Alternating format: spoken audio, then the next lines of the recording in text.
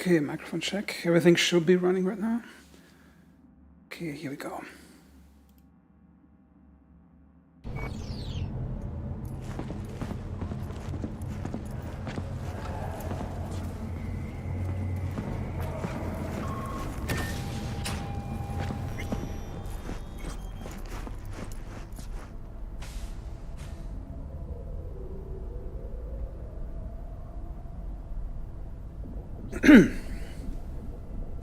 So I'm just going to play as a delivery driver. I think I posted a video, I think earlier today, where I explained the setup. Basically what it is I make my own mission, pick locations, and I drive to them without using any minimaps or markers. Because this way, there's a part of your mind that gets activated, or is more engaged when you're actually using the 3D geometry of the game world to orient yourself, instead of abstracting the whole thing into a quest marker. Okay, 1 second. Okay, so just checking the microphone setup.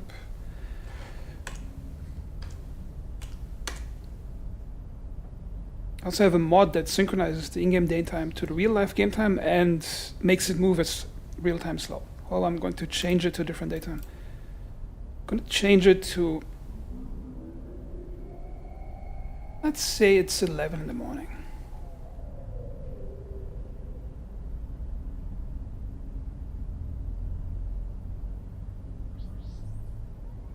Okay.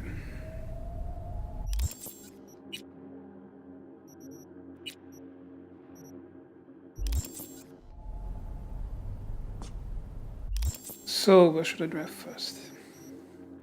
I think as usual I'm going to buy some cat food. I'm going to buy it way over here and then decide where to deliver it. Let's go down to Pacifica.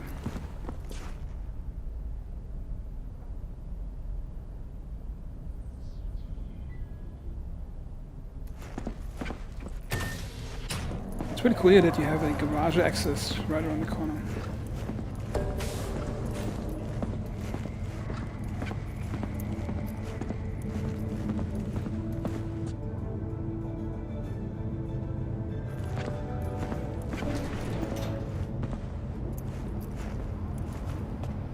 Hello, this is N54 News with a breaking development. The story of the teens abducted by Anthony Harris, known also as Peter Pan, has reached a happy ending. Thanks to an anonymous tip, the NCPD managed to reach them in time. The rescued teens remain in critical but stable condition. Harris held the boys aged between 13 and 18 on his abandoned farm.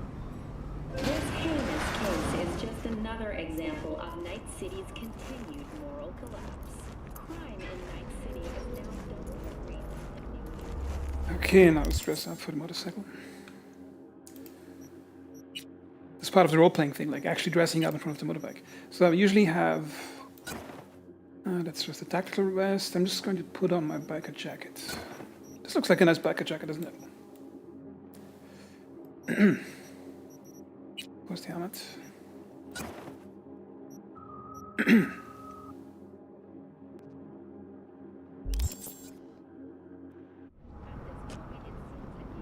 This should take a shotgun, just in case I run into something. But that I'm going to take.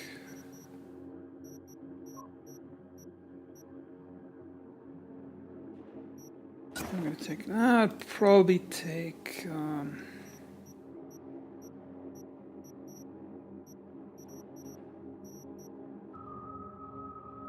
Take the more compact one. Wait a minute, this one shouldn't actually have a stock. Why does it have a stock? That's weird.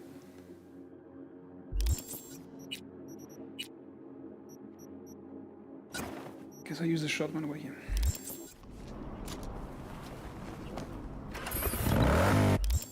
Okay, now we're driving to Pacifica. I'm going to leave the garage, get out of it. And drive south. And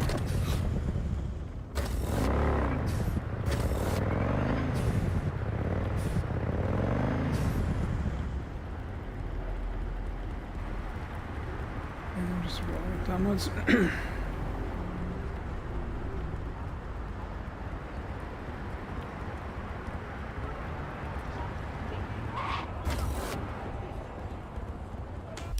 Okay, let's see. Just go south and to Pacifica. Should be easy to find, I think. Been a few times. The trick is here to actually not use the minimap at all, and no quest markers or anything. This way you're actually engaging yourself in order to settle the game.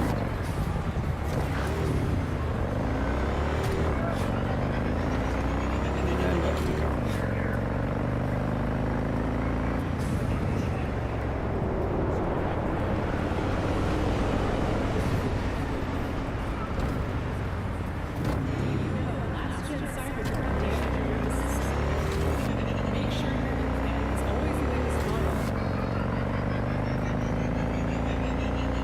Technically, I would have to get onto this overpass, but I think the other one.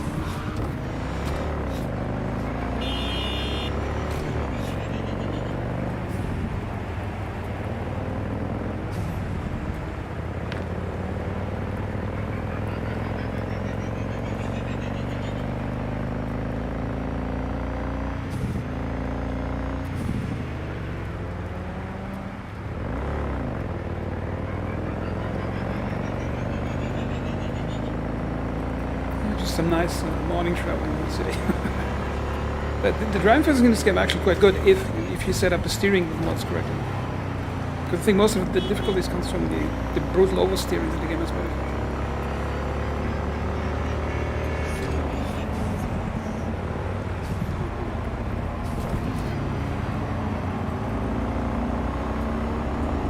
There's something beautiful about just driving without crashing. Not even fast driving, just just checking if the chat is working. Should be working, yeah, I think so. Ow.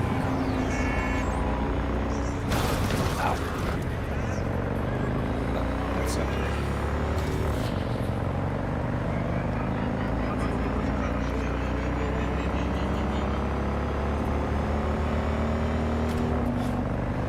You just have to drive straight to get to Pacifica.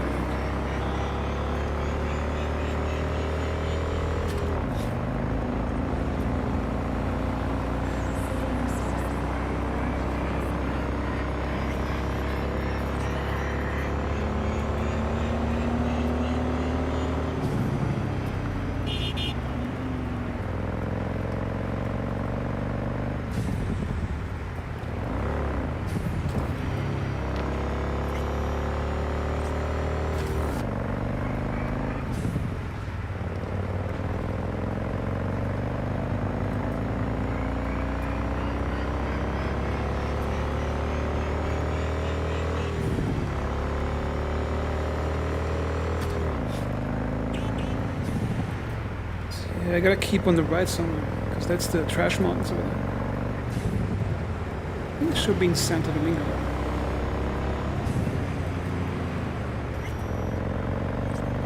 Yeah, driving the thing is actually quite fun if you get a steering right. It's really nice, isn't it?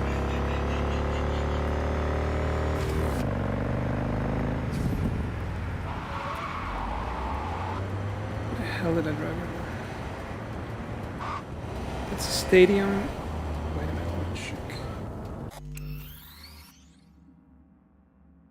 I think if I drive up there, I get across the Pacific and it should be okay.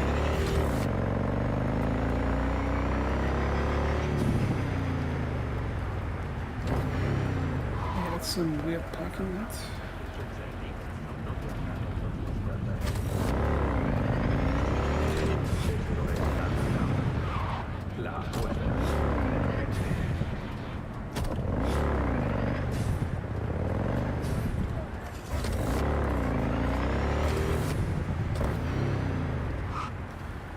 Is that a rooftop parking lot? Where did they end up with?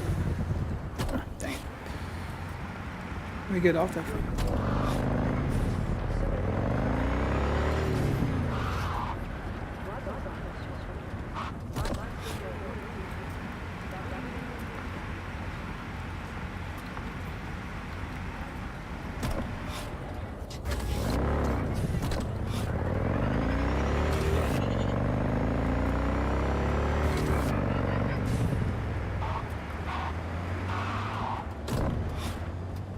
Okay, that's... Oh wait, it's not a dead end, it's a tunnel. I thought it was a dead end. Oh my god. That's what you get if you play with low settings. Well, technically I'm not playing with low settings. I actually have most of the settings on high. But it's an old graphics card. Ah, there we go.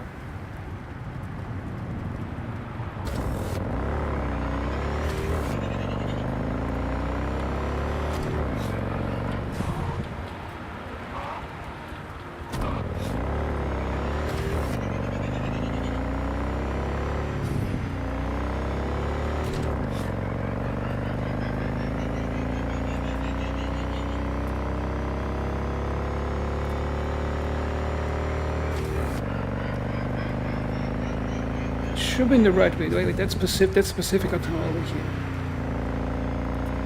Yeah, I'm driving parallel to the cat food store. Wait a minute. Wait, that doesn't make sense.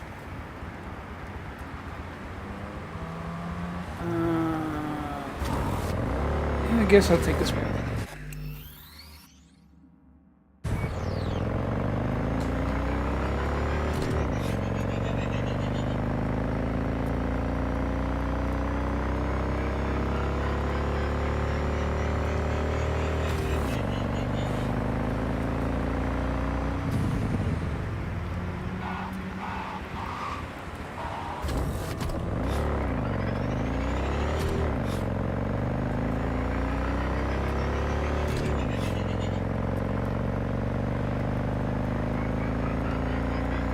Now I think I should be in the right area.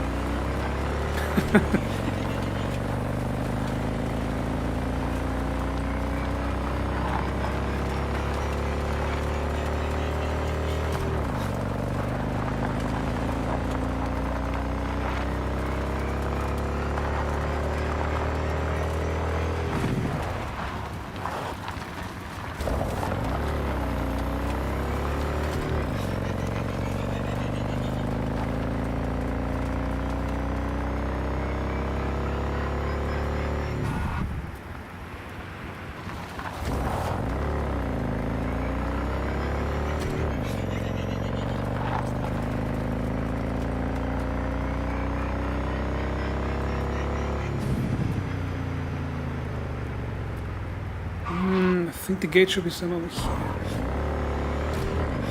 If I haven't missed a place.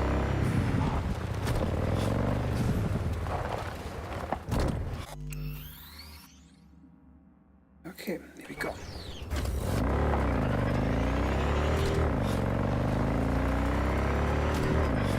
Man, this is fun.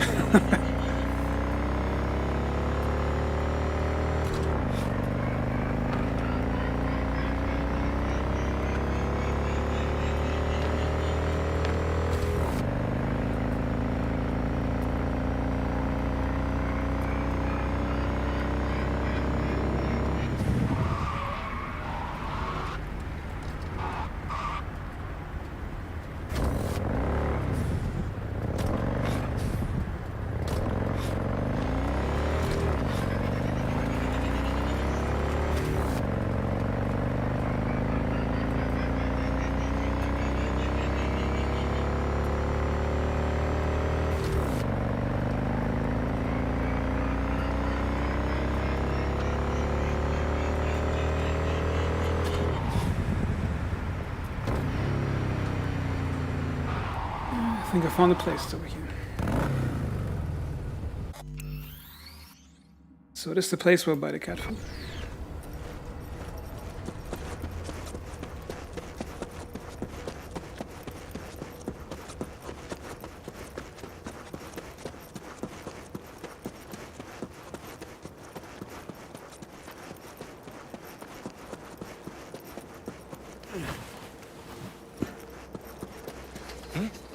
What the?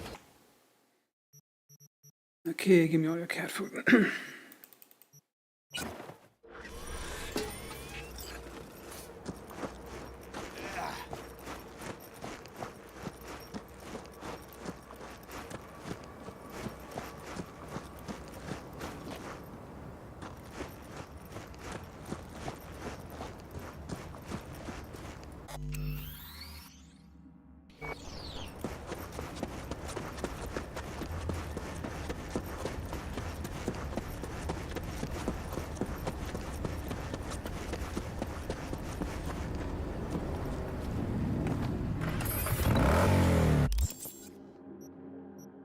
Okay, so now I deliver the first cat food.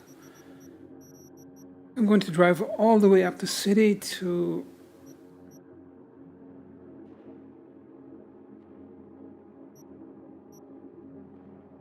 Yeah, I'm gonna drive it to...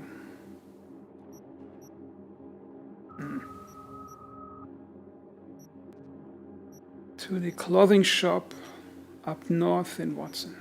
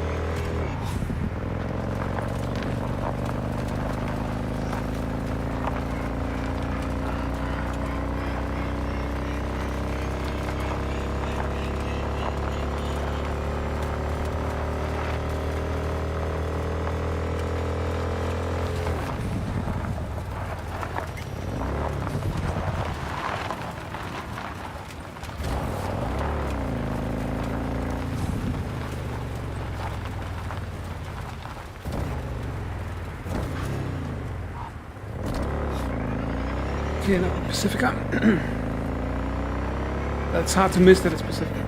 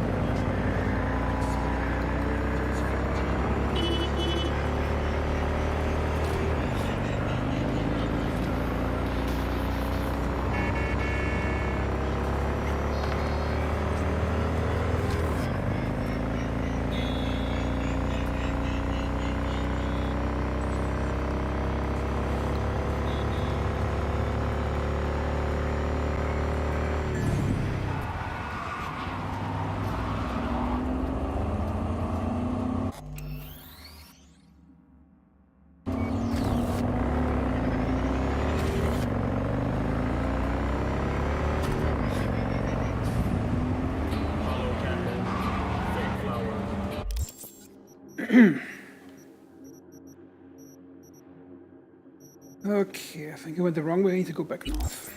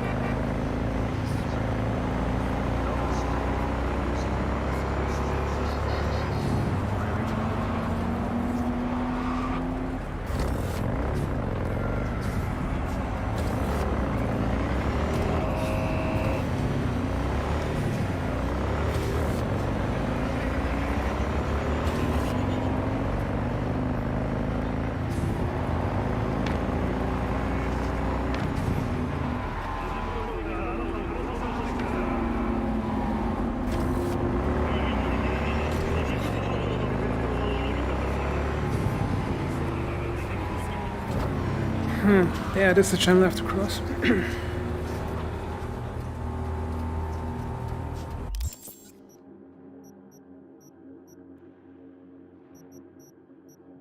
I have to guess over, and yeah, that was the location I want to meet.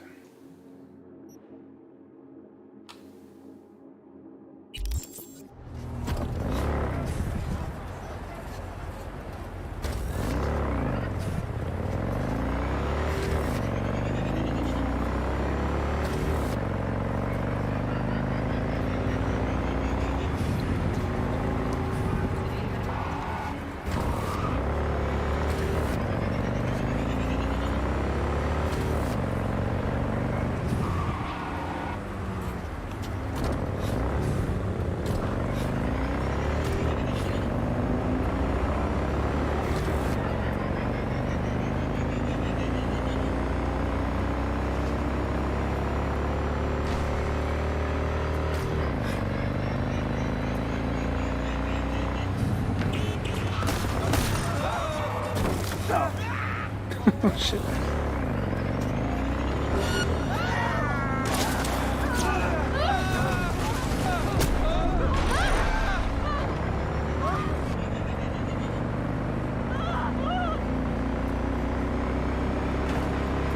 that a cop car? No. Oh.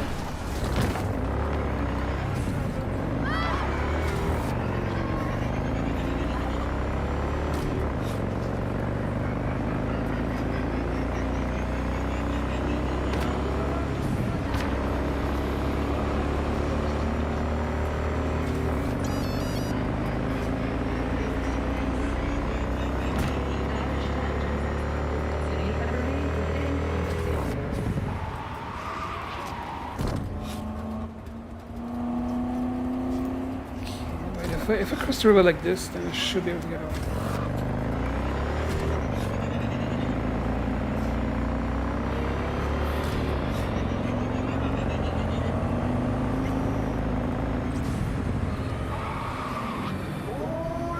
Okay, wait a minute. Yeah, I'll go through Japantown, and then I should be able to get there. Just take this way.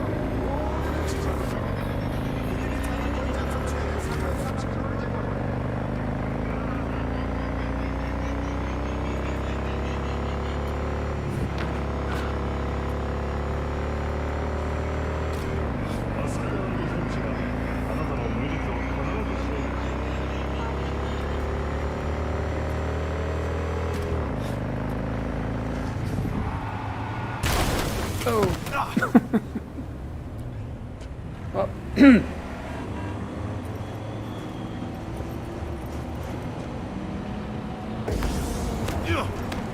Oh, come on.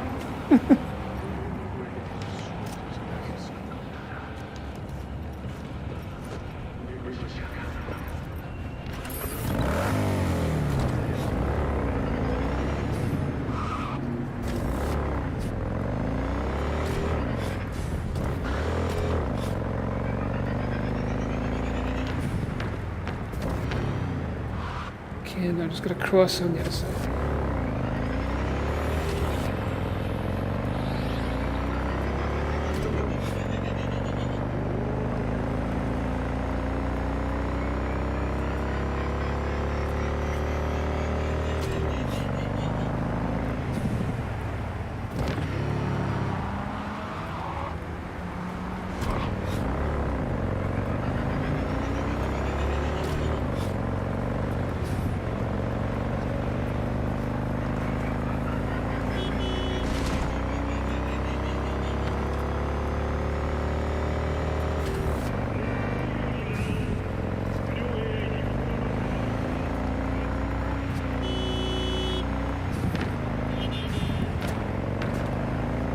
I think I should be in the right way for this one.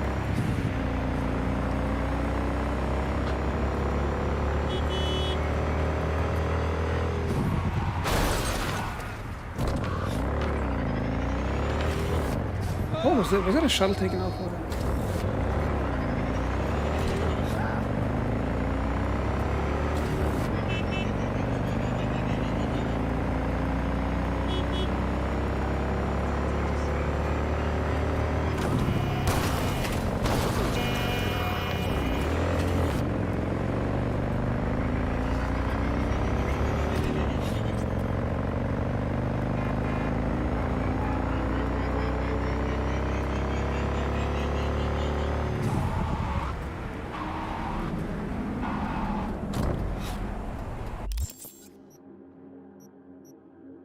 Should be able to take that road over there and get to this point.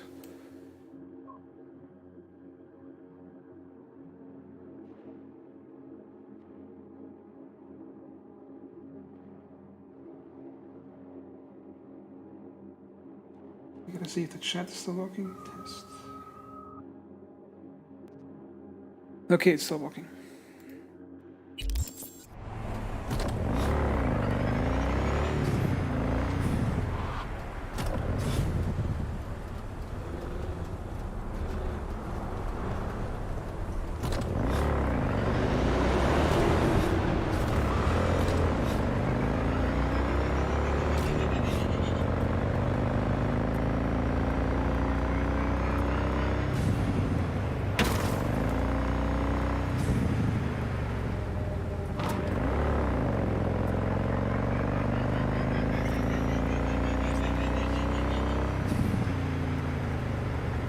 I think the clothing shop should be somewhere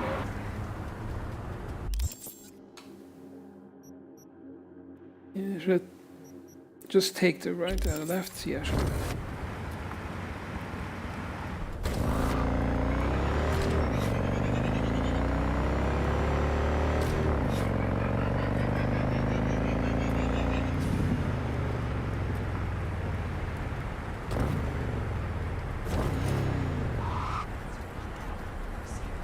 There it is.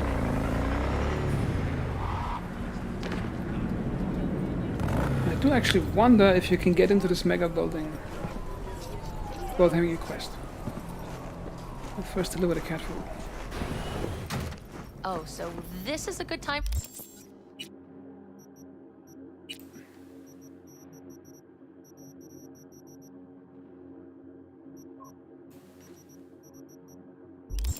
for you then? Okay, yeah, that's totally fine. Okay, let's see if we can do something in Could have stretched it out over 2 more rounds at least. What for? You already know how it's gonna end. People come to see a show. Watch yourself.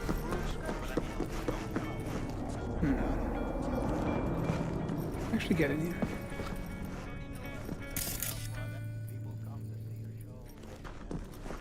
No, it's probably one of those blocked off places. Oh, that's disappointing.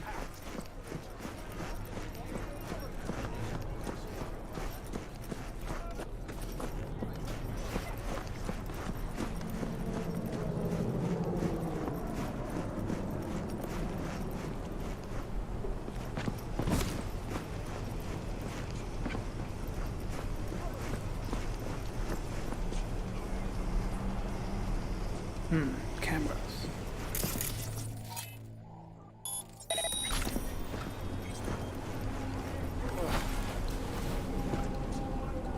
Perhaps there's something nice to do here.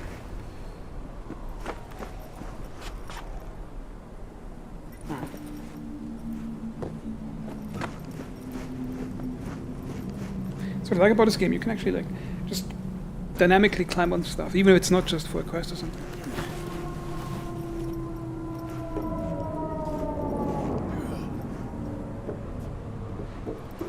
Let's see how far this one goes. I'll try to stay on this one.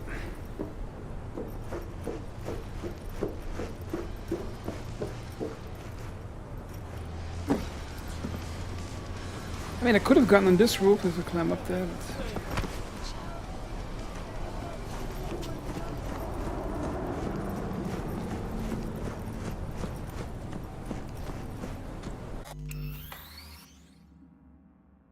Hey Jack, wait, I just saw a chat. I have to reboot my phone chat.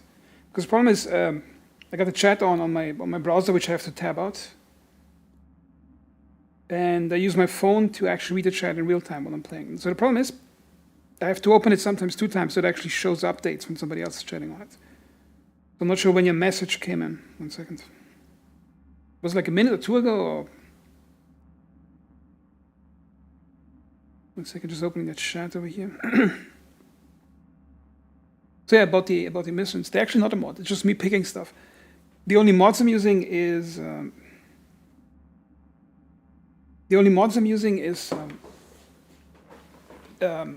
that make the steering and tweak some of the engines of the vehicles.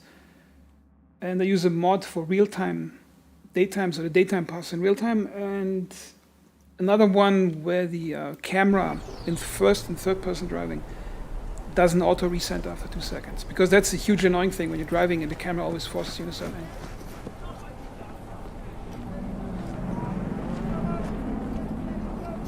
Okay, so where did I leave my bike? I left it over there.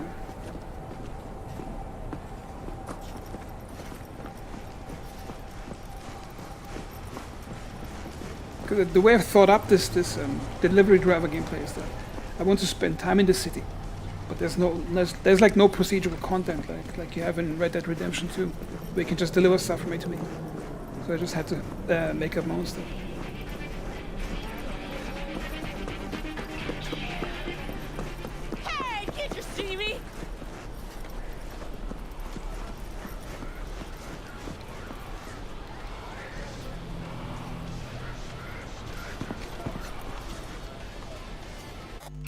The question is where to deliver the next thing.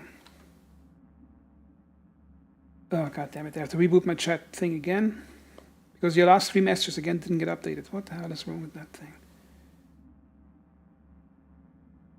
Perhaps it will work this time. Stupid thing.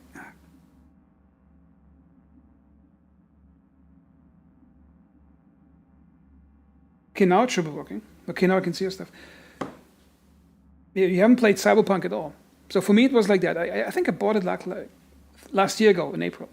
But it had bad FPS, so I only played it like for 3 or 4 hours. And then I stopped and waited like to get a new graphics card, and I waited and I waited. And eventually a new patch came out, FPS got slightly better. And then I'm like, okay, screw it, I'll play it. And I played it the last 1.5 weeks, like 60 hours or something. And there won't be any spoilers when you watch me drive right now. I'm avoiding any missions, so... just doing driving and exploring the situation. But the game is amazing, like the architecture. Like if you compare it to what you get in Star Citizen, where they drag you along for years about that colonial homestead bullshit that an artist could bang out in 2 weeks. Like a lone artist can model all that stuff in 2 weeks if it's capable. But then you look at this game. Like almost every building is uniquely built and fitted into the city.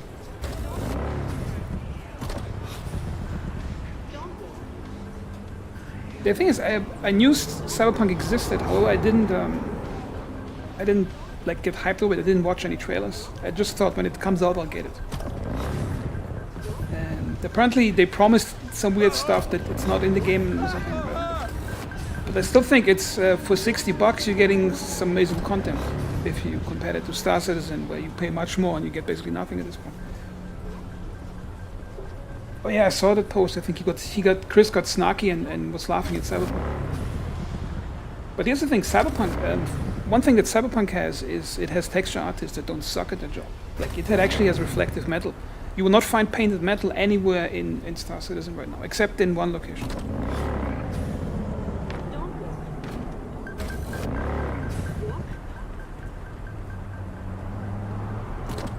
I think that Star Citizen is just it's like this one of these slow scams where they notice they can promise you a lot of stuff. They get paid right away. And then later they downgrade the promise after years when they deliver it to you. Which means there's an incentive to make huge promises knowing you don't have to keep them.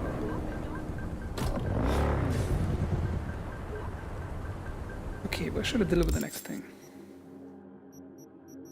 Where do you think should I go? Out of the city over here in the area.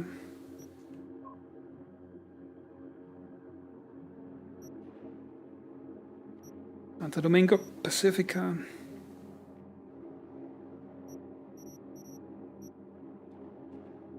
Yeah, I'm still thinking of making some posts of pointing out a few things that this game does 1,000,000 times better than Star Citizen. For example, I can show you right now some of the weapons, like the weapon animations. Where is it? Like, just the way the weapons look is already fantastic. Notice, they look like real guns that are modified to look a bit sci-fi. Notice that. You shoot. Notice when you click. You hear that little before the thing goes bang. They modeled in the trigger delay, so when you press the trigger, it doesn't instantly cause a muzzle flash like in most games.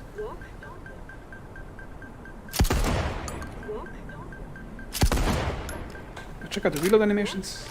Snappy. Let's see if I can empty the gun. Notice the bolt pulling animation. Ah, beautiful. And it gets better. Like most guns are actually sci-fi guns that don't exist in real life, but they're closely built about how a real gun would function in real life. And wait, where's the other one? One of my favorites. Oh, this one. Okay, now check this one out. Look how beautiful she looks.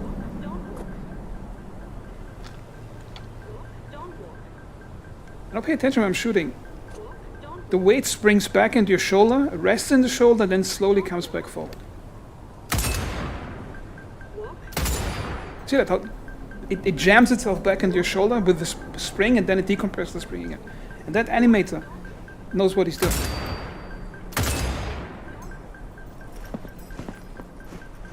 And the muzzle flash is beautiful on this one too.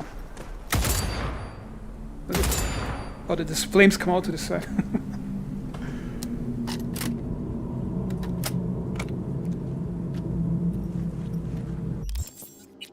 Since we're the topic of weapons, let's see if yeah, I should really make a series of videos just pointing out everything that that Cyberpunk does better than Star Citizen, because I think it does almost everything better that both games have. Cyberpunk does it better. Like buildings, like for example, if you go to Orison, all the buildings have that same weird plastic style because the texture art is probably played too much Overwatch.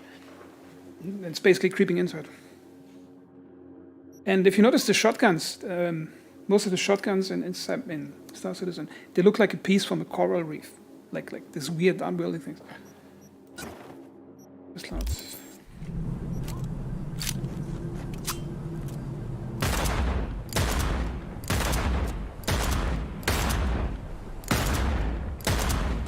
The animations are lovely. Holy shit! See what else we got. Revolver.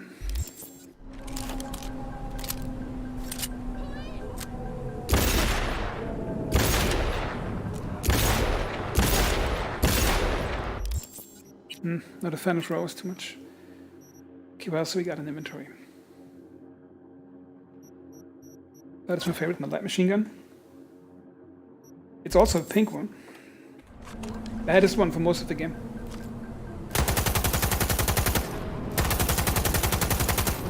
You reload it.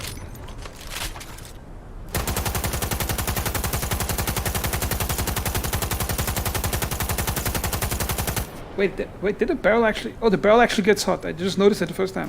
Notice that. Notice the barrel's getting red. Oh, man.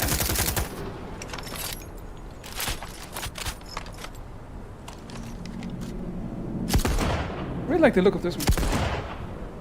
Like, it has a certain, but you can actually, like, go into photo mode, then look up close.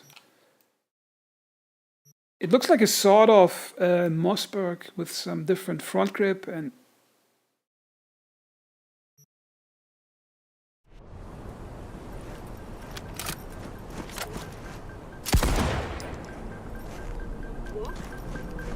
okay, now I should pick a new delivery location.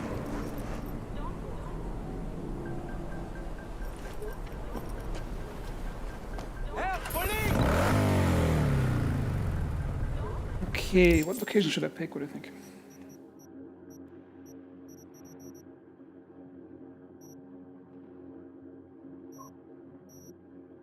We got Santo Domingo, we got Pacifica, we got the Biotech Flats, some random wasteland, more random wasteland. Westbrook, Watson. We're in Watson up here right now. I think I'm going to drive up here to the bus station in the Far East.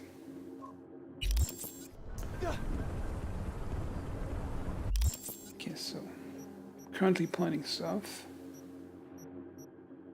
Yeah, I'll just find my way. Now the trick is when you play like that, do not use the minimap at all, like ever. Because then you're orienting yourself with the game mode.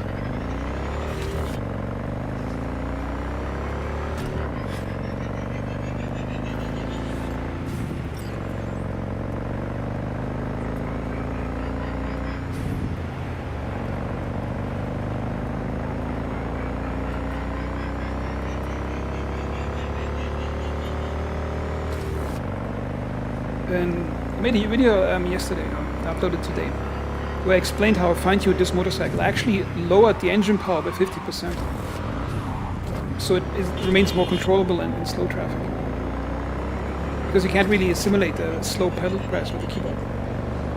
And you can see it's still super fast. Because normally the engine power is twice of what you see right now.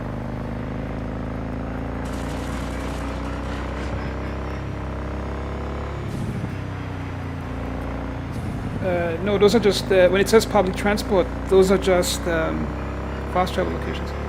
Did they actually say they would implement public transport? Like, there are stations that look like entrances, but you just walk in and then you just see a fast travel menu. It's not like you can actually fast travel. Public transport. Because I have no idea how much they promised and didn't deliver. Because I never watched, like, the developer videos. But I can say for sure you're getting more for your money than you get in stuff. At least when it comes to driving and architecture. The game has like an amazing way of indirect lighting. Like if you look at places that are indirectly lit during daytime, like there's a certain photorealism to it. It's beautiful.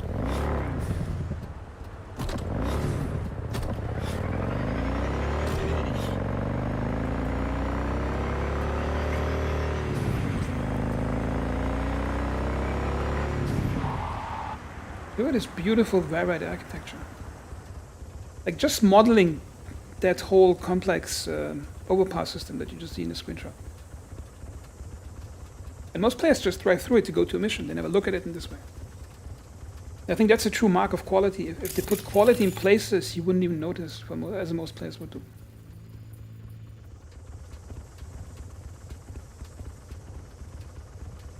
And it's so varied. Like it's not like in Star Citizen, like in Arcorp, where most buildings look exactly the same. And if you go to the Santo Domingo area, like it's in the south, then you see like previous city buildings that are smaller, like they look like modern day 20th century building, and they're like built below the superstructures. You can see like how the city basically grew from a normal city into this cyberpunk city.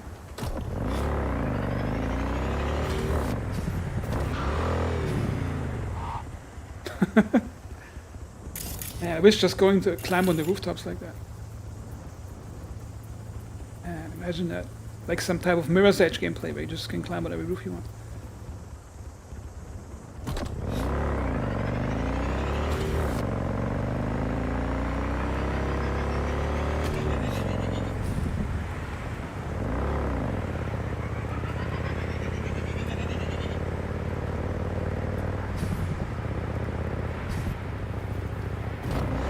By the way, is my volume compared to the game volume, is it okay or is it too loud or too noisy?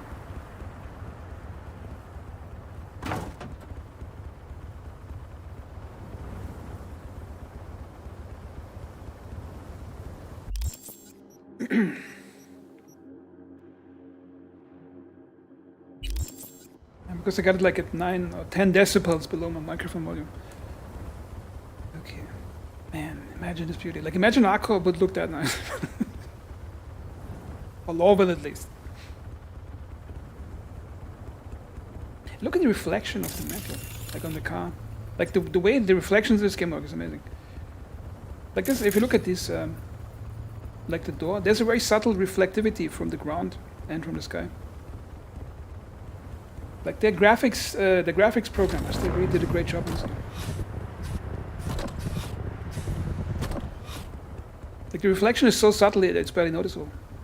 It's just perfect.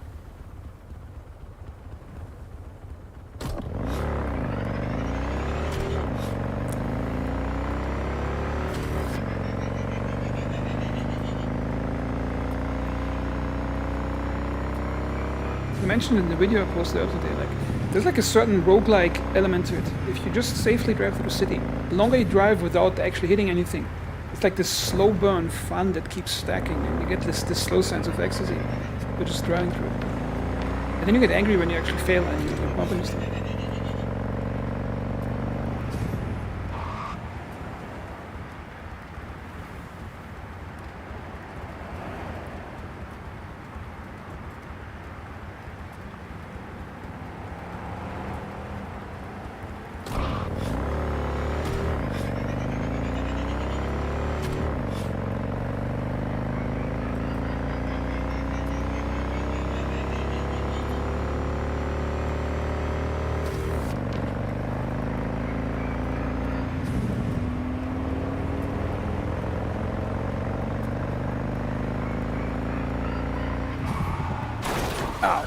Okay, that wasn't really my fault, was it?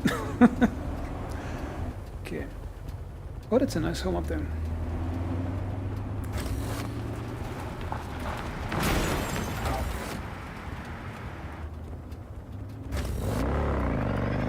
I think they built the city from various cities. I think some of the inner city, northern parts, they look like Chicago, with the skyscrapers next to the water.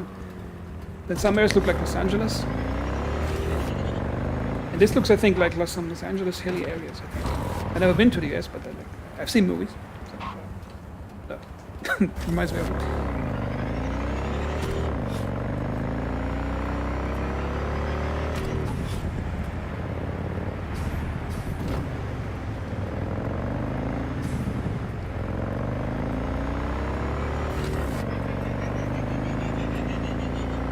So you mentioned you had the game, but you haven't played it at all. Have you like played it just a small amount?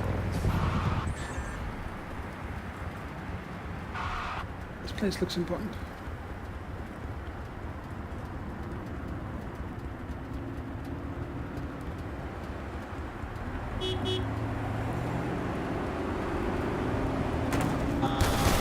Fucking nuts! So yeah, my recommendation is, when you start playing the campaign, try playing it like this, like minimap off, and just drive by identifying visual landmarks.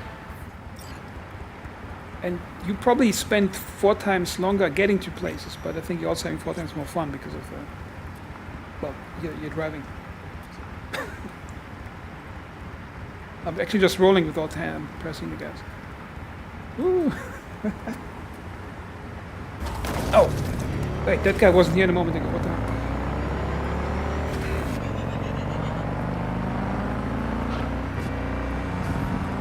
I think they're gonna add 2 big DLCs, I think, we'll announce or something. There's some areas in the game. They look very prominent. I don't want to spoil what it is, but you can't access them. So there's probably some gameplay in that way.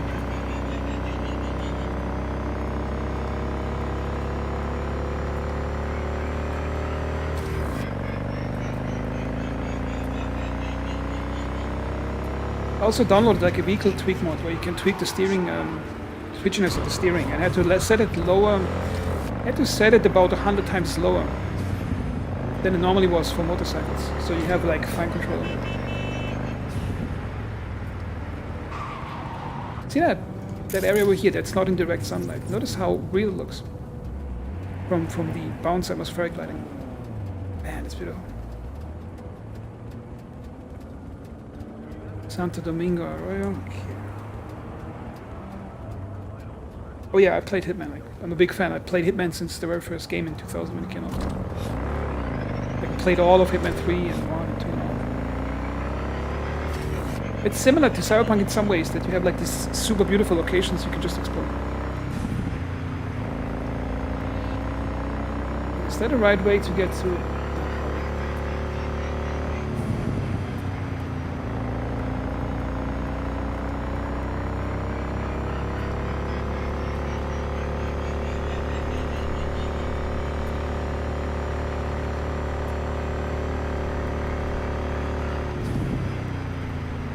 But yeah, my favorite level is Miami from the second game.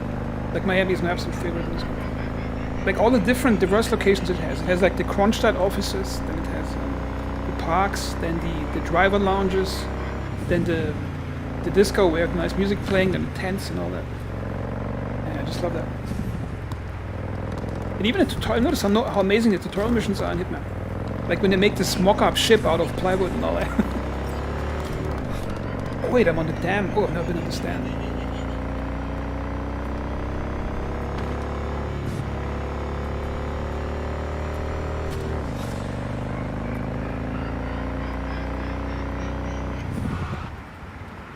Yeah, Paris is one of my favorites. Like the level design is interesting because you can approach it from many different angles. Like there's no weird dead ends that you have to climb into. Like what I didn't like was Sapienza, the underground lab, because you have to like always go down this weird military base area.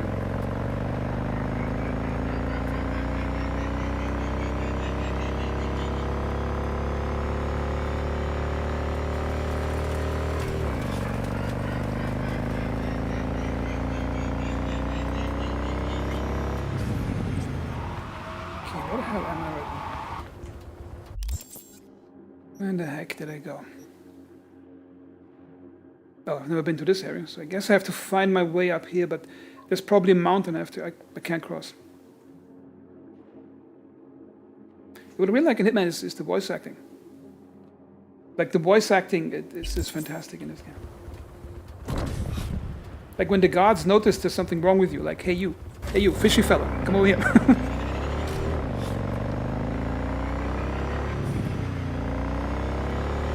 Yeah, the problem with Cloud Imperium games is that, well, it's early access, which means you give somebody money up front, and the moment they get your money, they switch into money preservation mode, which means they want to preserve as much of the money they can, and they spend as little as they can on the game to justify you giving that money.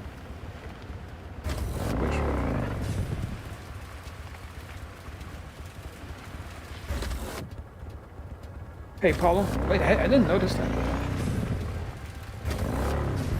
I actually wondered if there's some underwater content, because there's like because there is some what do you call it? Things where you can breathe underwater for like half an hour. Also, Paulo, be careful. Jack hasn't played the game yet at all, so if you can, try to avoid big story spoilers, so it doesn't get spoiled for him.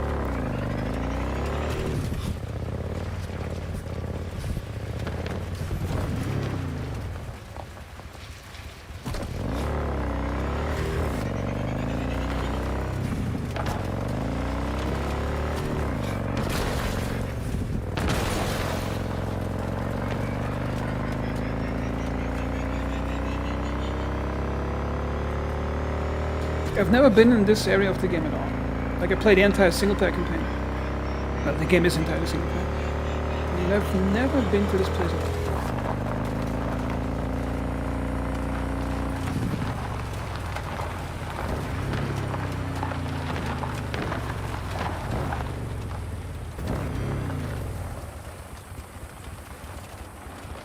So Paulo, what I'm basically doing here is I got myself some nice mods with more fine-tuned steering, and I'm just imagining I'm being a delivery driver and driving to places. And my main rule is to keep the minimap off and do not use any map markers. So for example, if I use a map marker like this, let's say I want to drive up here, then you have a quest marker that always guides you. And the problem with that is, it abstracts your navigation into just following a marker or a yellow line in the minimap. And if you don't have that, you're actually using the 3D geometry to orient yourself. And I think it's 10 times more engaging than having a marker. Okay, there's probably a huge amount of trash over here. And I once tried driving through it, and it did not work out. There's literal mountains of literal trash mountains. So wait a minute, this is actually where I could cross. I wonder if there's a way we can get from here to there. It's probably not going to work.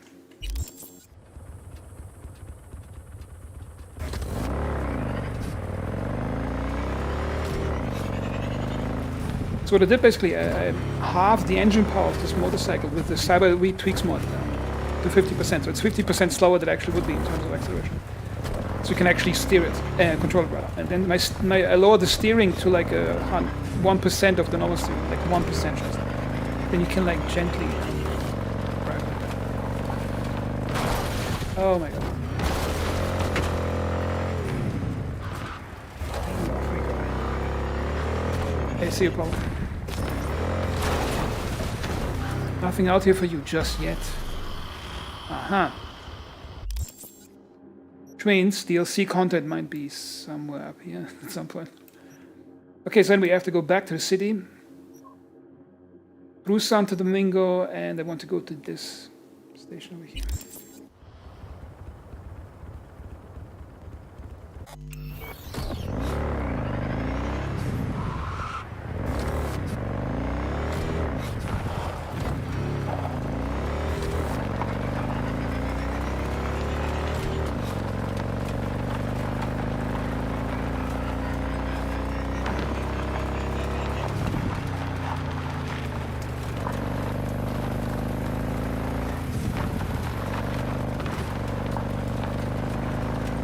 And go back on the road.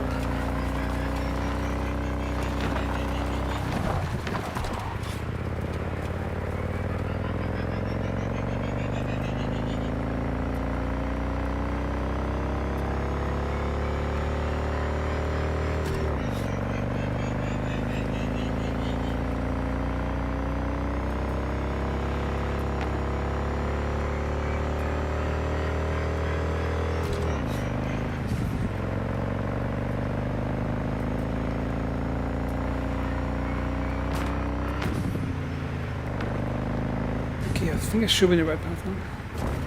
Oh, that's a nice view. Check this out.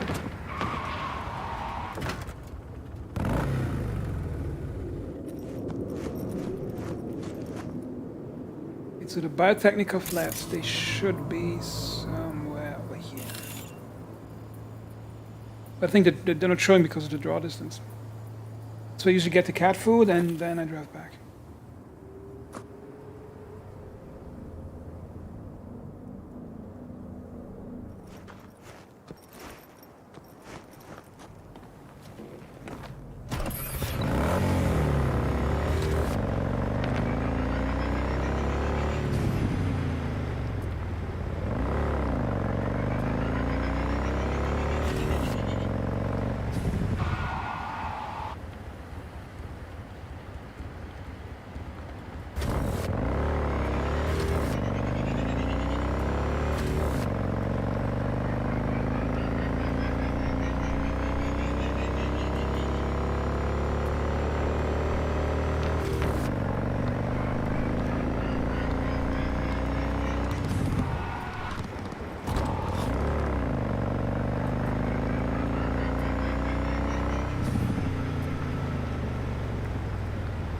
And I should be able to find a way to this direction.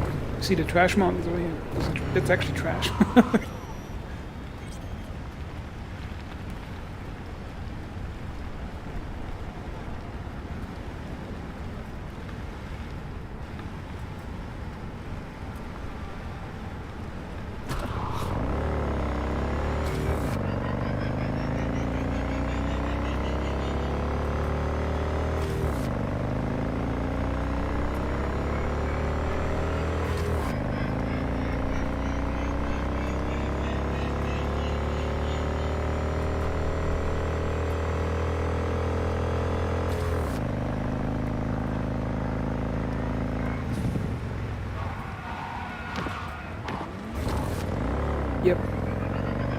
That's the passage between the ridge.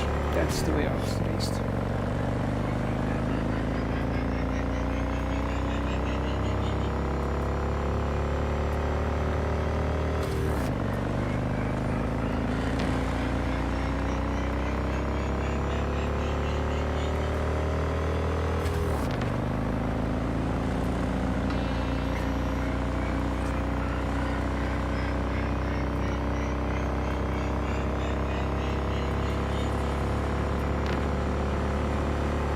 Yeah, it's also, if you notice, the cars, the further out of the city you come, the more armored the cars are going to look. Notice here, it's basically Mad Max stuff going on here.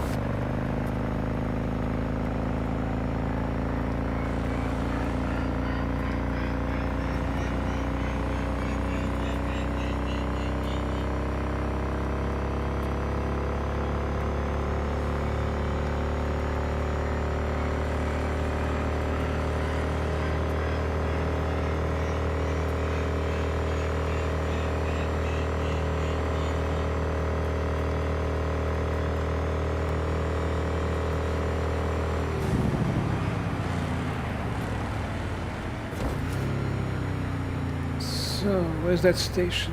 Should be somewhere near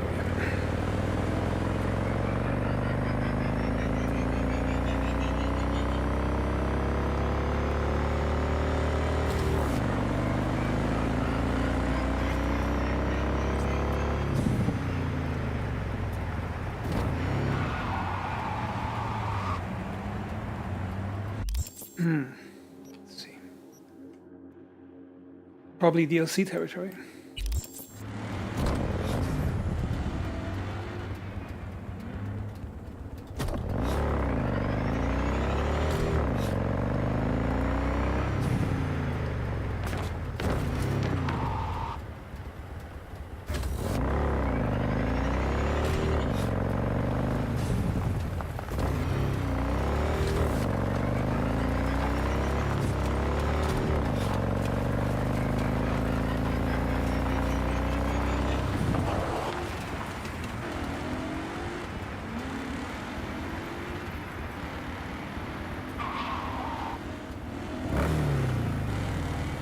Okay, cat food delivery.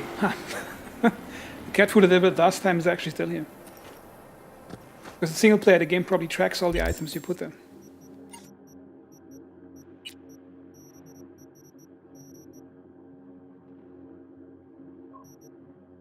Okay, where's the cat food? And we drop one cat food. Cat food is dropped.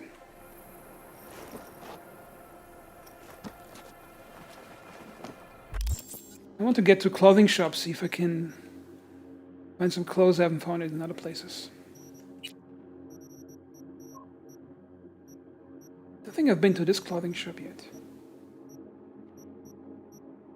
Okay, I just have to drive down the main road and... I think that's the mountain pass over here. So yeah, right after the mountain pass. Well, technically it has persistence, like it's single player, so it's easy just to save an object in this point. However, Star Citizen could also have persistence, like a long time ago, like 4 items. But I think they screwed something up with the server meshing thing, and I think now they're downgrading the system while delaying it and slowly changing what it actually meant as a promise. Because they screwed something up. If they're completely quiet for something and they don't say anything, and they delay it, then something went bad.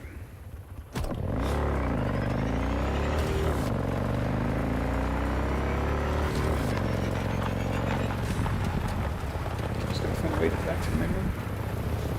Because it's a hot day, I want to get myself a different jacket.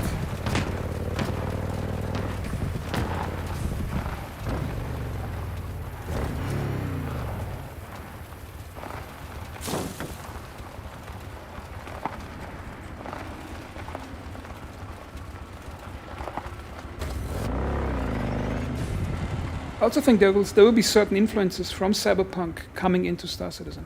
For example, we noticed this one new armor type that looks really weird, like he looks like a walking bed cushion. That's actually a straight copy from this game. Like a straight copy, like almost identically copied and put into Star Citizen, however at lower quality. I can show you that later if I actually find one of those soldiers in the Arisaka district.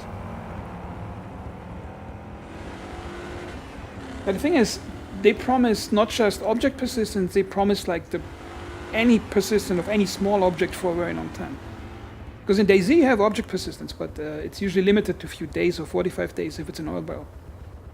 And the server's usually small. But they promised 2 or 3 years ago you can put a coffee cup in a forest and a few weeks later it'll still be there. That's a big promise to make. Very big promise to make. My big disappointment with Star Citizen started when I noticed the medical system, how they screwed that one up. Like, it's so incredibly dumbed down, it's crazy.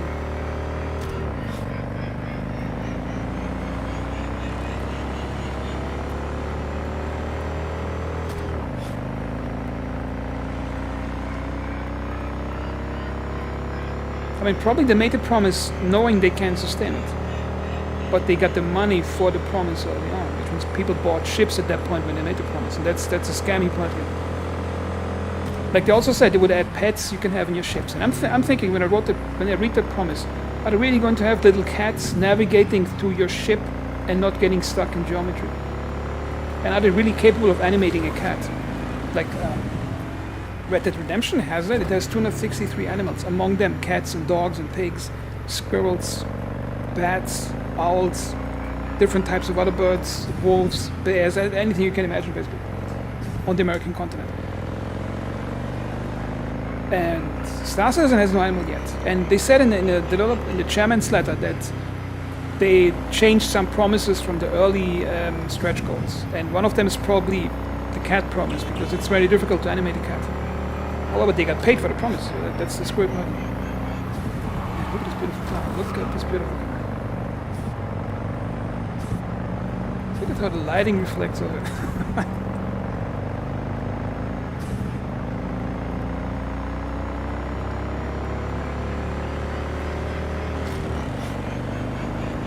It's definitely going to be interesting how they're going to use persistence.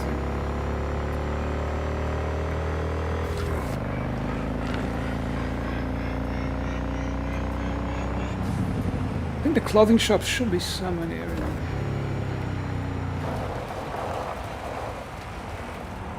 Yeah, it's probably in that area. Yeah, I think the animators, they really suck in this. Now my guess is they probably hired a lot of low unskilled developers and they paid them really shit wages in the UK. Because most of the gameplay content for the Star Citizen right now is probably the UK team. And I think the animators just straight up suck at their job, and they pick the lowest paid ones that they don't ask them for higher wages. Because an experienced animator probably costs them a lot more. Because some things in the game, they are so bad, they shouldn't be this bad, because it's the best funded video game on the planet. Like, it has twice the amount of money that Cyberpunk cost in total. I think Cyberpunk was like 280 million total budget. And Star Citizen almost has twice of that. So it has to be twice as good. I should have a clothing shop in here.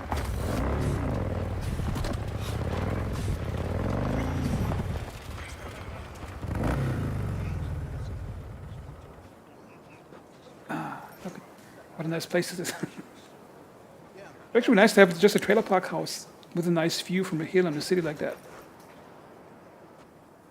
Have you watched the movie Judge Dredd? But not the old one from the 90s, but the new one. I think it's 4 or 5 years old. Have you watched this one? La carcelera de mi mujer me pidió que gorroneara un filtro de aire. Como si tuviera eddies de sobra tirados por ahí. You selling new or used threads? Used. Nobody's willing to ship any new stock all the way out here. But who am I to complain? You just have to tread the highway, peek into the wreckage. Sharp eye'll always pick up something, Looking for some decent outerwear. So, You're in luck. Our prices are out of this world. well, Get I'll show you it? in a moment. Just gotta get some nice clothes. I want some nice jeans, something that looks like normal. Cut off denim jacket. Yeah, looks nice.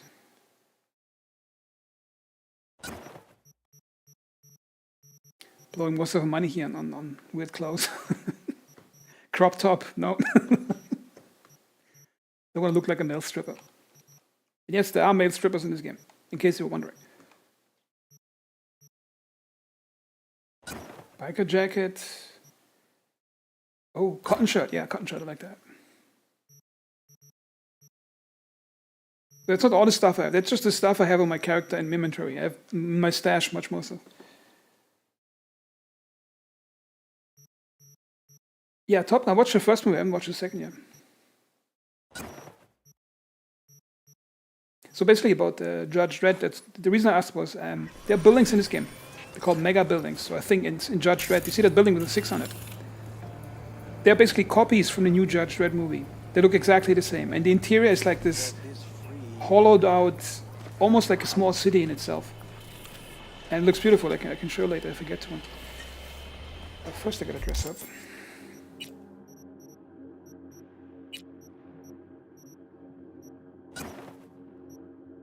Oh, nice open biker jacket, looks nice. A cut-off jacket, yeah, this looks like for summer biking. This looks nice, doesn't it? What, this one? More sand-colored, what do you think? Perhaps some cotton shirt?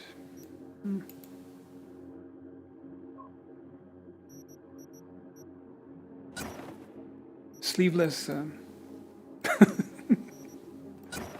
This one perhaps? No, this one's closed. This one would be nice, but it's like cut off, so it looks really weird. And of course, you can also take your shirt off, which looks, I think, a bit weird. Put my shirt back on. Johnny's tank top. I'll just take it off, just go with the shirt.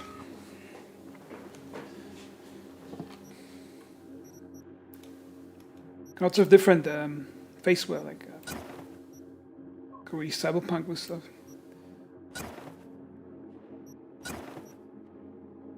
Stuff like that.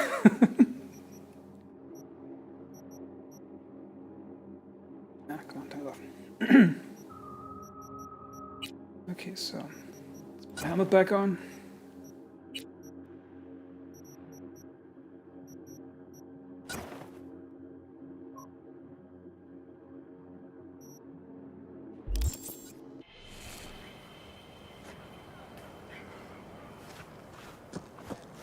I'll try to make it to Mega Building 10 because that's a building you can actually get in from the inside. Mega Building 10 is over here in Watson. That place. So I'm just going to drive. Yeah, I'll find my way. And look at those reflections. Just look at this beauty.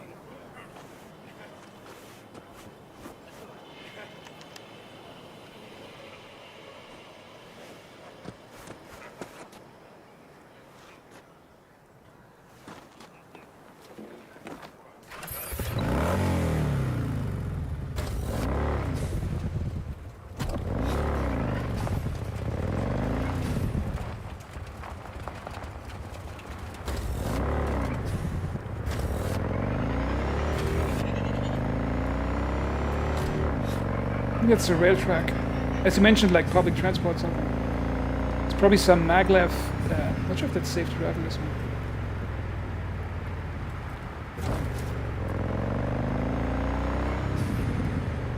Oh, no.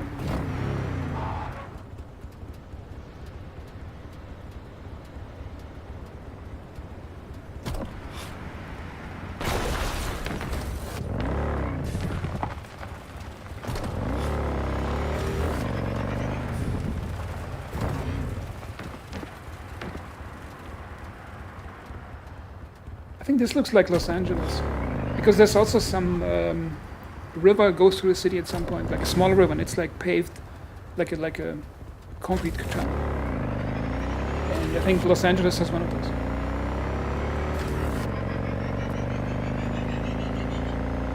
Oh, did I mention this game actually has working hair tech? Like something that Star Citizen promised like 3 years ago. Like literally you have characters with strands of hair and all that.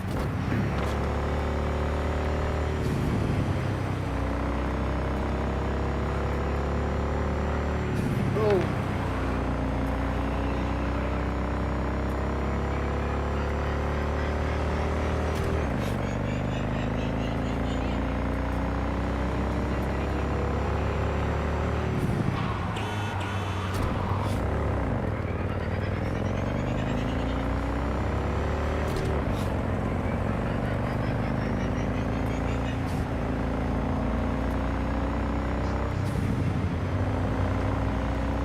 It's a mega building, but probably can't enter this one. And some of those you can actually enter for missions, like in GTA. Like you have a mission in place, then the door opens and you can get inside. And the game has some beautiful like cafes or bars and restaurants that are like in like some really high level on a skyscraper. You can just take the elevator and you can see the city from there. It's just beautiful.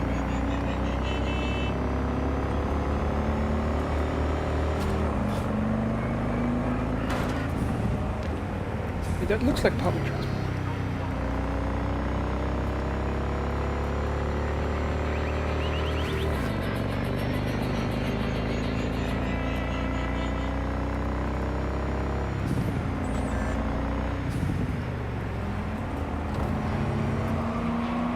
Okay, where the heck am I right now?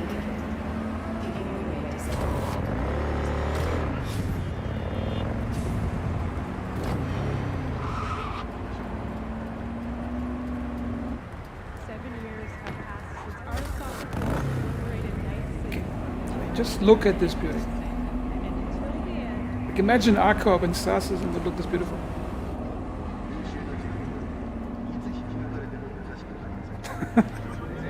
Notice the buildings, they're not like copies of each other, they're actually different buildings. My god, it's beautiful.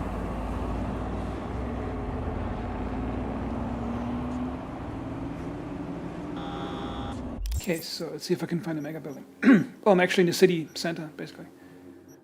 So yeah, I just have to go...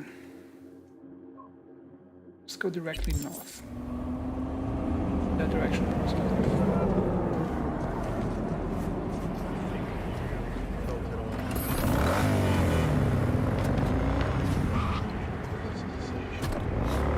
That's why I think, like my theory that I mentioned earlier, that Star Citizen, they just hire developers who are like a bit on the low end in terms of experience.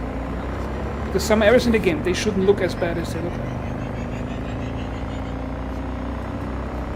Meanwhile, in this game, you have areas that most players don't even notice. Like the buildings are just looked at by looking up. Most players never look in those buildings because there's like not much content in certain areas, and they still are full of quality. Like that's. Oh my god, look at this. Just gotta get off the bike and look at this. Man.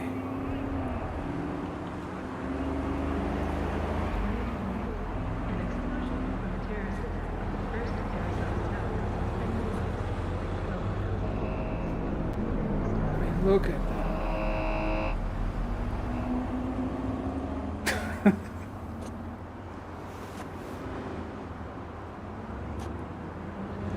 Imagine like having an MMO where you can just live in the city. Like let's say you have an office somewhere in this window, or just over here, and you just hang out with your friends and all that.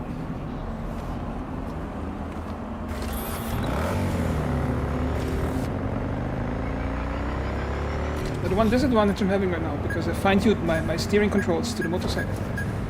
If I want to drive another car, I actually have to get back out of the game, edit the Lua file, so the steering is up again, and then restart again, because you can't do it on the phone. Yes, I'm hilariously fine. I'm not going to drive this car, I'm just going to show you the amazing interior. Look at this. Don't do it, Look at this.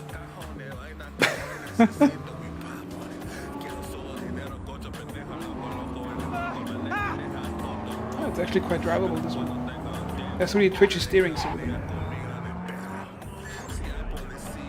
one of those really compact ones here.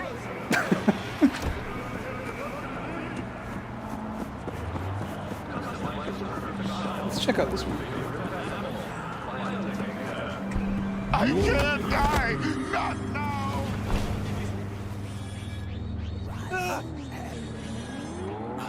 Yeah, the exterior of it. Let me turn off the radio.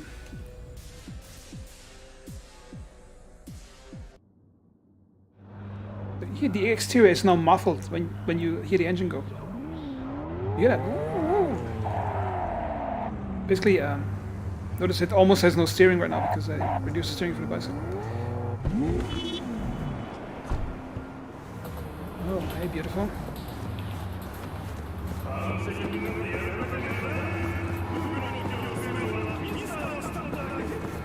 Wait, let's look at this one. Mercy! Some ammo dude, look at his haircut. Huh? That's a nice cockpit, isn't it? And notice it's like there's no HUD on the screen. It's all implemented into MFDs. Again, notice the steering is completely gone. I had to fine-tune it for the twitchy bicycle.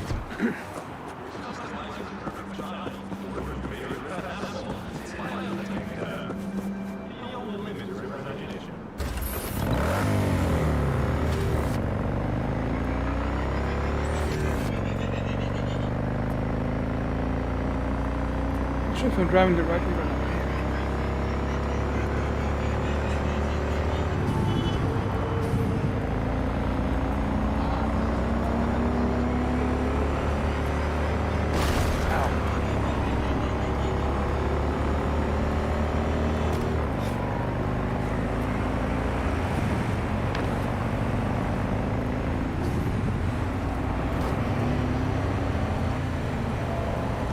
Okay, I have no idea where I am right now.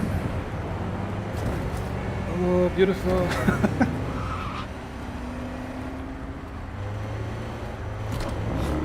Okay, I gotta check the map here. Oh wait, I'm on the right city path. See, that's the main, that's Mega Building 10. So I'm actually on the right path right now, for once.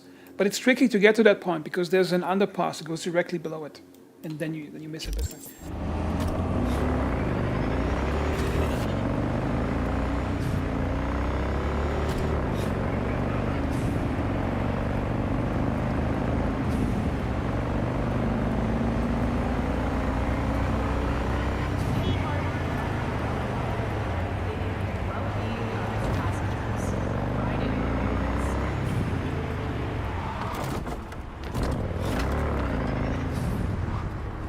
I wonder if there's a shortcut I can take.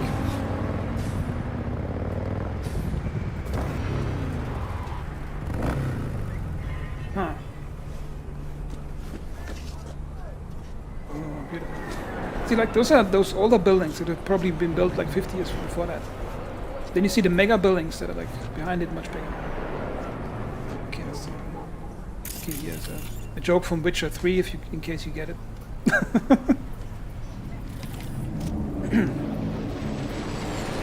Oh, it just said Easter egg.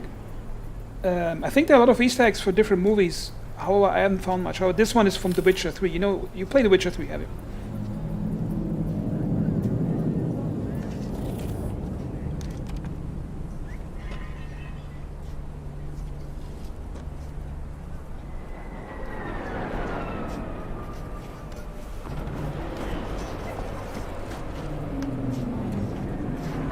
So yeah, and this is basically, it says Milfgard, but you know, the faction that's run by the guys in the black uniforms, it's called Nilfgaard with an N, and they call it Milfgard, and it's the same developer because it's the same game developer.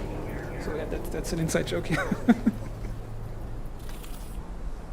Also, I'm wearing actually I'm wearing a shirt with a Wolf School sign. See, that's from Witcher 3. And if you own The Witcher 3 on the Good Old Games platform, you get it as a free DLC piece, basically. Yeah, Witcher jacket. Would you like to check out the nightclub? There's a nightclub up here. I'm switching to slow walking mode.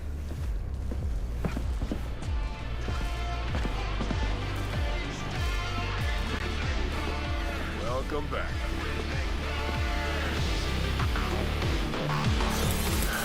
So, ready? Rogue should be here any minute. Oh, gonna leave. We don't get spoiled or anything. No one at club right now. No spoilers. Let's get back to the mega building.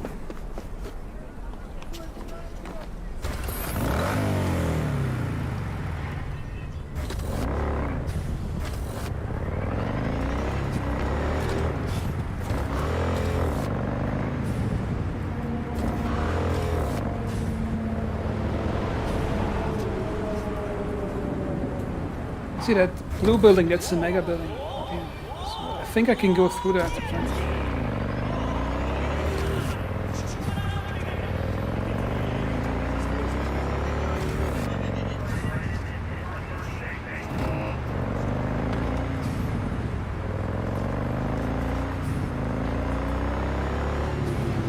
Here we are, mega building 10.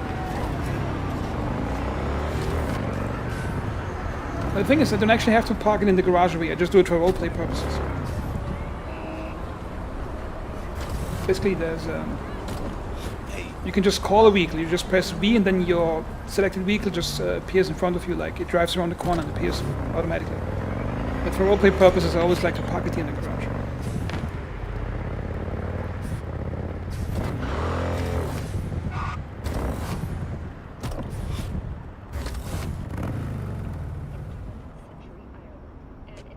Okay, so there's a shortcut I can take directly to my apartment, into the mega building, but I'm going to do it a long way around, so you can see the mega building from the outside. And if you like the building, you gotta watch the new Judge Dredd movie. I think it's from 5 or 6 years ago. And the buildings in this game are basically copies from that. Oh, come on. What the hell, dude? Okay, I shouldn't just run across the street like that. That was stupid.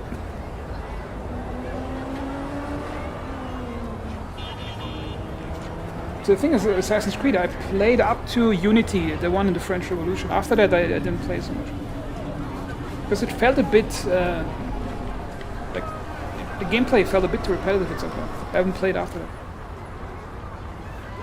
Oh, that's also my vehicle. See, persistence, I parked it here, that's why it's... I need that co-processor. What do you think? Like yeah, let's enter the mega building.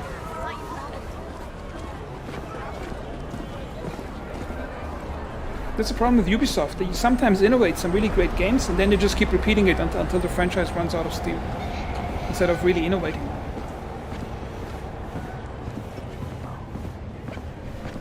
So, are we gonna talk about yesterday? It's all in the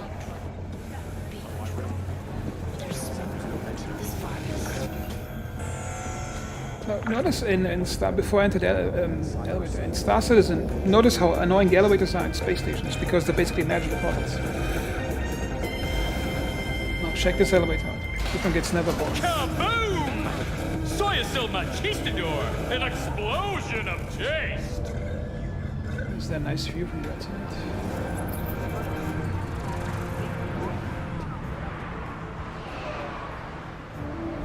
See where there should be an angle where you can see something. Ah, there it is. See, that's the mega building inside. Imagine it's like a huge hotel with a gigantic roof. Hello, Night City. I'm Jillian Jordan with NCPD News. And it's basically a straight copy from the Judge Dredd movie. The NCPD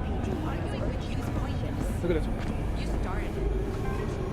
Imagine in Star Citizen if space stations had that amount of interior detail, and elevators that go straight up and down showing you the detail. That would be amazing.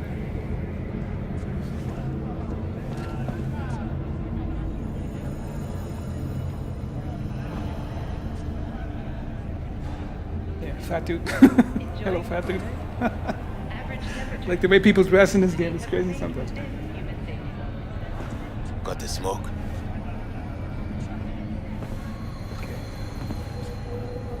Look at the beautiful lighting coming in from outside.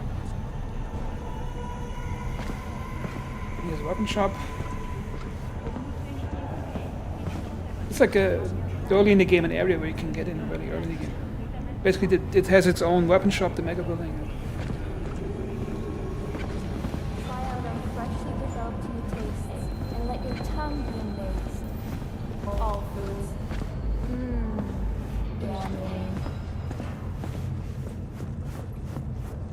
The outside. Nah, that just makes me smile.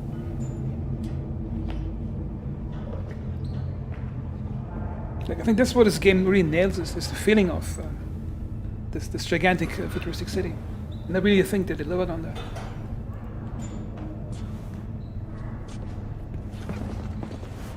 At all foods, nature comes first. From the very first stages of food production. You can practice melee fighting. Use a robot. You can practice. Mother Nature can. Check this out. Freshly developed new tastes and let your It's probably to protect you from him, because if you hit him, it's all metal, so you don't hurt yourself.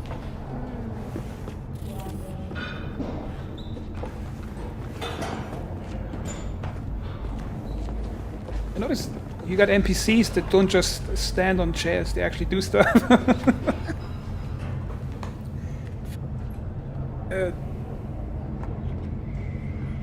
No, when we watch the what do you call them, the updates, the monthly updates for Star Citizen and Squadron 42, and they say about how the AI gets this and that feature added, and they still stand on chairs all the time. And in this game, notice they're all just doing stuff they're supposed to do. Look at it.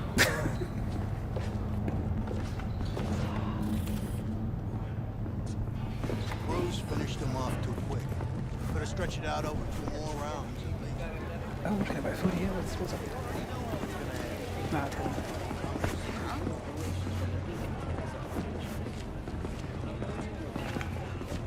You're about to know my rap. And I think that it's kind of weird that Chris Robert had actually the nerve to make fun of Cyberpunk.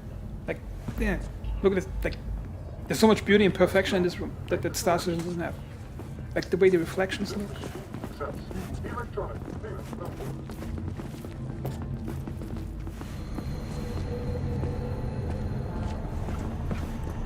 You can see, Hey, get back here. I think that's what space stations need in Star Citizen. Like visible interior, so you can see the inside of the structure. 여러분의 안전은 보장할 수 없습니다.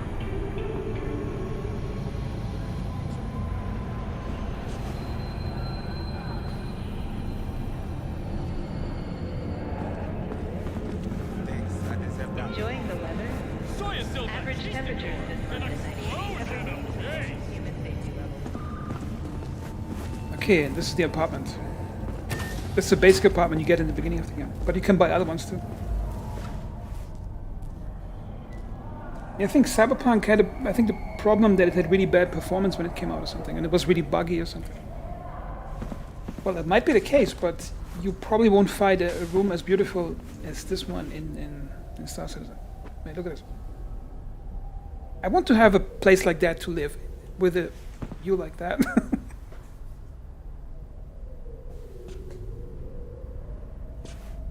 Imagine that place over there. Like having a rooftop house on top of a skyscraper with your own pool.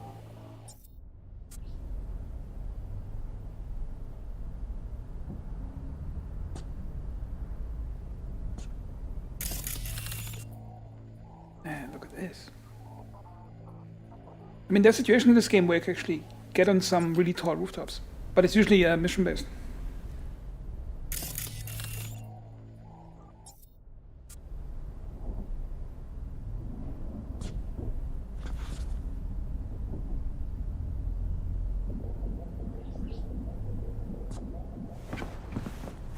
In your apartment, you can basically take a shower.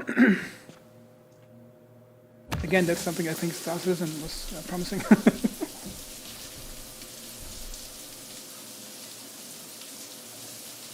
Yeah, that's a good argument you're making about scale, because the thing is, Star Citizen usually lets the scale outrun the detail. For example, if you look at the space stations in this game, they're like 10 kilometers across. Like the larger ones around Arkhov, the space station. The entire station in length is about 10 kilometers. Okay? And this entire game world, the entire map that we've seen so far is about, from here to here, is about 8 kilometers. And there's virtually no detail in the space stations, which means they have a lot of scale in terms of size, but like they don't have detail in the space stations like they should have.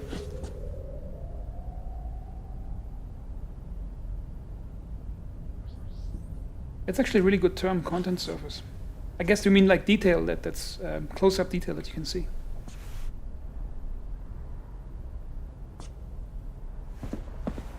And over here you have your weapon stash.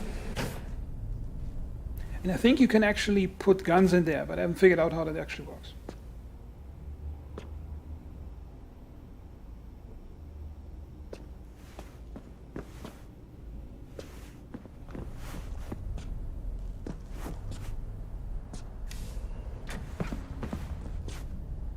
I want to find one of those Arisaka guys, so I can show you the how copy-pasted the armor is from that guy.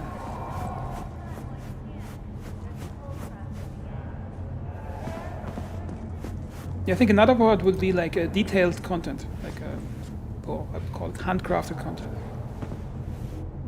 I think they could fix it, like in Star Citizen, for example. They should make the space stations like these mega buildings, so if you're in the elevator on the inside, you would see some cavernous interior with details like that. Continues to plague the Badlands. Shootings have been reported along the 166 and 101. Yeah, that's the point. Like, if you take all the landing zones in Star Citizen and put them together, it's not even a quarter of the city. Like in terms of walkable space. However, in an abundance look at this detail on this rooftop that you probably never even get to. Look at this crazy perfect detail. Advising travelers to avoid side roads. We'll continue to keep you informed as the situation develops. Back on my back. I want to go to Arisaka docks, which are not even far, I just have to go north.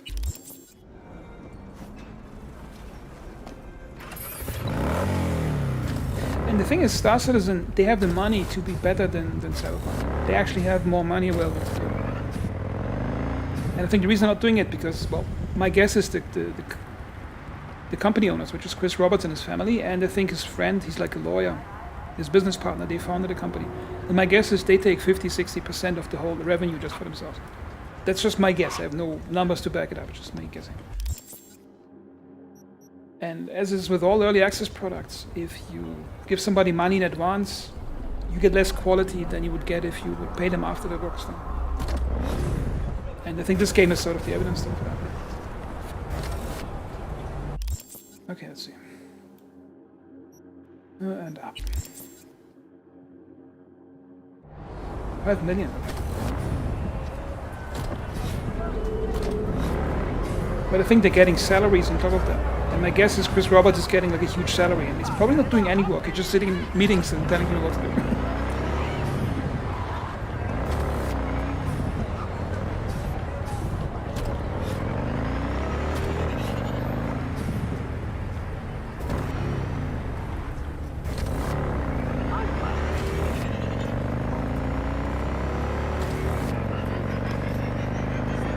So in case you're trying to play this yourself, the mod setup I'm using for this one, I have it in my YouTube video I posted today. In the text description there's like a list of mods I'm using and how to tweak them. Just in case you want to replicate what I'm doing.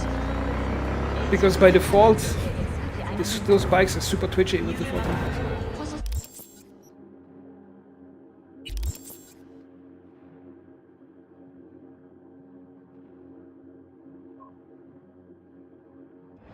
I think they're getting like a percentage of, as employees, they probably get their own salary, which is gigantic.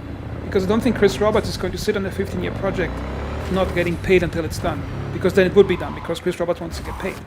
And he is getting paid all the time, that's why he's dragging it out. Because when it's done, then he's going to get paid less, if that makes sense.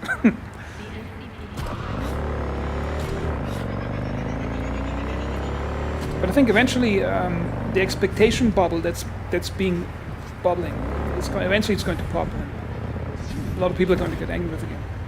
Then I can tell everybody, I told you so. But it's probably going to be in 10 or 15 years, and then I'll have gray hair already. I mean, I have some gray hair already, not that much.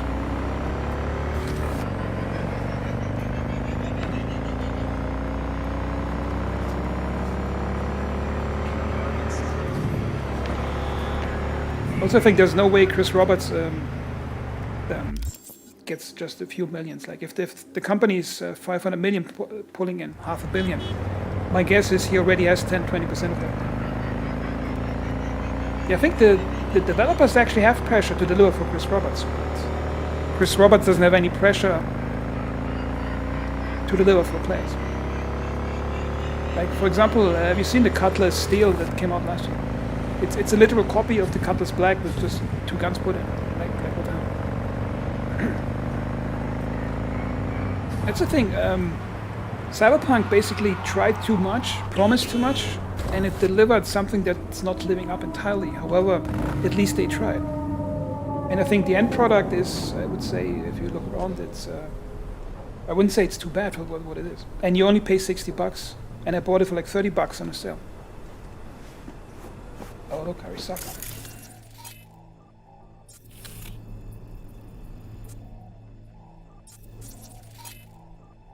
See, this guy is interesting. I want to show you this guy. Let's see if I can get close without them annoying me.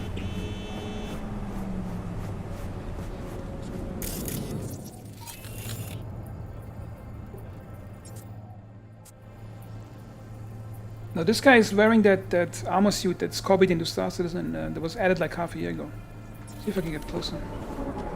Hello.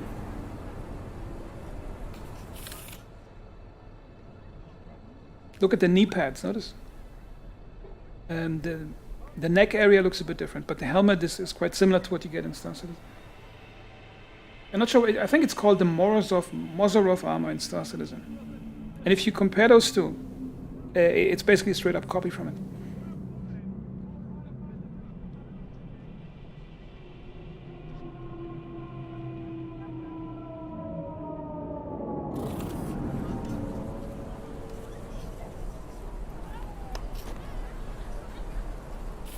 Okay, yeah, that one looks dangerous. If we can get closer.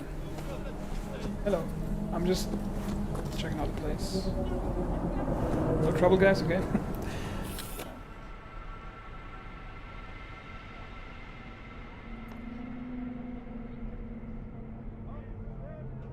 Hi.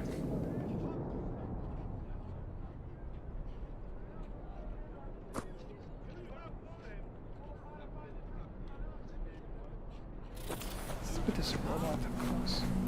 Hello, Mr. Robot.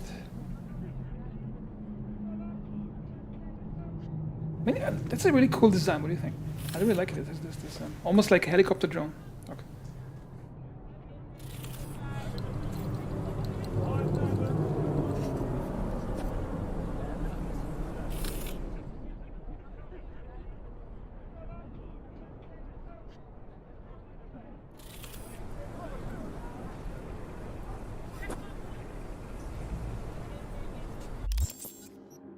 I want to do a delivery to somewhere where I haven't been yet. Or maybe I'll just get a new gun over here. Yeah, I'll just go over there and get a new gun.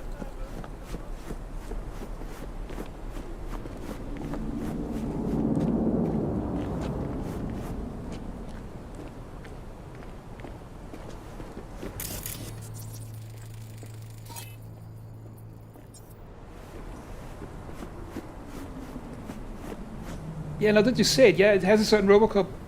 Like, yeah, the silhouette, like the way it's standing around.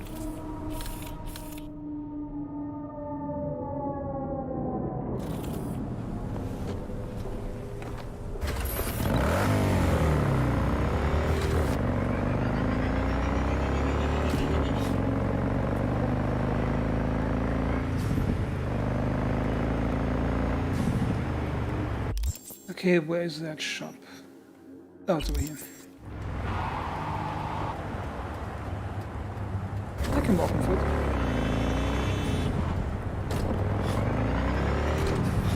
There should be a way down there.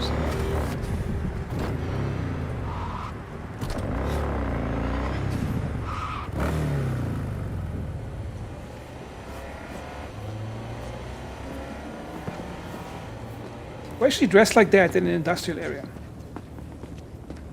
She's not just walking like she walks in that place. Come on. Maybe she's a prostitute.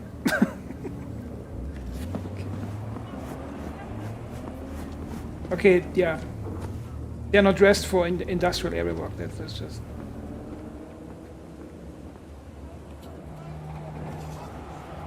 Like, this guy is properly dressed for industrial work. Or maybe he's one of... No, wait a minute. He looks like a stripper too. Check this out.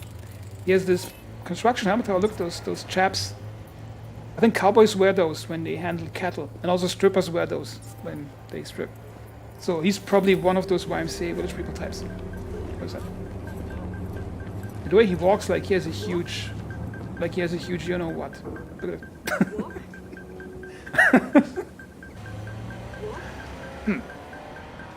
I think there's a secret prostitution ring. Ah, see, here we go.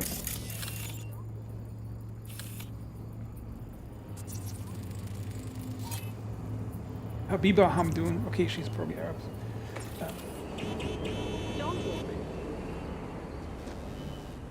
Remember, like a YouTube comment where somebody said, "That's haram, Ahmed, get the rocks."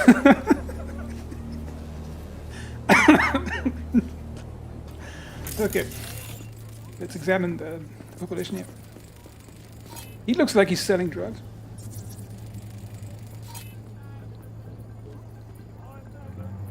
Probably fake name, Justin Peters. They really look like they look at you when they walk past you. Looks like you don't get it in Star Citizen. The person looks Bored past or you. something?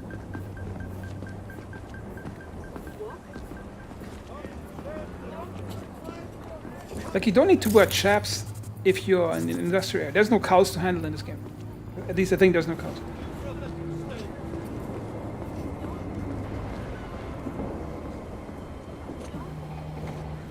Okay, need to find a weapon shop.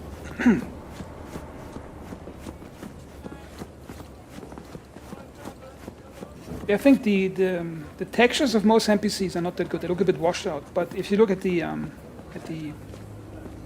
facial expression when they look at you with the eyes straight up, and I think some of the more important NPCs, they have really good facial textures, and they're usually put in areas where the lighting is really good. So there's a bit of a quality difference depending if it's like an important NPC or just a regular one. Yeah, I think the movement animations are a bit weird sometimes. But it depends on the area. Like in some cutscenes, they're like perfectly animated. Okay. Ooh. And the climbing is actually procedural. Like if you jump, it detects the edge. Even detects if the edge is diagonal. So if this would be a diagonal edge, you jump, the hands would actually reach to different points on the edge.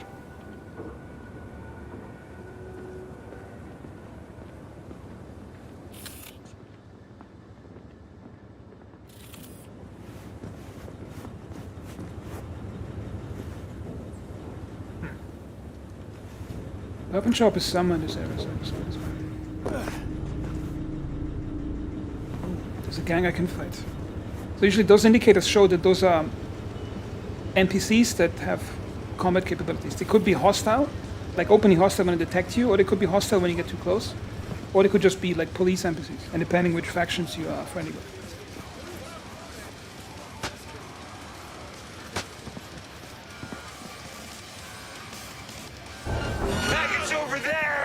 Oh shit.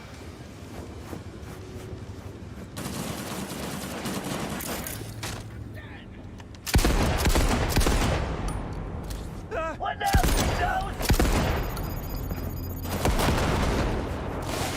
Get back!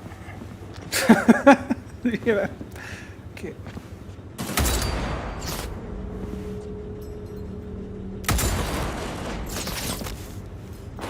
And the AI is actually quite good in this game. If you have minimap on, like not all of them blindly rush you and run into your flare. Some of them actually hold angles and flank you in certain ways. Like if this would be a building corner, sometimes they would go to this area and camp another corner waiting for you to come around that corner to basically protect their flanks from you flanking them. You can see that on the minimap sometimes when they move around. What now, big nose? It's killing time!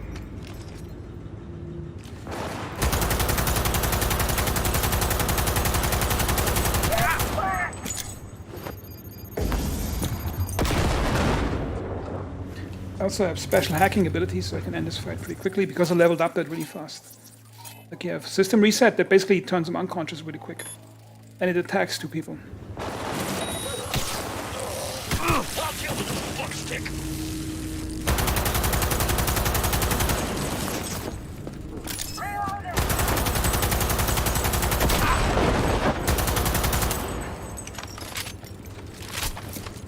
You're fucked now! And cut out your heart!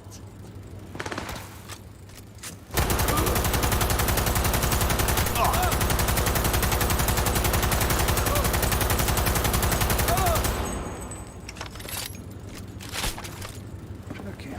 Hey, you trying to get me killed? Weapon glitch, so basically the weapons are jamming.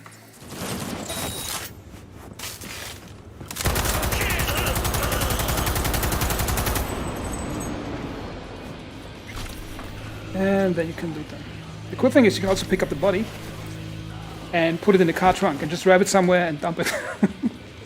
That's also a good way to imagine a new game mode. Just grab NPCs, dump them in a car, drive them out in the desert, dump them in the trash bin. I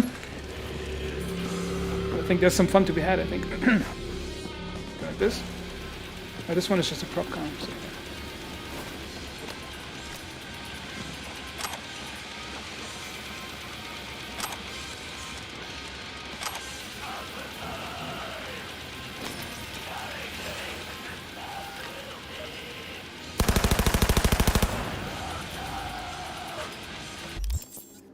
I think they react if you carry them around.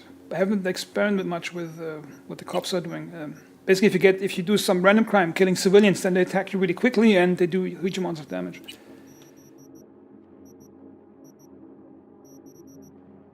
I just gotta think disassemble some of those weapons because my inventory is so full.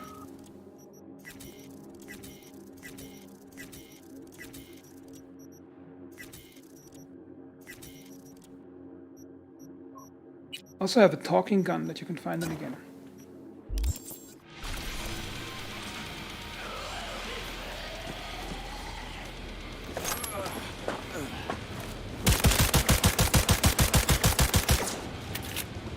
Sometimes it talks. Reason for firing? Unknown. So yeah, about the cop system, the way I played it, usually I rarely ever get into trouble with the cops. I play really stealthy. So for example, you can play most of the game without firing a shot, just sneaking up on people, and then you grab them from behind and knock them out. And I played most of the game like that.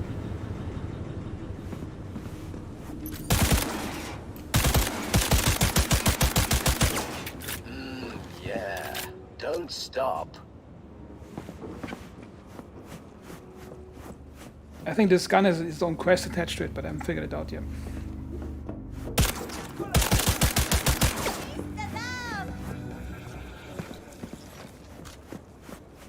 So I should be close to the weapon shop now.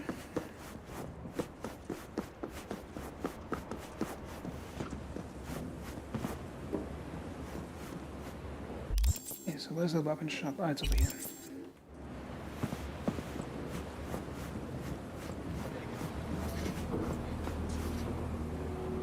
Okay, the guy looks like a normal construction worker. This is his girlfriend asking when he's coming home so they can have dinner. I'm just imagining what people are doing here. Zlata Sabelieva, probably Russian. It's, well, two NPCs standing in the same spot, I guess. Look at this big badass motherfucker. No. How are you? You guys on break? Okay.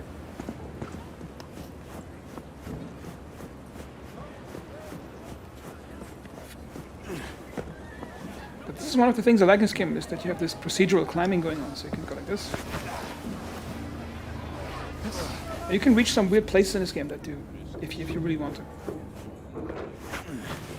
Ah.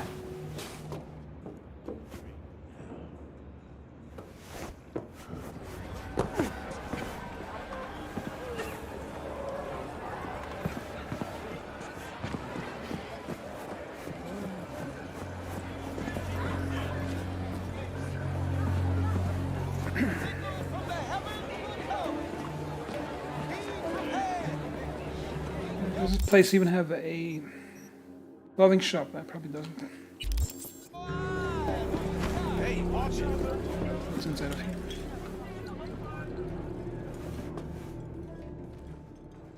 Some of these soda machines, they actually do work. This one doesn't.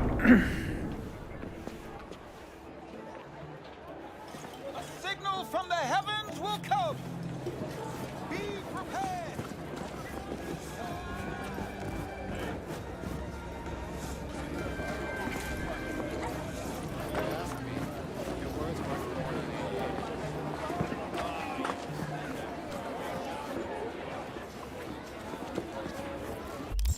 weapon shop. Should be somewhere here. Okay, there it is. I'll be damned. You just leave. Looking at you? Can't help thinking retail just ain't your hobby. Ain't your calling. You wanna buy? Buy. You wanna talk? Fuck off. I'd like to buy some iron. So buy some. This guy really doesn't like his job. Okay, let's get some new guns.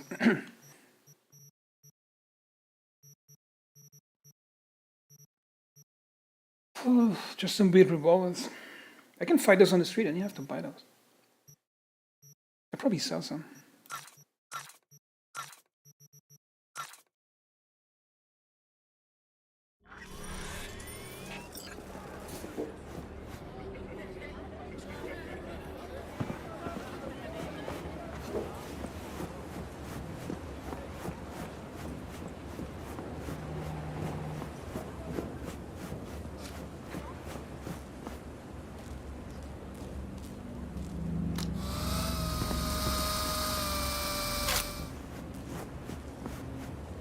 Those are just stations for reselling stuff.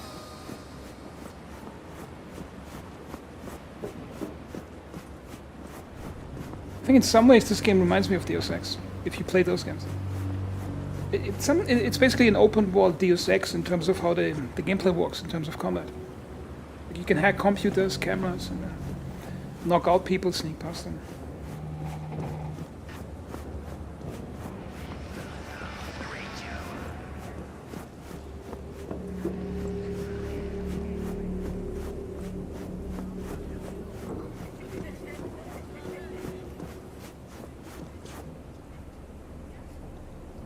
They look actually pretty normally dressed for somebody in Cyberpunk.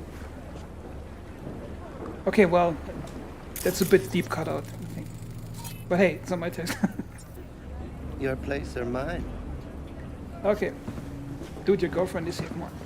At least pretend you're not.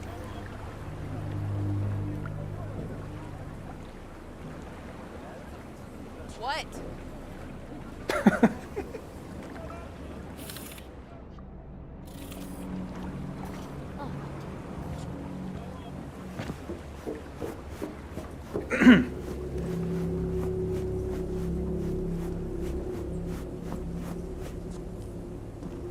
She looks like a junkie, I think. Are you a junkie? You're a junkie, are you? Well, what's up?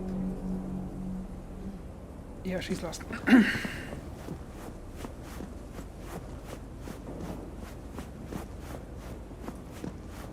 also like how the base movement mode is basically like this slight jog, like this. You can walk, just like that, and you can sprint. And I think in Star Citizen it's a bit stupid the way it's set up. Like the default speed walking mode is like this super fast sprint that's sort of a walk, which I think they should like change it.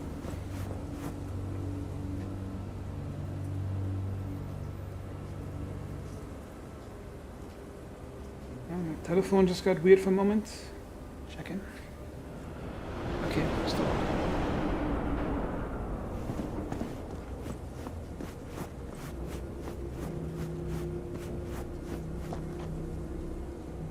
If I can climb on that.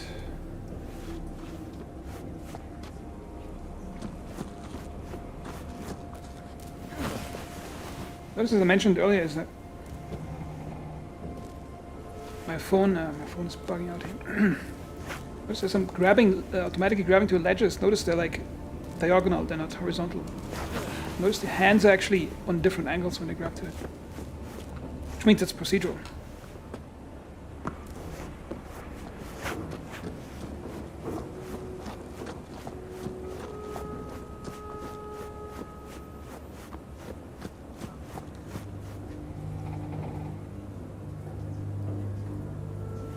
Because I think it's really important in video games that sometimes you just want to walk slow and behave like a normal person. And if the default running movement mode is like this weird fast run, you notice that when you meet other players, they just like zoom around the maps.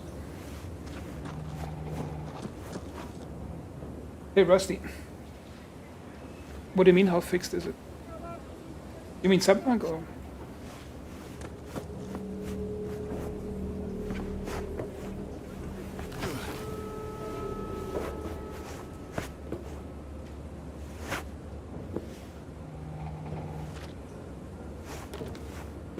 Yeah, I'm not sure. Basically, I bought a game 1.5 years ago.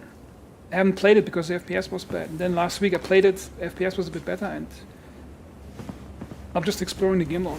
Basically, I'm playing like a delivery driver. I turn off a minimap, and I don't use any markers. So if I go to a place to deliver something, I'm just driving there, but just orienting myself in the game world. Because this way, it activates a different part of your mind, and I think it's more engaging.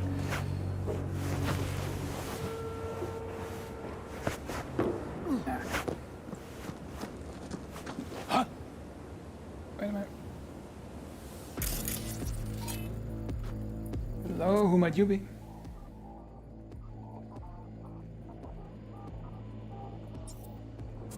Okay, I'm leaving.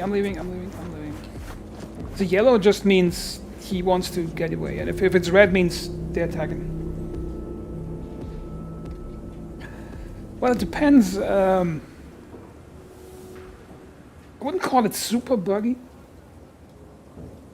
I like the game for the like beautiful cityscape and just driving around, because if you fine-tune with some mods the driving in this game, it's just an amazing amount of fun just driving through the city with a motorcycle. Now I'm trying to find my way to the next clothing shop I can go to actually get some better clothes that are a bit more normal. Yeah, I'll probably take my motorcycle and go down here. Okay, motorcycle, come to me.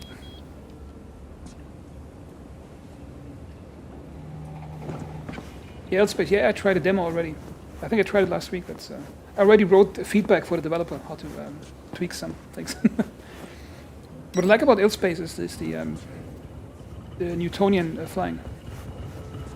And there's another game that's similar to it. I tried it today, but I forgot the name of it. It's a similar game. It's like you steal like a capital ship, and it's super Newtonian. I tried it today, and it's similar to Illspace. But it's like a demo on Steam. It's not fully available.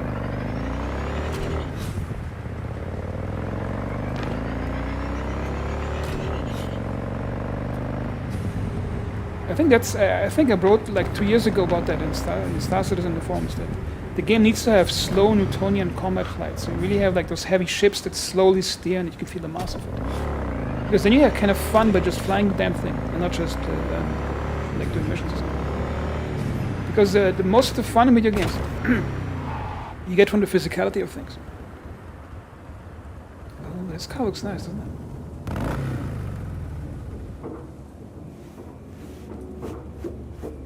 That is a nice looking car.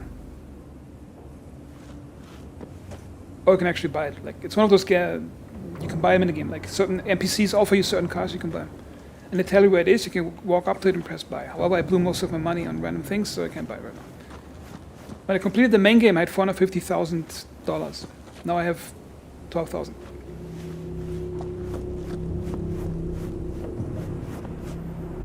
Okay, so where is that clothing shop? Should be. Yeah, I'll find my way around it.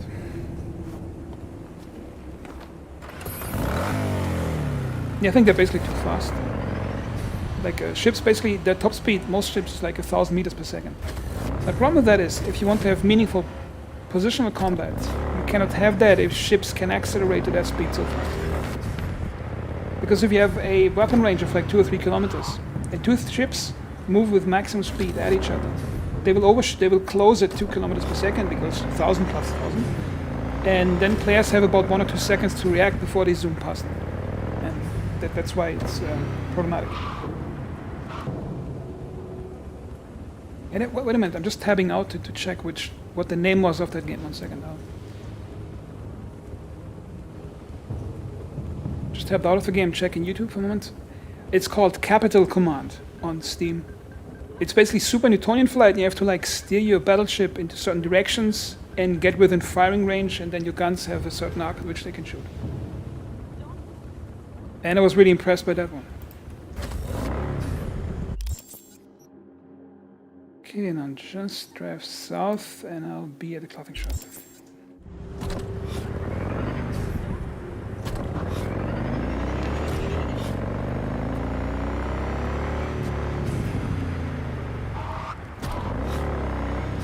Okay, this is a labyrinth. Come on.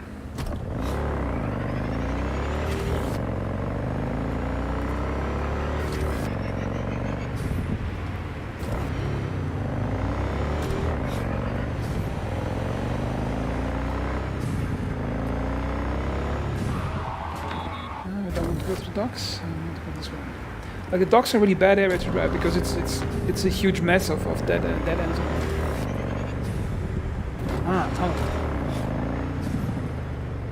Oh yeah, I tried Nebulous. I have some problems with it. Like it's a bit like the Sensors gameplay. I think the way it's presented is a bit too cheap. What they should do is do it like in High Fleet, like have a beautiful radar screen that's properly animated, where you can see like the radar blips fading in and out. Because a lot of that stealthy radar gameplay, you only notice when you watch the developer explaining it, but in the actual game you barely notice the technicality behind it. I think they should expose that a bit more to the player.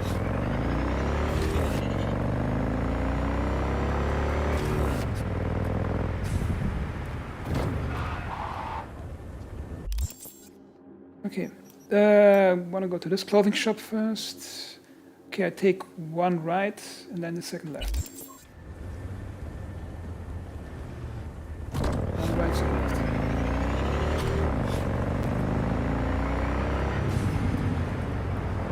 So first left.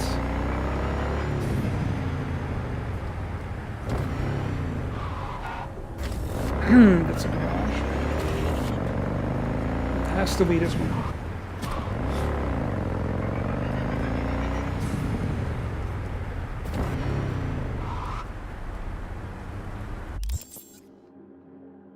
Yep, on the right road.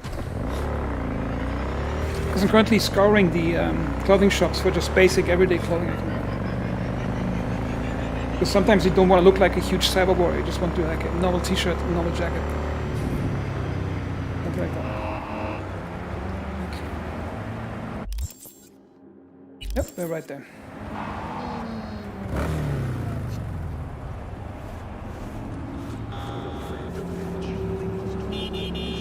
Like the advertising is a bit sexual. Like it's okay, it's in the game, but it's in every corner, like all the time. I think like they should like mix it up with normal stuff a bit. Still nothing? You tell me. You're the ones they chose for that BD gig. Jesus. Would it kill you to show a little? See, I like the pattern over here. Look at this. I'm worried about him. It's a beautiful pattern. Yeah, poor guy. Made more in a week than I do in a whole month. Thing is, oh, clothing shop. That's a bit upscale clothing shop. Is there anything normal I can wear? No, nothing for dudes, I guess.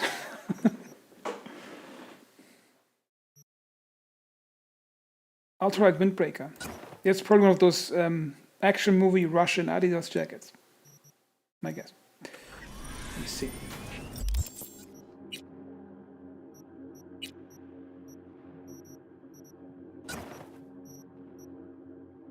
No, it doesn't look too bad.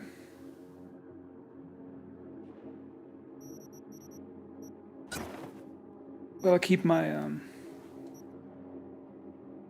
that's my summertime biker outfit.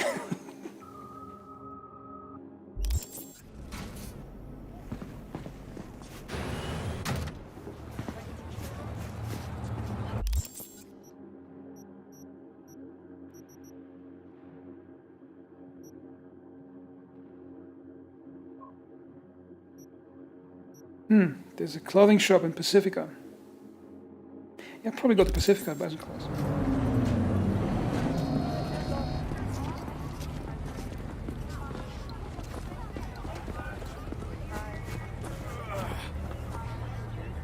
This car is really nice.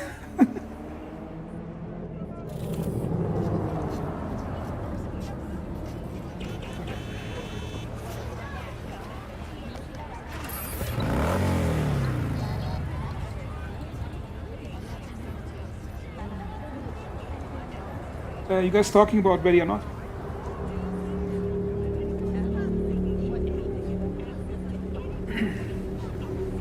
The thing about Ready or Not is, I think it's one of those early access slow scams where the developers made a huge amount of money early on, and now they're going to do the development work a real developer would do in a week, they're going to do in 3 or 4 months because they already got so much money they don't have to work anymore.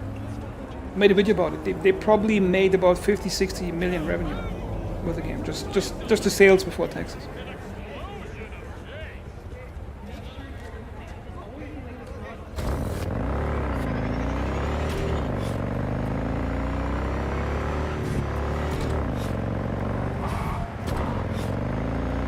think most communities, they get ruined by moderators who are zealous, like who want to control people, tell people what they can't do, what they should do.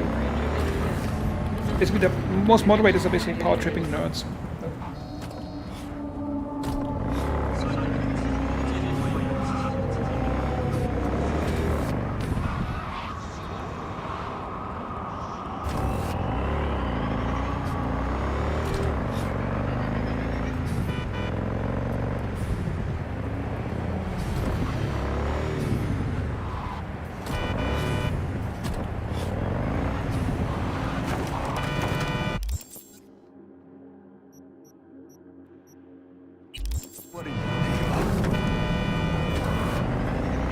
Like for example, I don't have any moderation on my Discord. Okay, there's only 3 people on it right now, so anyway, and I don't have any rules on my streams, because I think it's rude to tell people that visit your place to tell them how to behave. I think it's inherently rude because they're customers. You shouldn't be rude to a customer. But that's me just being old-fashioned. Oh, still driving the right way. Yeah, just gotta get to Pacifica.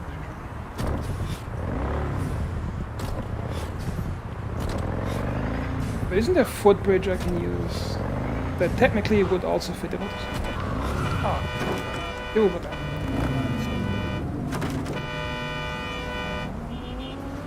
Lady, come on. What the hell?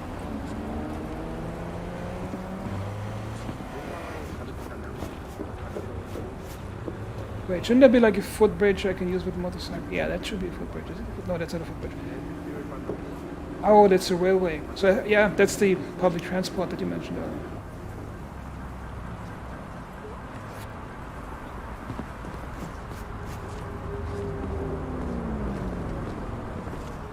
And she looks disappointed for some reason.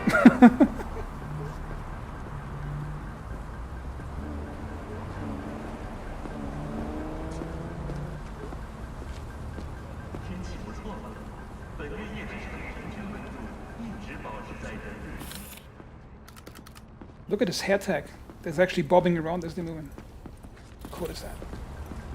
And of course there are other things bobbing around as they're moving.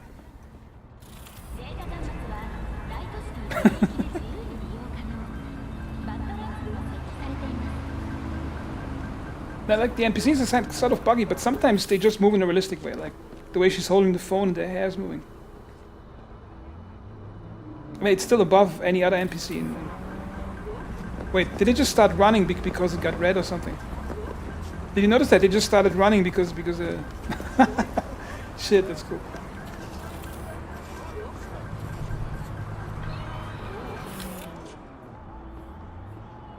Okay, she's probably a prostitute. Like fishnets in that skirt. It's probably some type of... Yeah, well...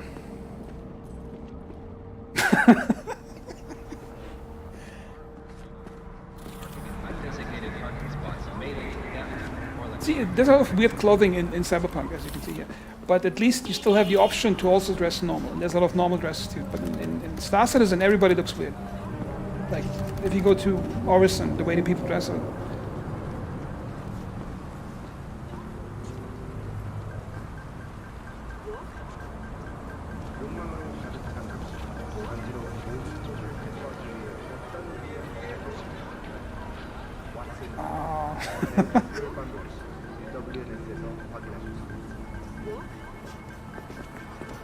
I think it's a mix of randomly assigning clothes and sometimes mixing them.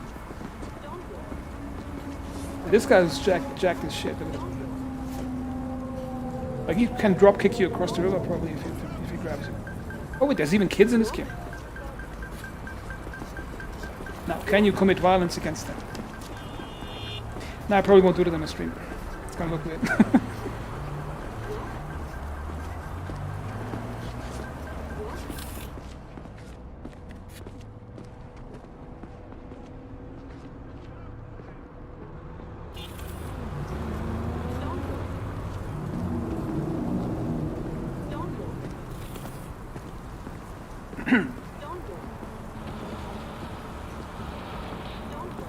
He's wearing a trench coat without a shirt.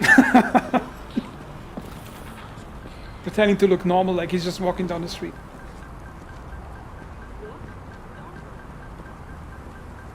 Well, you can mod that. I remember there was a YouTube guy who modded like children to be killable in Skyrim. And you could use all those finishing SWAT killing moves with little kids.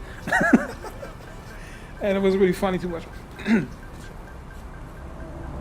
But it's a really cool detail. They actually jog all the rest. If the traffic light goes red, they jog to the end. Okay, what the hell? That guy has acute soy milk poisoning, I think. Okay, just need to find a way across. Hold on just a second.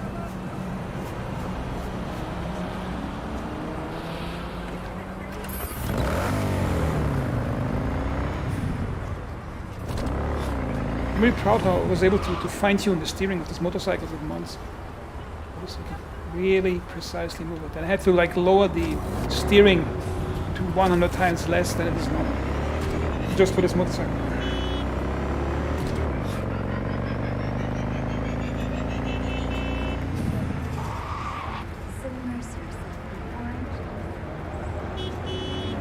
I need to find a way up.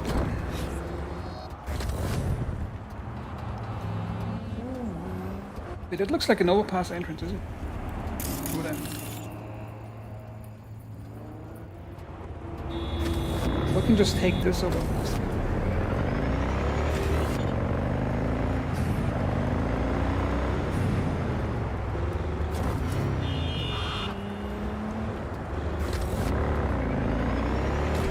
Probably a bad idea on opposite traffic.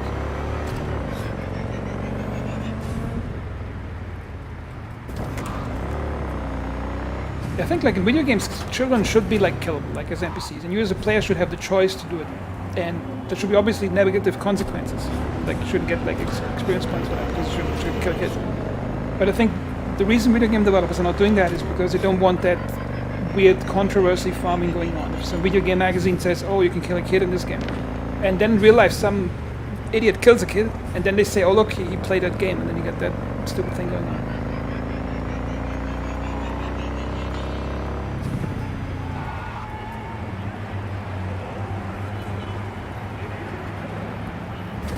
Wait, what do you mean, Rusty? Are you from California?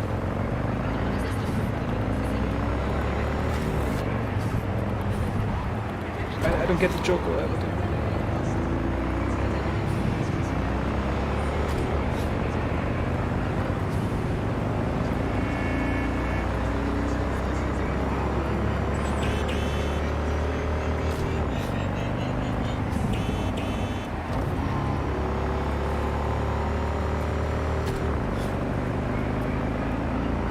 I mean, I would commend the developers that they actually added kids, because adding children is quite a bit complicated for the animation system if you have human NPCs that are a bit smaller and walk in slightly different ways, in different proportions. So they actually took on that extra work just for the realism's sake, so I think it's a good idea. Or we should at least thank them for trying.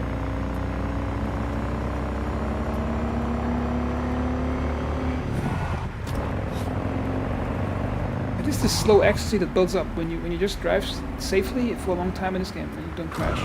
It's like this slow burn roguelike where you just keep getting better and better.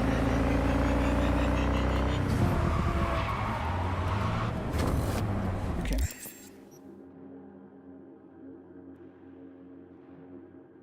So yeah, I read about California, like you have like huge amount of traffic over there, do you? Like in Germany, we don't have bad roads. I live in Germany. And I can't tell you a single place where there's a pothole. Like there's no potholes in Germany at all. Like never, nowhere. Like there's some roads that are really old that are patched over, but there's never like a pothole where if you drive over you break your suspension or something. That doesn't exist in Germany. Like in Germany, the roads are like always good. That's uncompromising in Germany, like always.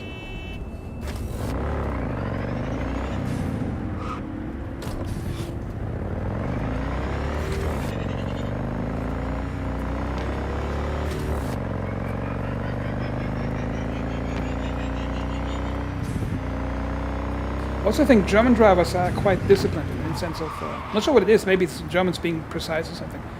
But if you live in Germany, you're used to German traffic, and you go in any other country in the entirety of Europe, you will notice a drop in politeness.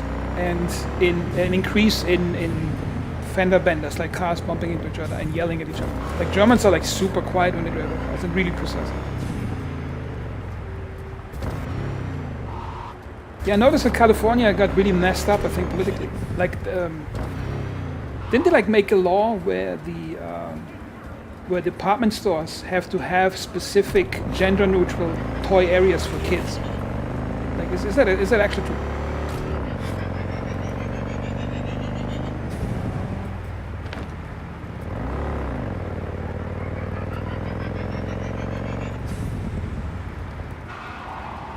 Okay, am I driving the right way? Yeah, I'm driving close to Pacifica. I think I got it right this time.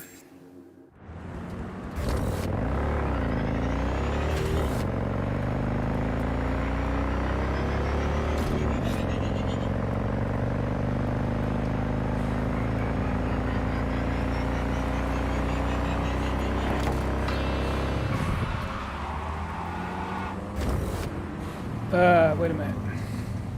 Where the hell am I going here? The Pacifica. That looks too nice to Pacifica.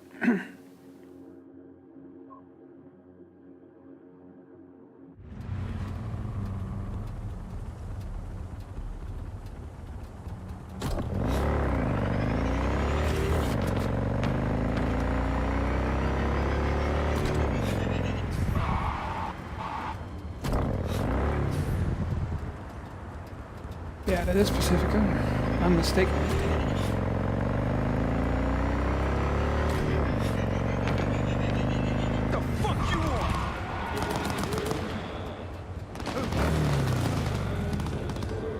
Police here.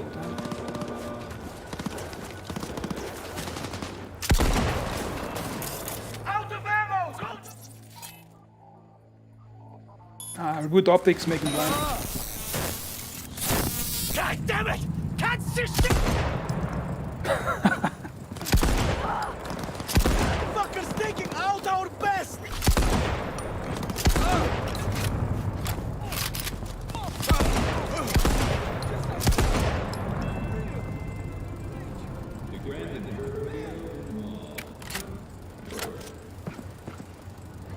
Yeah, I'm not a fan of this California communism stuff. Not a fan of it.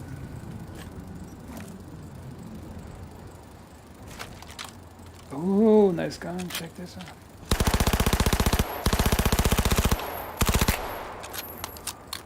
Wait, that's like built like an MP5. Notice the way it reloads. And slap the ball. I'm not sure if she's gonna help me. Make sure she's dead.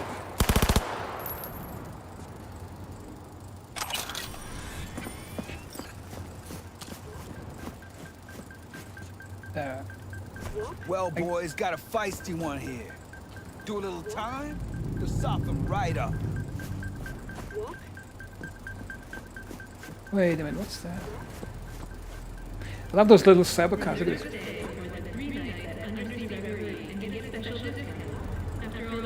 Yeah, it looks. The silhouette is actually quite a bit more like a UMP.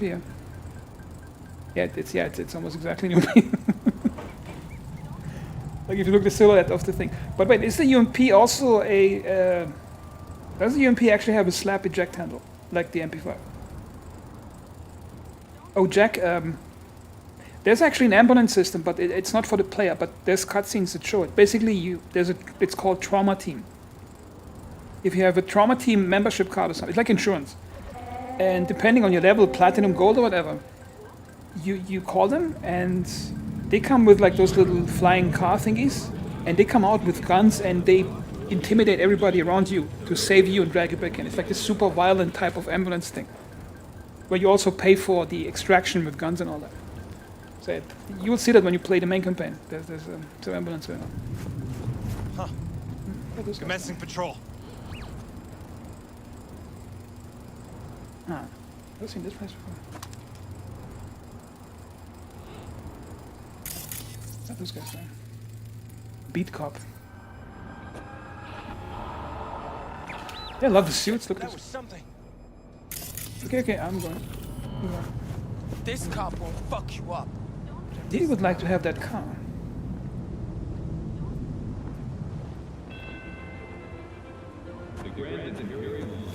I actually never kill a random NPC. The only thing I noticed when you kill NPCs is that the cops spawn in really quick with like little robot drones, and the normal cops, and they kill you really quick, like 1 or 2 shots you're dead.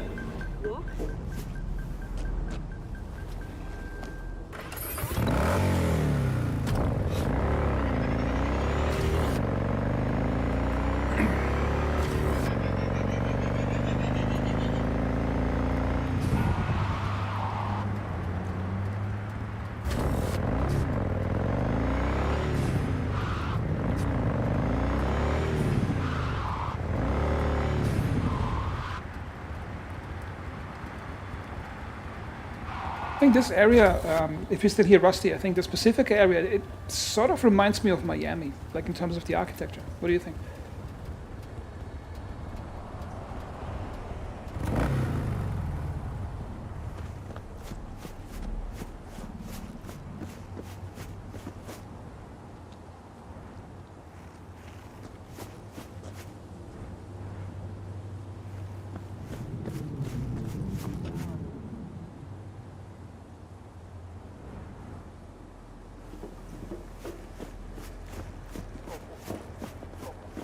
Animals are the craziest fucking gang in this city.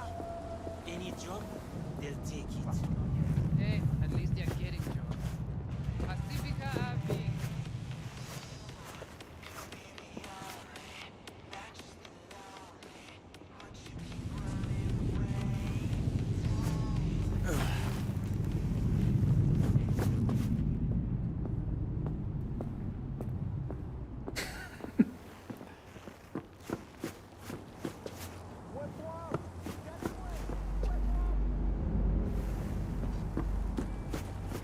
Also, this reminds me of Dead Island in some way. Like this dead inner city concrete. I would like to see a zombie mode like that. Ah, the nerve. How am I supposed to know where he got that knife? Man, she's a nice haircut. Look at it. Keep your guns, damn it! Why do I have to ask?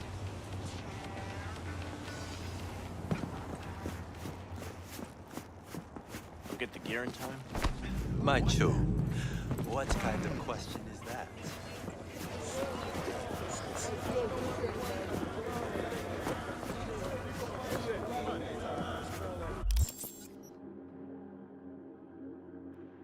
Wait, the clothing shop is actually not here, it's down there.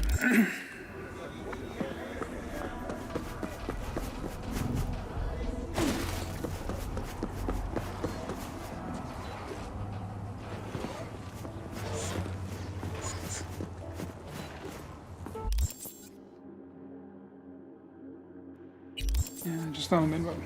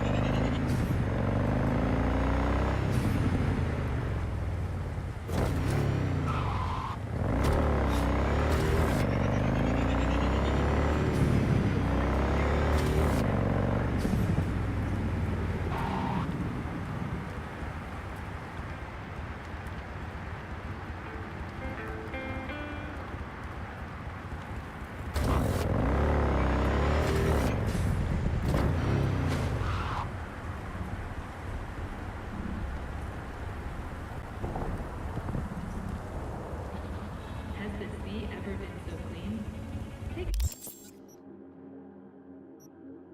Yeah, so there should be like an overpass thing.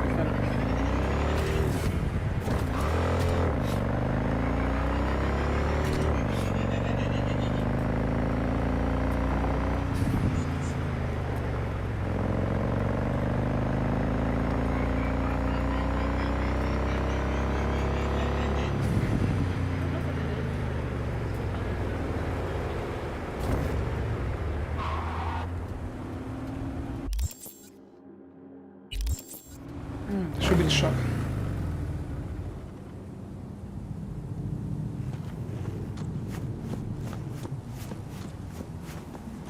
mean, it definitely looks more like Miami than it would like Los Angeles. What do you think?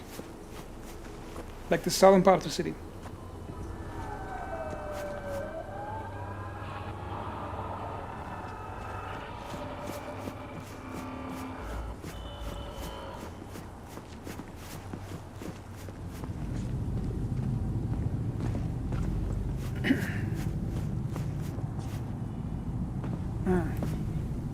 What those guys up to?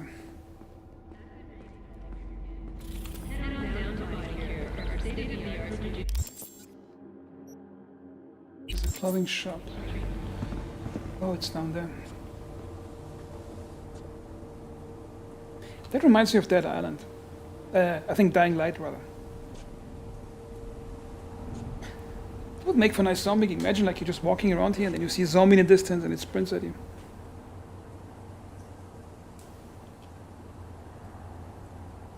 So I've never been to the US, Rusty. I just, like from the movies, I can sort of tell how different cityscapes look like. And I think the inner city in this game, like the Corpo Plaza area, like this area, it looks like, I think like Chicago. We have all these skyscrapers like close to the waterways. And this Santo Domingo area looks like Los Angeles, like the flatter areas.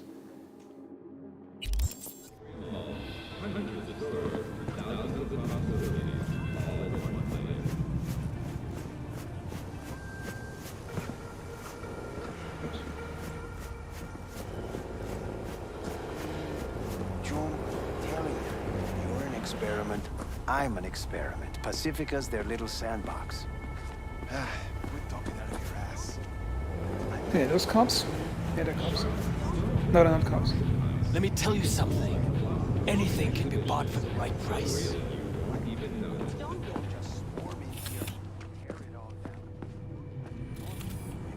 I think he's trying to impress her in some way, but he's failing.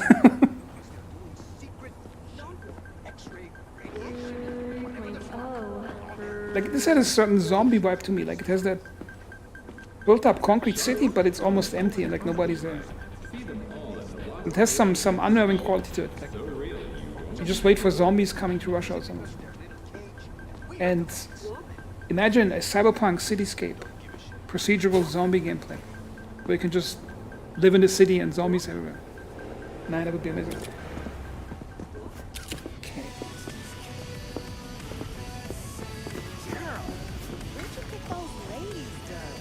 You can get some nice there's jackets a here. ripper in Japantown. Do you for a smile? Nah, come on. No such thing as a free ride. You're part of the Voodoo Boys. Don't ask questions like these. Not safe. I'm looking to buy some Preem streetwear. You've come to the right place. Zombie fam. Okay, finally some urban street clothing. Ooh, here.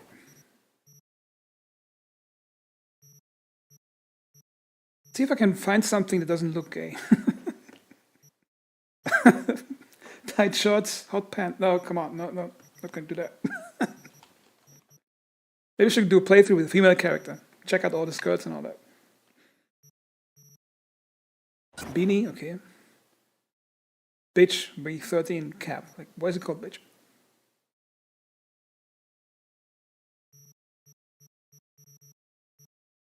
A bit limited, I would say. Jean short. Windbreaker pants.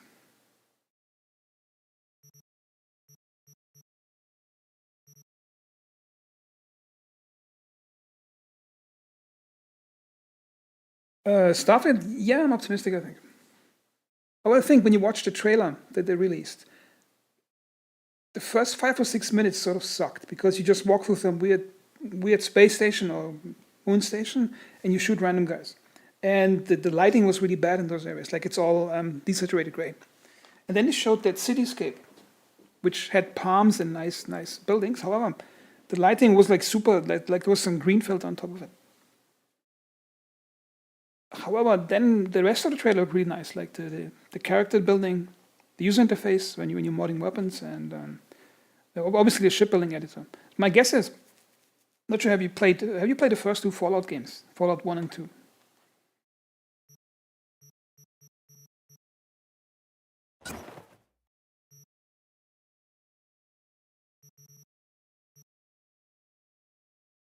And remember Fallout 1 or 2, when you travel on the global map, you would sometimes get these random encounters where you just get loaded into some type of randomized small mini level with some situation. And I think that's something they can do now in Starfield, because they can just generate, I don't know, like a distress signal on some random moon, and they generate like a small crashed ship and NPCs you can interact with, or in the middle of space somewhere. Because that's something they couldn't do in Fallout 4 or in Skyrim, because the map is too small for that. And I think there's some potential for that, because people keep complaining that it's going to have 1,000 planets, but it's going to be empty. But I see it as potential for procedural gameplay. Like, you know, that stuff Citizen promises, but somehow can't get done. Like, we get one reclaimer wreck like per year or something. And I think when Starfield comes out, a lot of people are going to look at Star Citizen and think like, wait a minute, why am I paying $500 for a ship and I get all the promised gameplay in Starfield for like $60?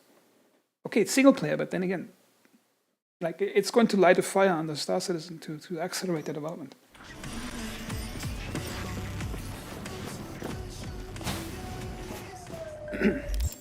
Okay, let's see if we can improvise the clothing over here a bit. Where's my character?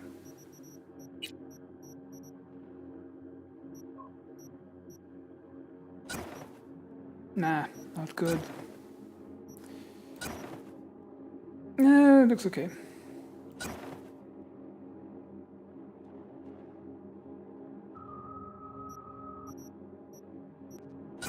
I think what a lot of Star Citizen backers don't understand is people who are critical of the game, they actually want this to improve, so that there's more quality in the game. And if they like scare away the players who complain, they're not making the game better, they're just making sure the developer gets more money for doing less work.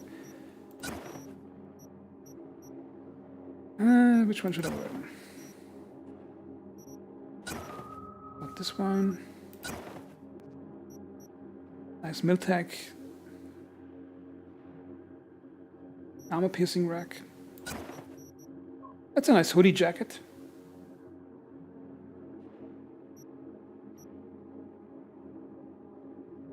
Now I'm blending in like a normal person.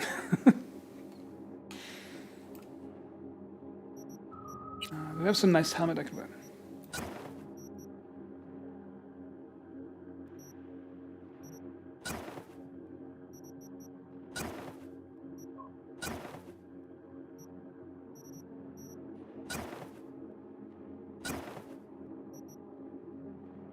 On the helmet. Or just not wear any helmet at all. Yeah, I noticed it too, like I should really like not stack that.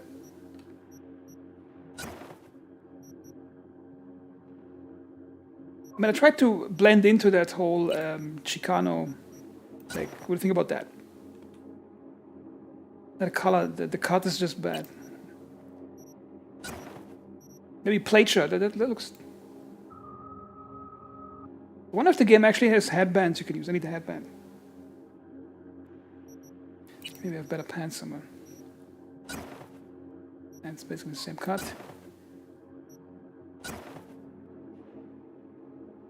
But it would really help with the warm weather, but...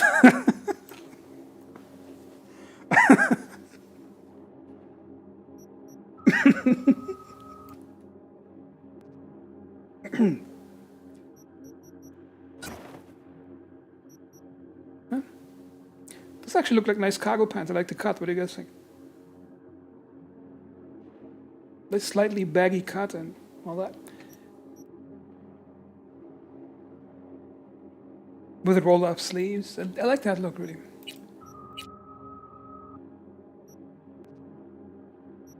Also, there's full body suits you can wear, like this one, but... I mean, I can also get from my bag the other. I got some more stuff in my stash, right? Since already trying weird stuff, why not? Okay. I'm just gonna load everything I got in clothes onto my character so I can swap it out.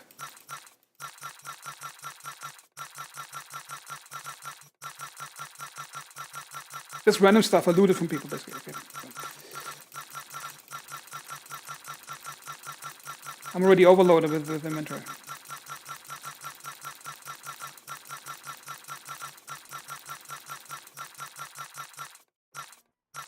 And the cat food.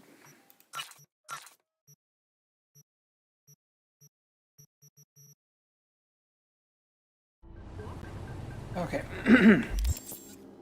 So now we can explore fully, but I really like that one. That's like everyday clothing I could wear. I like the baggy cut. Also notice the texture quality is actually really nice on those. Like you have the leather on this and then plastic over there. That's Chicano, isn't it?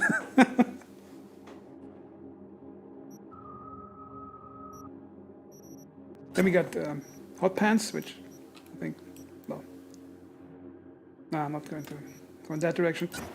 That's some tight yoga pants.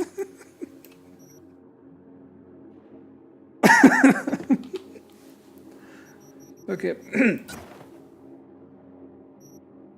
Okay, what can I put on that doesn't look gay? Okay.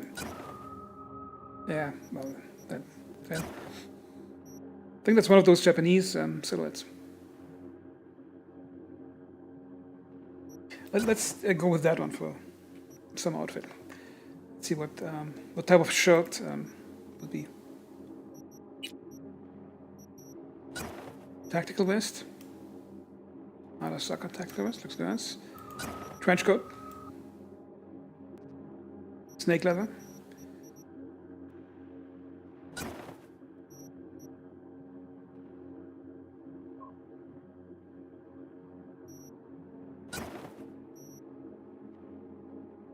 Yeah, those stripes look kind of weird.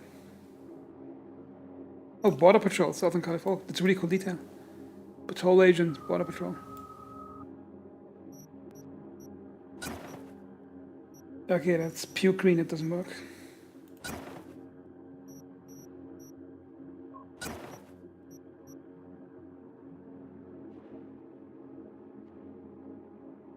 Burn Corpo shit. Now the thing is, I picked as my origin story Corpo, and in most of the game I picked always the Corpo answer, if I've had a Corpo answer, so I can't wear that.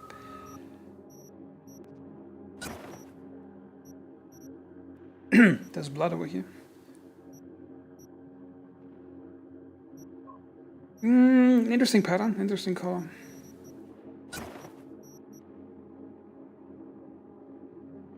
Looks like a biker jacket a bit. That's a total failure, that doesn't work.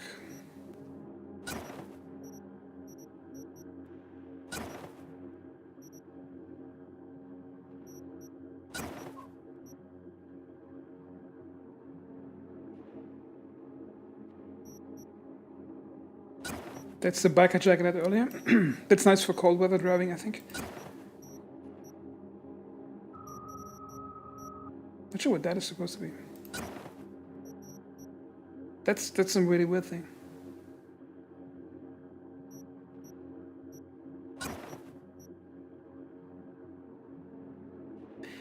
That has a certain 80s look to it.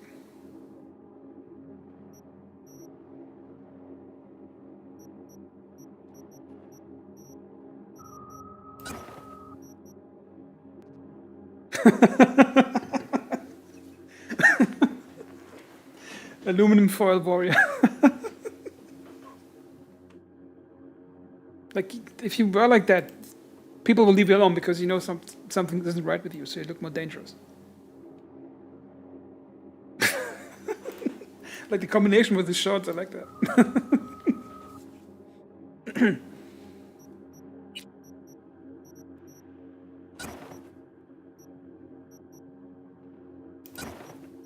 Jumpsuit.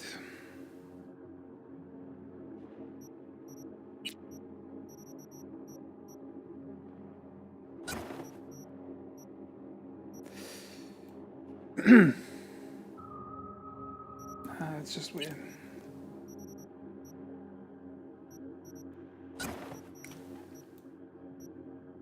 Wait a minute. Yeah, that's a Borat hammock.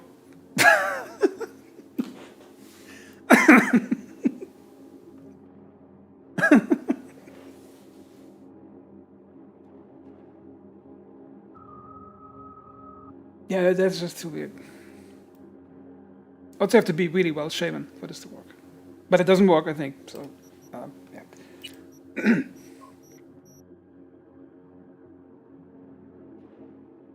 Hey, Starioshka.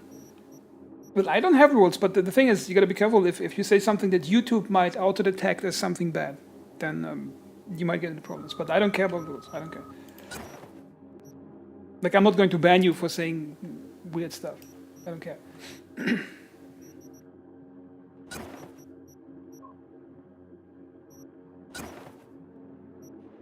Like a harness.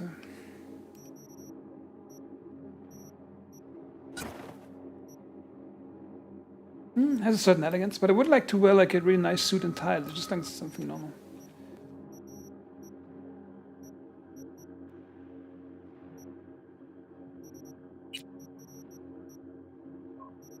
Okay.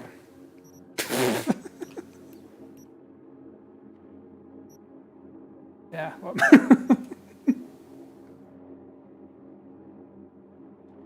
I actually don't know who Sam Hyde is. I've never heard of the name.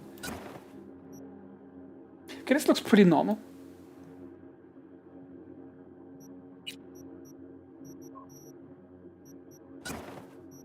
Because I think about that whole YouTube and banning, I think people just have this underlying desire to exert force on others. And they feed that by positioning themselves in situations where they can make themselves look good while they're doing it. So, for example, there's a, I think it was an Escape from Tarkov Reddit. There was a guy telling a story about his friend, real life friend who recently died, and they were really good friends. They always played Tarkov together and all that. So he basically memorialized his friend in his post. So it's really nice. Anyway, so at the beginning of the post, a moderator put up a warning that anybody who makes snarky comments gets permabanned, and he got like 500 upvotes for that. Now, why did the moderator say that? Because he wanted to protect the legacy of his friend. No, he just saw potential for a situation where he could abuse somebody in a situation where it's looking okay for him to abuse somebody. I think there are people who professionally, subconsciously harvest for situations like that. And mostly that's where the whole woke trend is coming from. There's people who basically looking for things to get outraged over where they can attack somebody. I don't care about that because I grew up in the early days of the internet, like where you play video games and you insult each other's mom and all that in type chat because there was no voice chat yet.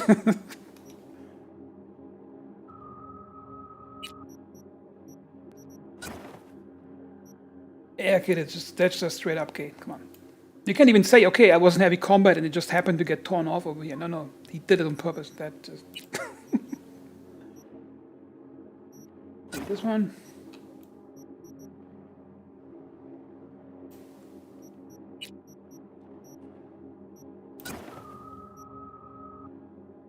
Ugh. It's like this weird plastic that must be uncomfortable to wear in hot weather.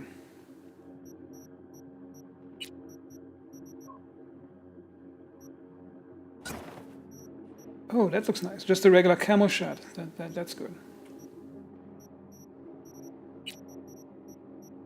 But do you think that's good? Wear good California clothing, or should I go for cargo pants?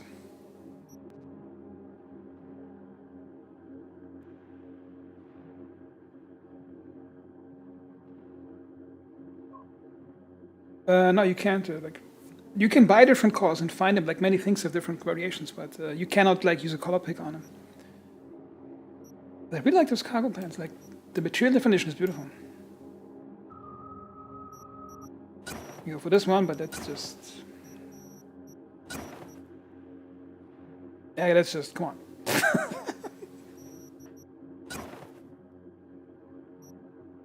So I'll probably go for shorts. And my nice wolf shirt. It looks like just a guy having fun in the suntan.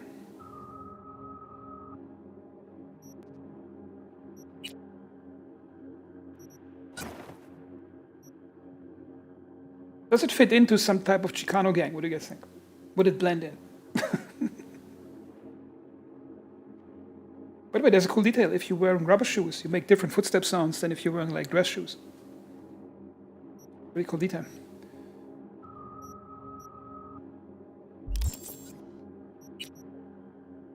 I still got a problem with my overpacked inventory, so.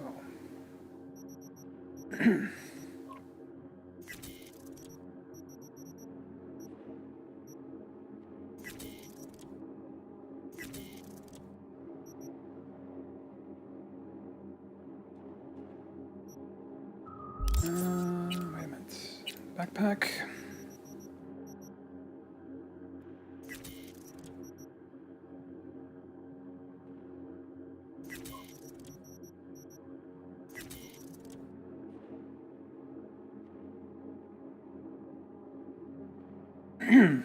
Yeah, Stereoshka. You've seen my Half-Lead videos. What's that?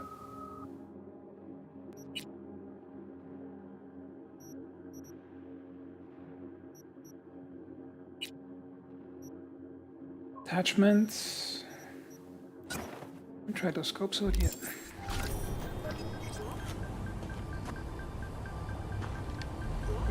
Please! Please! Please! And get a special discount. After all that hard work, you deserve it.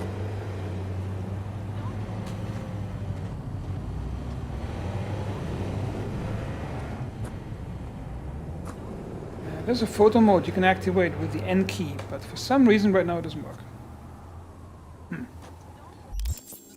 Gotta delete some inventory stuff here, because I have too much.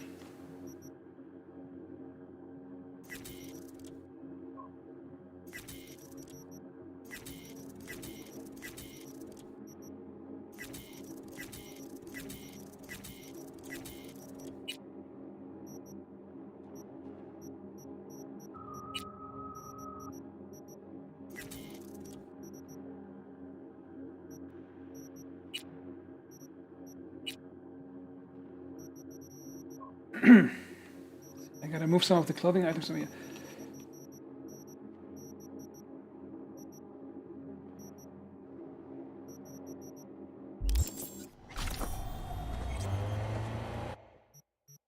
I'm just going to move it over to the stash.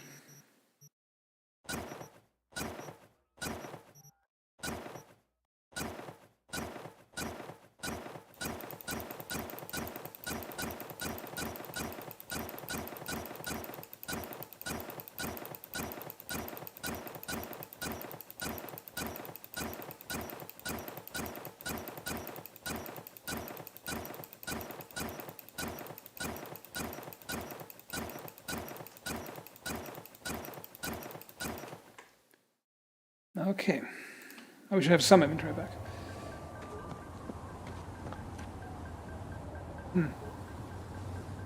Yeah, for them all, for some reason, doesn't work. That's weird.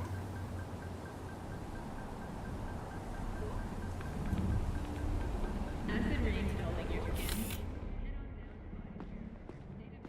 Rejuvenation treatment.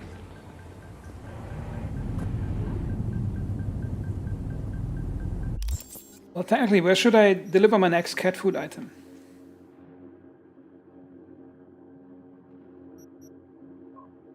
Yeah, I'll deliver one to the to that motel over here. Pacifica, so I just have to go through.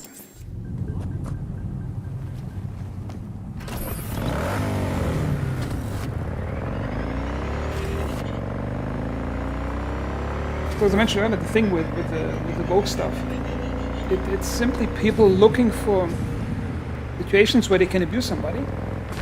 However, so that it looks like they are being righteous while they're doing it. And that type of behavior, that model I just mentioned, that just basically explains most of the Vogue behavior you can find on the internet right now. Also, notice when you argue with people about something, they often don't counter the argument. They're trying to drag the thing that you said into a territory where it's considered so evil that you shouldn't be allowed to have a YouTube channel or a Twitter account where you just get banned right away. And they do that systematically by interpreting everything you say in the worst way possible. Like if you say something, there's 5 different ways it can be interpreted what you meant with it. Then you pick the worst possible way to interpret it, and that should tell you something about that person.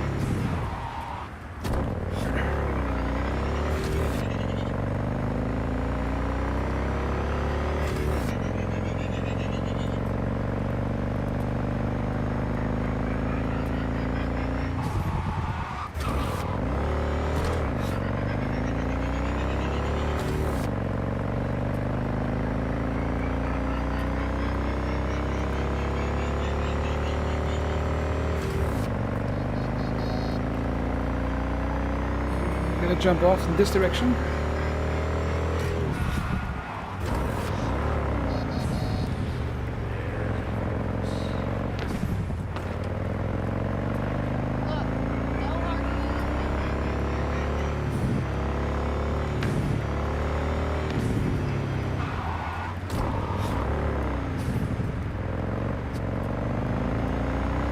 What do you mean steady or strong?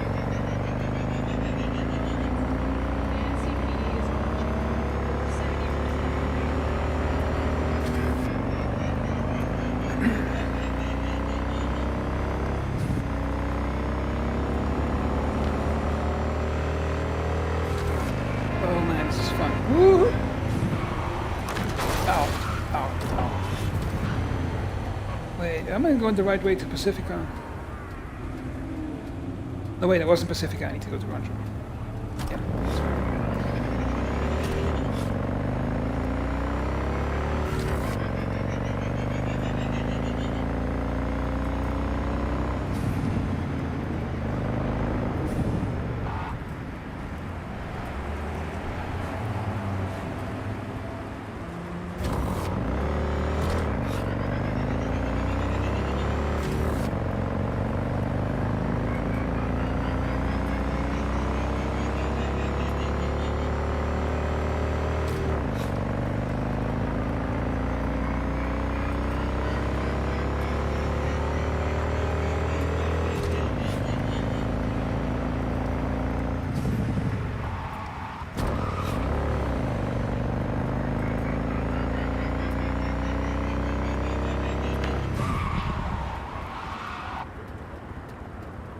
Okay, that's the dam, that's the trash heaps over here, so I have to go this way.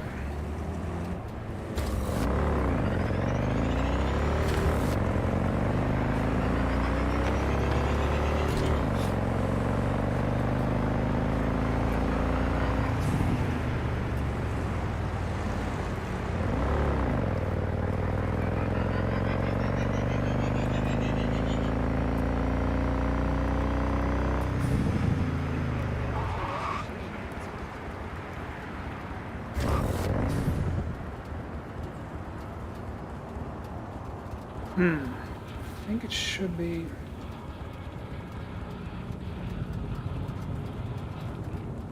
It's probably that direction.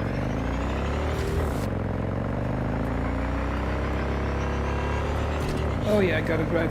Now it's just straight driving.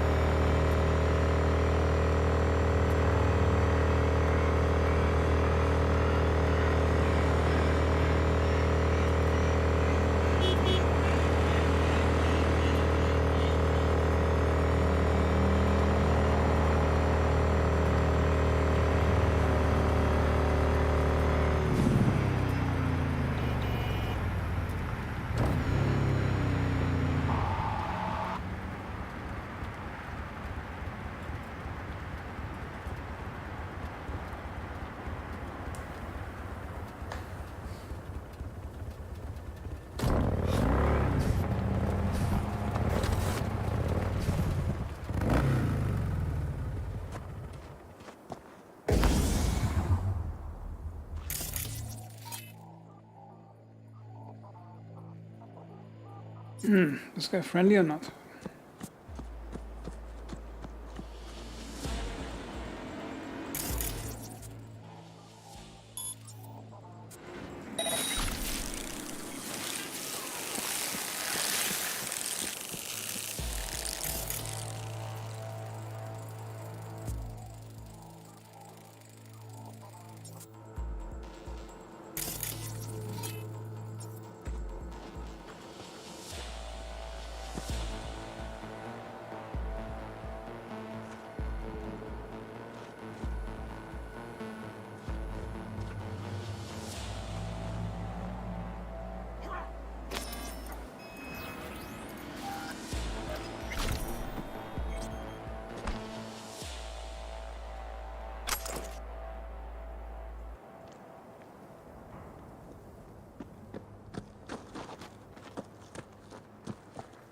Possible intruder!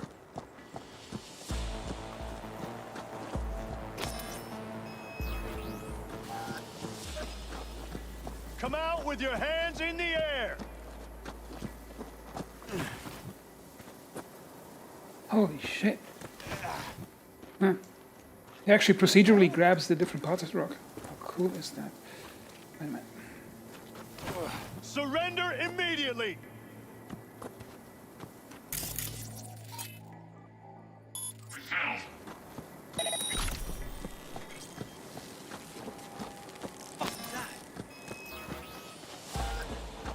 Hey, anyone else catch that?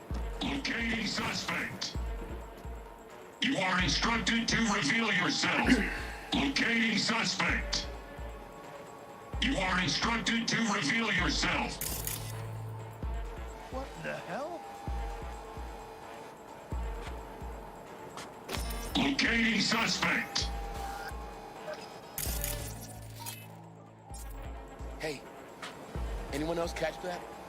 You are instructed to reveal yourself. What the fuck was that?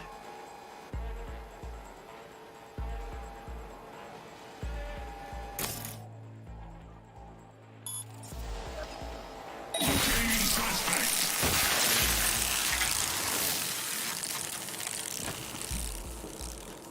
You are instructed to reveal yourself.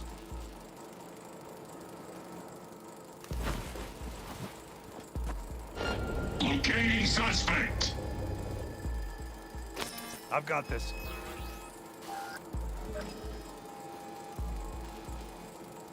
Possible intruder! Surrender! You have no chance of escaping! Hey, anyone else catch that? Orders confirmed. You are instructed to reveal yourself. I should be able to take him out.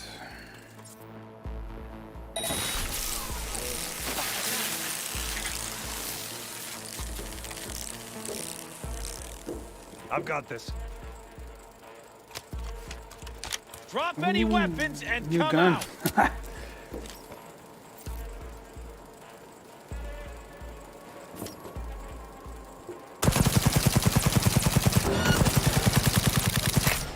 Cover you!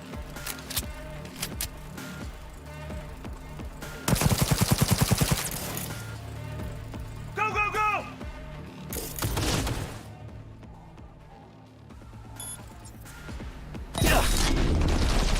Oh, shit. Yeah, I'm playing on hard difficulty, so... I'm also important not wearing the best body armor right now.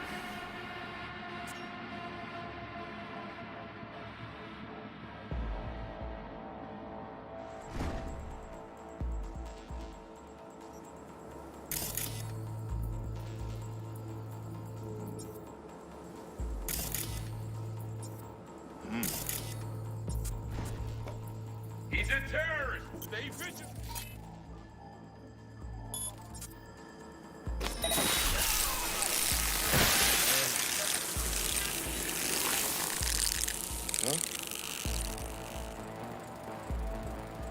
See if I can mod this weapon. Yeah, that's why I got no body armor.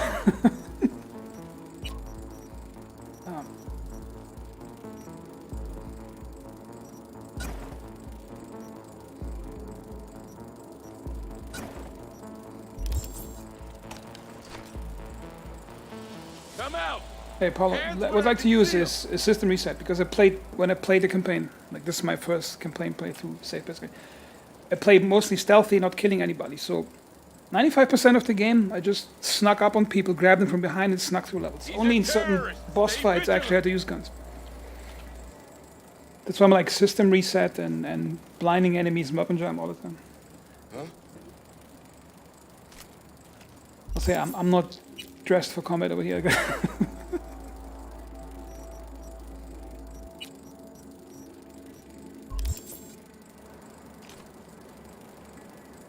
out.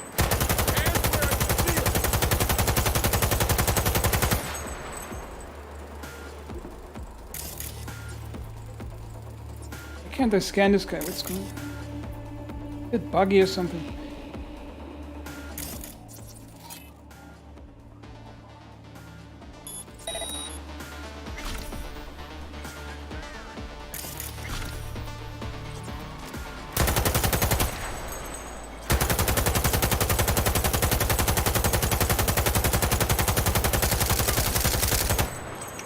Like the machine gun is actually controllable in this game. It's not like going all over the place when you shoot it.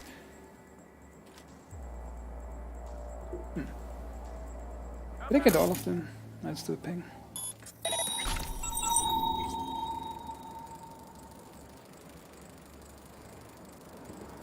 I got most of them. Oh yeah, heavy MG. You can only carry them like, and then you have to drop them like this one. Look how beautiful she looks.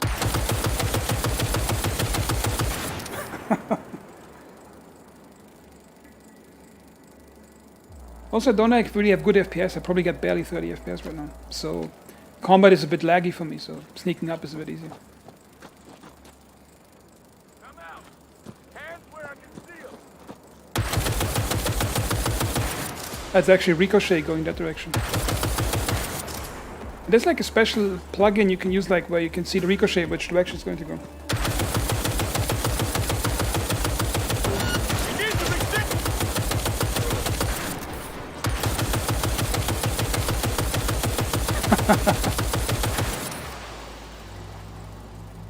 Love how the lighting reflects on the cylinder of the gun.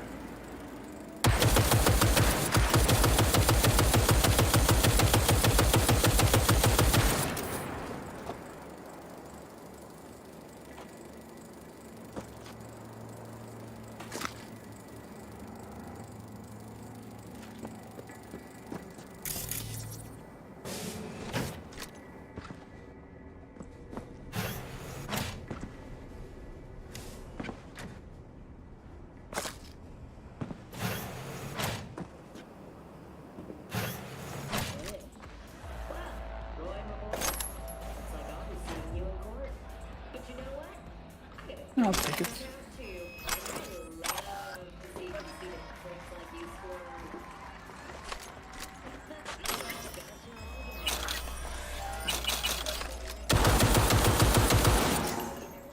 Notice the echo from the shot is actually different inside the building.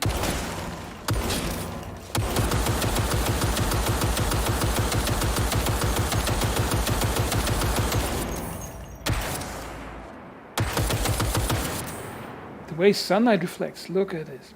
How beautiful it is. Like it's the ambient lighting that bounces off the ground. Notice that I can't point you with a finger right now. If you look at the cylinder and the top of the upper part of the gun, that cylindrical thing, notice how it actually reflects the brown ground and the blue the blue sky. See that cylinder? Like the reflection system in this game is so good.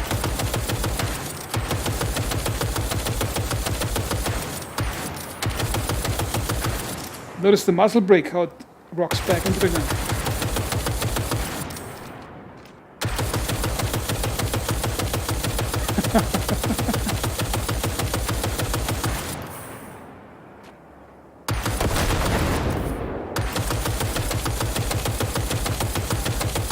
Oh, you can go up to bodies.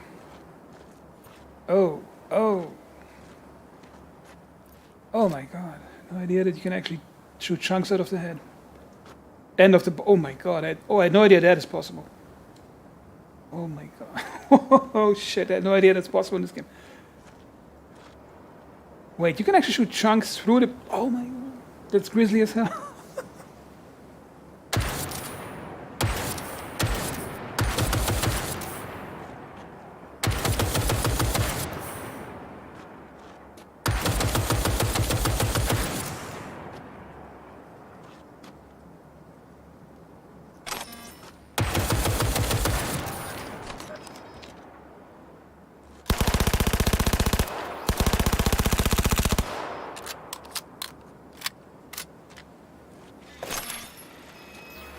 Oh my god.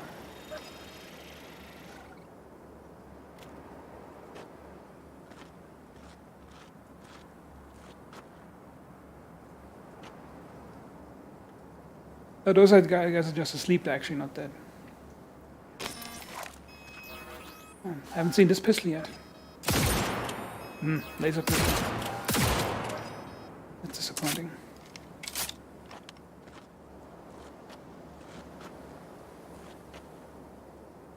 I have this one already.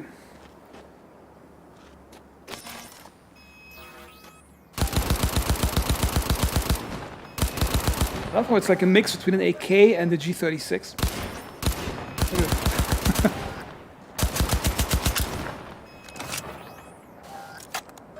Like the magazine, well, that's AK, but the top part is this G36 basically.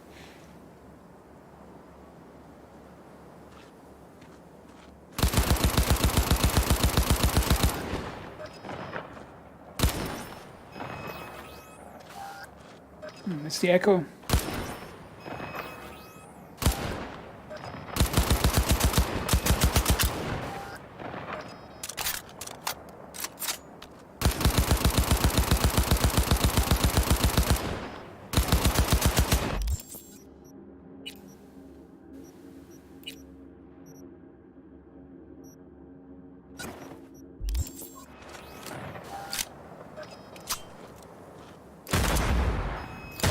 Shit, those animations are so good. Oh my god.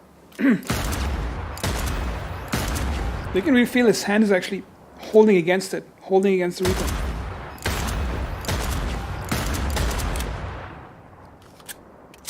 And again, the subtle reflection system of the sky and the brown ground on the gun.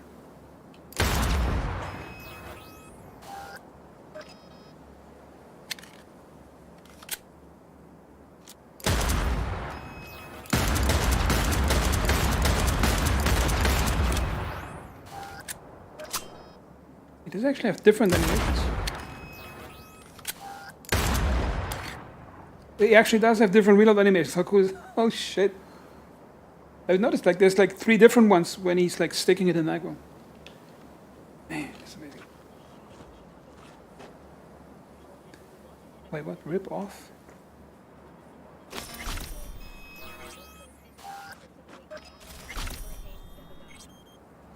Oh, I had no idea you could do that. I had no idea that's possible. Oh, well, here we go again.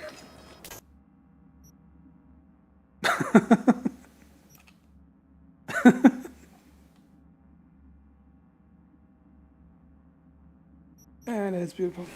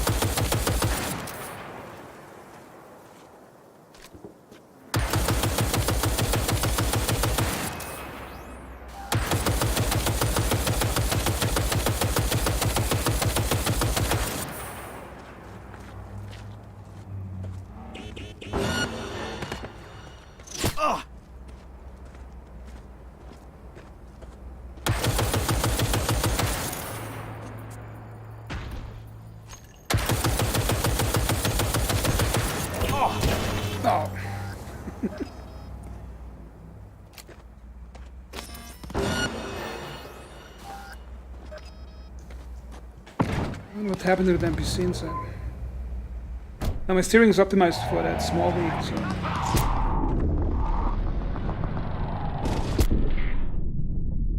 Oh, shit.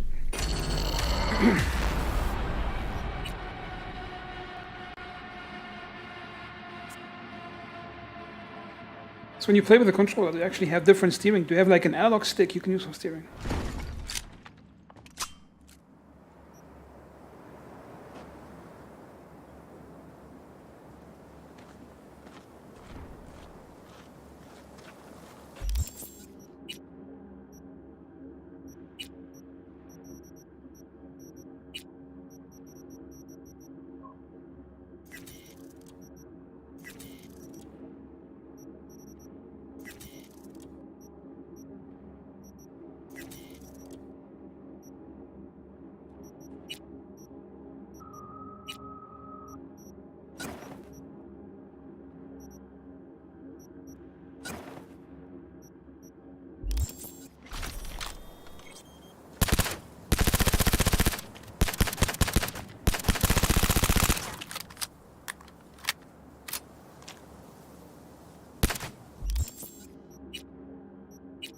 Maybe we can put some nice suppress on the pistol too. Actually never used suppress in this game, like in actual combat.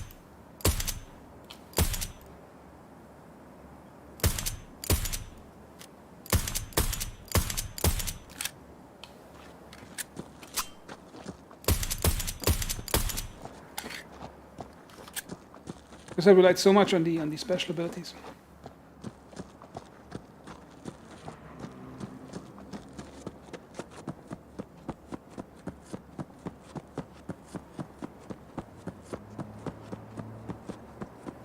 Thinking of a second playthrough, then I would play it like this: melee combat and suppressed pistols. Because in this playthrough it was mostly hacking and heavy machine guns and shotguns.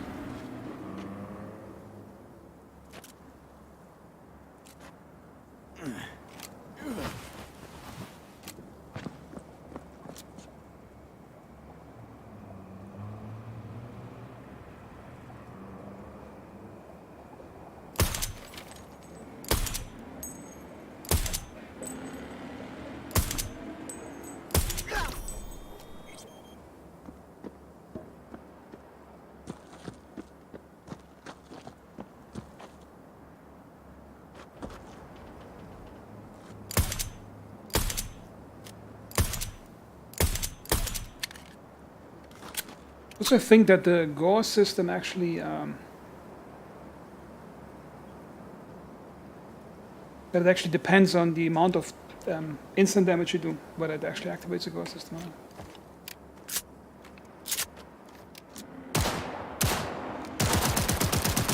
Ah, shit, that was fun.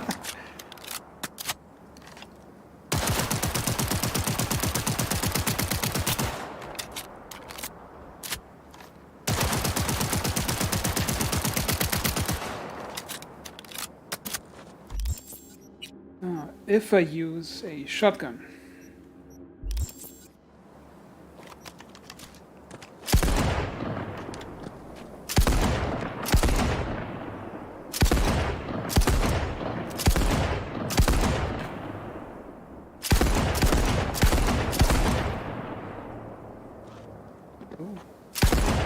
I had no idea that's possible either.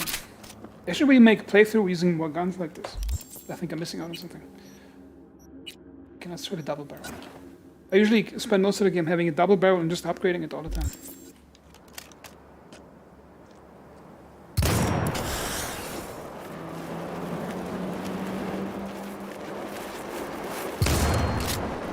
Oh shit, that's cool.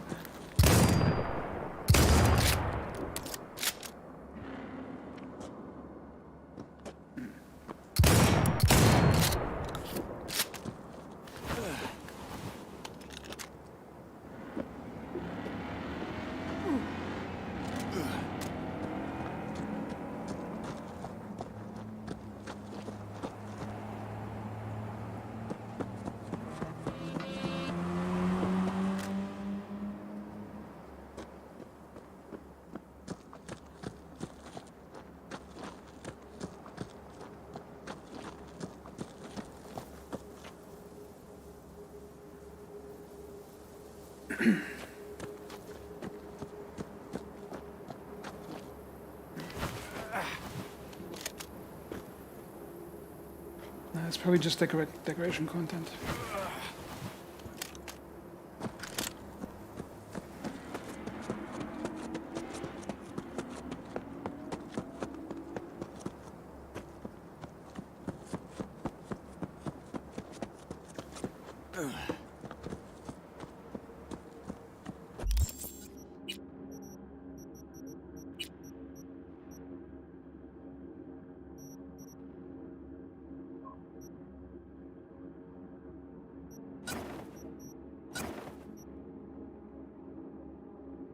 I don't have my wolf shirt anymore, so I have to put this one on.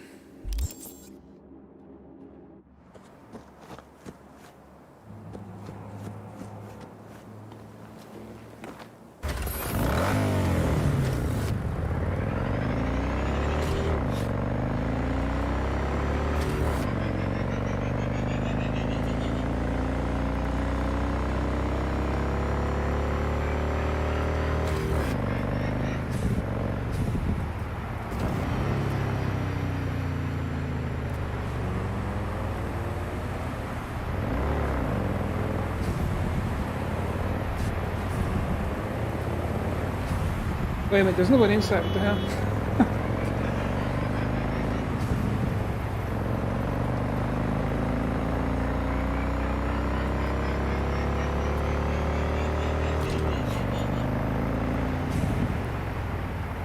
Again, nobody in the car. Like, hey, look, is this a bug?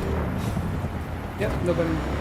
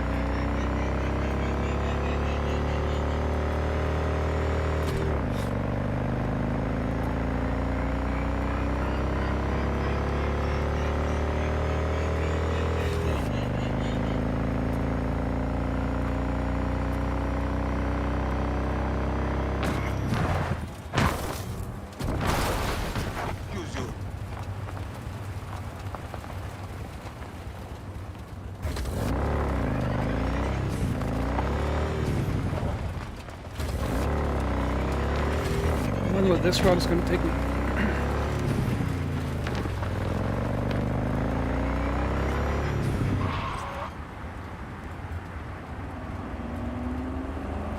Oh, this looks like a nice place.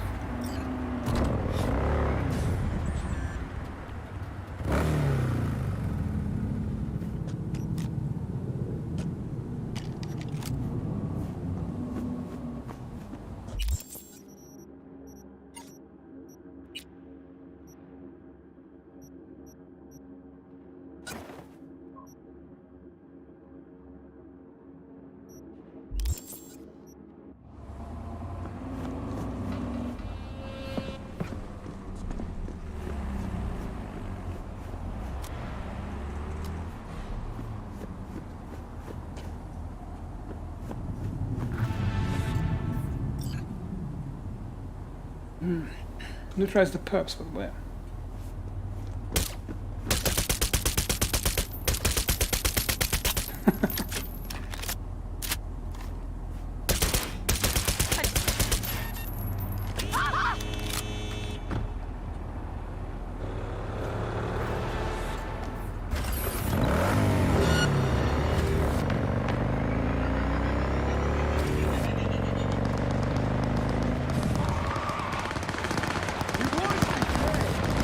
Shit. Whoa. Oh man, I drove straight through it.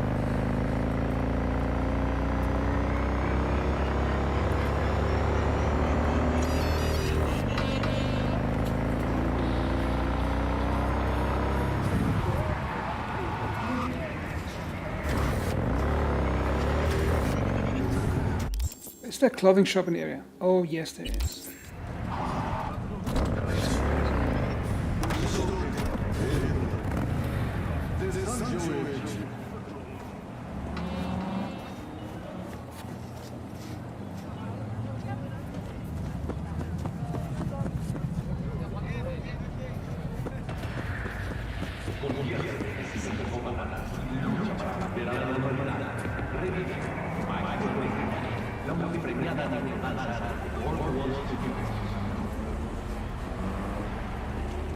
And it's a beautiful place.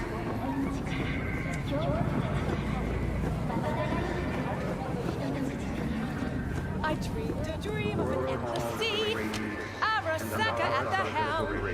Today my dreams Where are you from?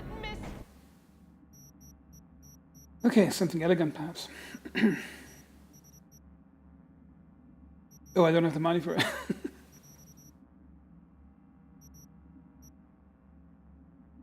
Yep. I think I spent 450,000 since I beat the game on random stuff. You ever gonna stop singing? Damn it! Oh, that was the best time. performance of Corporate Wars I've ever seen!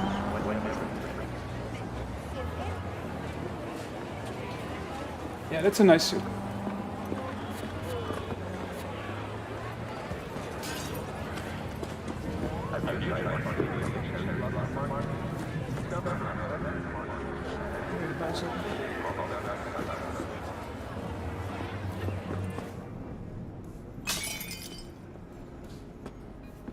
Go back to your sewer.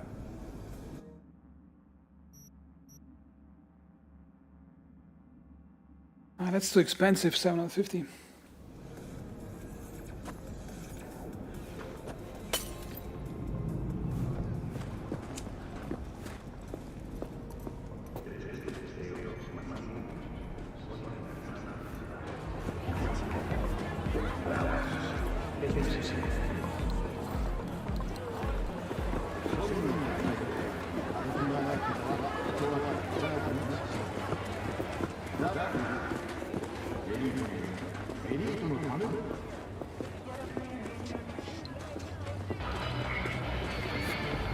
So yeah, I mean, I completed the game once.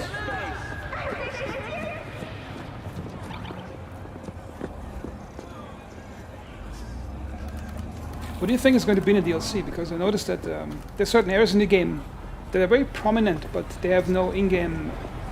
Oh, they have no in-game gameplay in it. Like, have you noticed that space rocket ramp somewhere in the north of the city? You can see it from a distance. My guess is that's going to be some DLC stuff.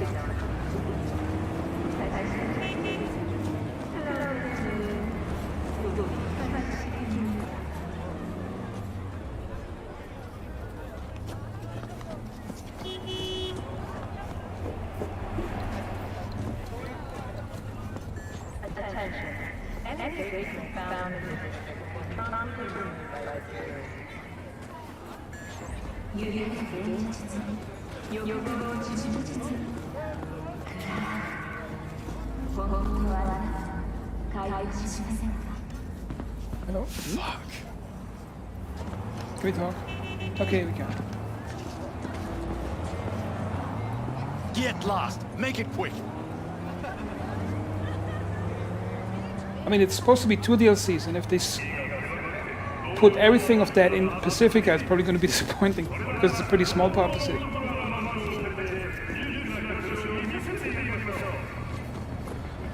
Look at the hair physics, look at it. Bounce, bounce.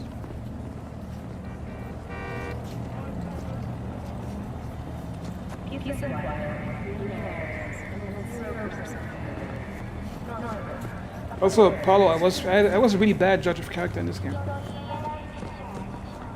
Like, I thought, you know, the fat guy in the car, Dexter. I thought, like, yeah, he's a really trustworthy guy. I'm going to side with him over that other person when it comes to the pricing of certain things. Well, you know how that worked out.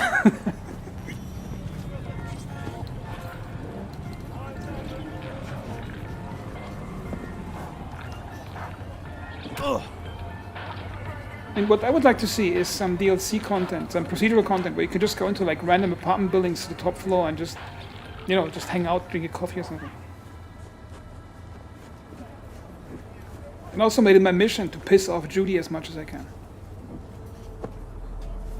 She was like set up as this love interest for male players, like, but she's like this tough warrior chick that has seen everything, but she looks like she's barely 20 years old.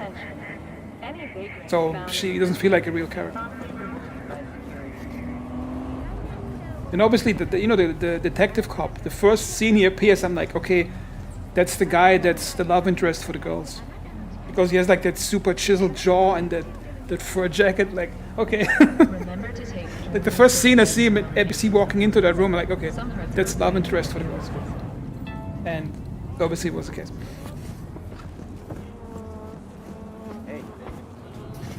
I've got every right to end your sad, pathetic life. Understand?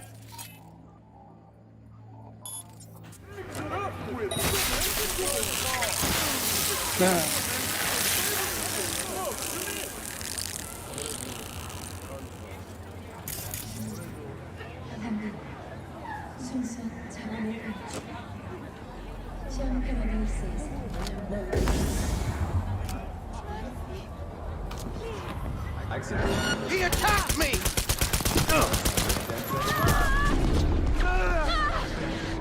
Like, I got no proper armor and I'm playing on hard difficulty. Yeah, this is going to suck.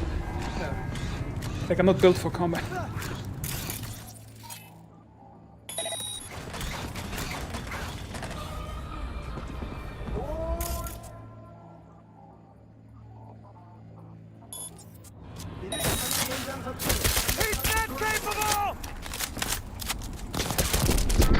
Wait, he had weapon jams, what the hell? Why didn't he get jammed? Like one place I really liked was the Perales penthouse home. You know, like that rooftop, but it was like the highest building in the city. You can still see higher buildings. That was beautiful.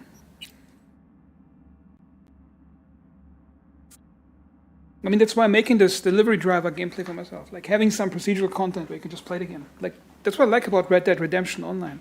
You can just play it without doing missions. You have some content to do it.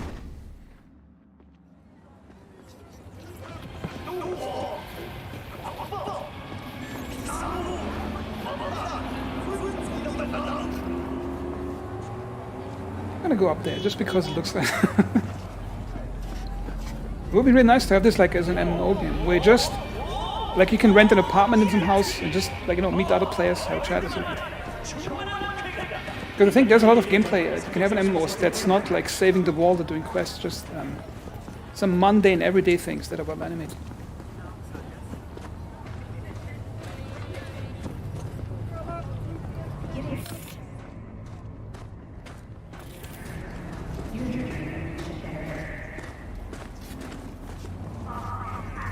Also, I like the suspense about the Perales mission. You know, when they figure out like the radio where it's coming from a van, like in direct sightline. But I'm not sure how it actually ends because I still have to play that, I think. Because I'm not sure, maybe I made some choices in the main campaign. Or maybe I did the main end quest too soon. Because maybe they're calling me again or something. Because after that catching the van mission, I didn't get any contacts from them anymore.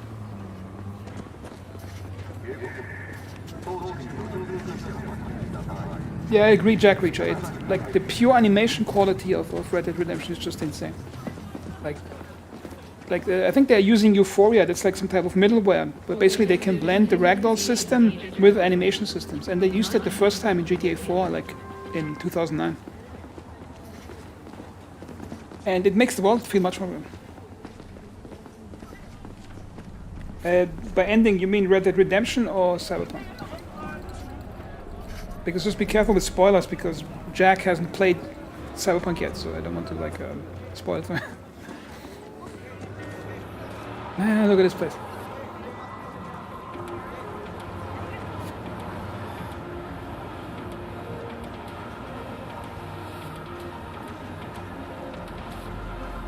Also in the Perales mission, I noticed the body acting of the cutscene characters is amazing. Like, you notice when he's basically sitting on the couch and his wife makes a drink for him, and she leans against the couch and gives him like the drink in his hand without him looking. You know, like they really love each other, like when they have this subtle body language going on. Or the scene where you meet the Maelstrom guys, the guys with the weird insect implants, with the insect eye implants. Where you have to bluff your way through the dialogue with holding your guns against each other.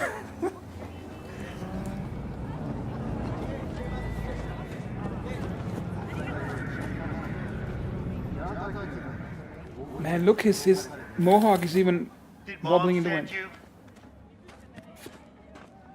Look at this. That's some serious hair thing.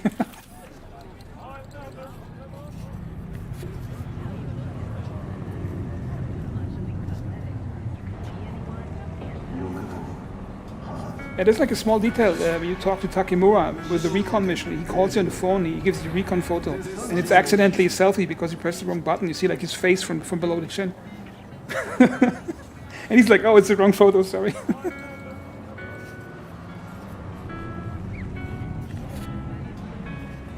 Yeah, that Parada scene where she makes him a drink and just gives him the drink and he's just like taking it and leaning against it. That was just beautiful.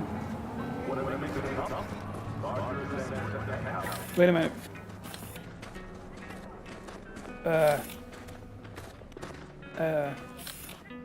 Does he know that? That's just beautiful. What the? Because that looks like a dude.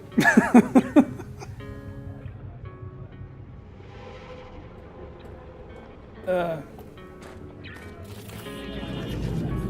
okay.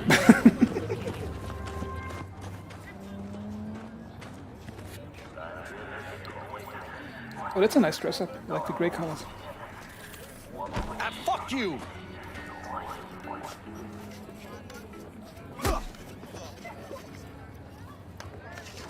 This fucking city!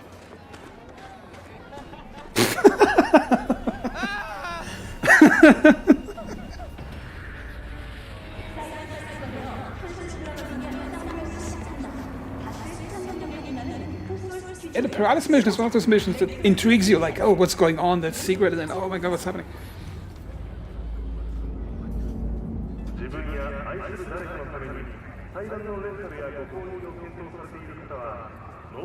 Let's see what other things we can pause here.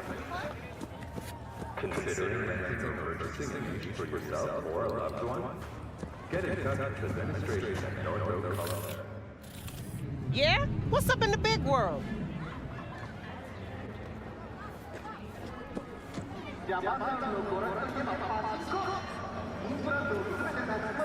Man, this is a beautiful place. And I think in terms of quests, you barely ever go to this place in the game. Like, I don't remember once even getting up here. Like, for a quest. So I think they planned this to be like more open world like GTA, but I think they had to rush something through and then throw some stuff out.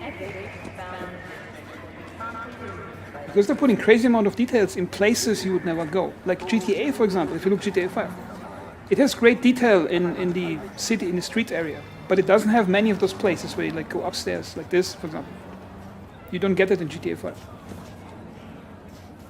And which means they put crazy amount of architectural detail in this game that most players wouldn't even notice.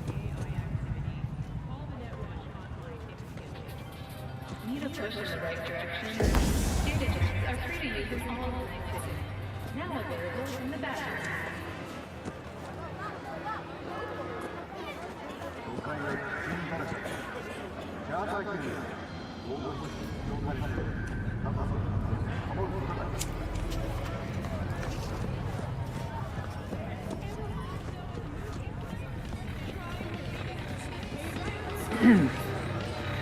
Oh, I haven't been to this place at all.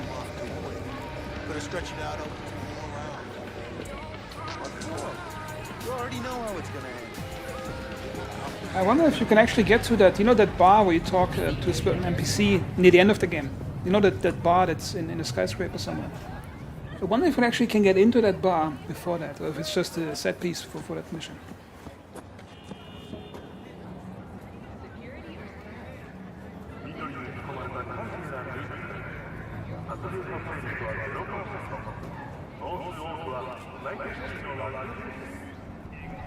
Also in the Paralysis mission, when you go to that other rooftop to get the signal dish, I didn't want to take the elevator back down, so basically made my way down through some back alley air conditioners. It was like a 100-meter drop basically, and I jumped from one air conditioner to the next building, and I was able to hold on to a tiny ledge and then jump to the next ledge and all that. with some Spider-Man stuff.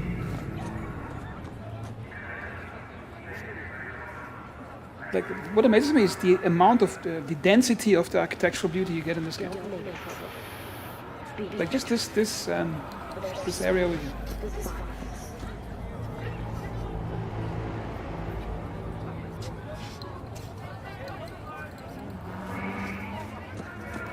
Thursday, Friday.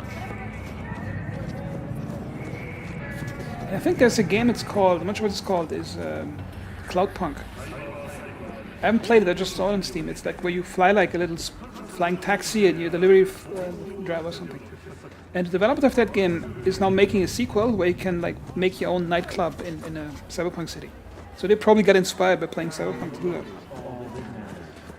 Yeah, that's a great point, Paulo. It's how much vertical space they're actually exploiting in a Cyberpunk city. Like in Red Dead Redemption, you cannot do that because buildings aren't tall enough. But in this game, like, how much architectural work was put into this hallway, for example.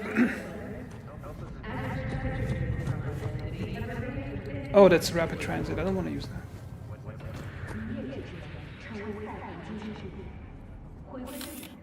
Hello. Wow, where do you shop? Come on, doesn't look that bad.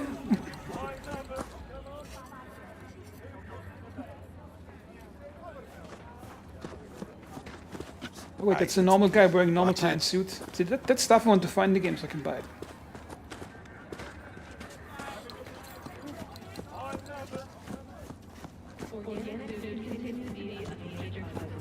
Like one thing that Red Dead Redemption has, it has a certain depth in the procedural gameplay content. Like you have 263 animals with their own animations, their own skinning animations, their own AI, for example. If you have ducks, and if the duck gets startled near a lake, when they take off, they actually take off like a duck would take off, not like an eagle or another type of bird. Grumpy Eye, I don't know it.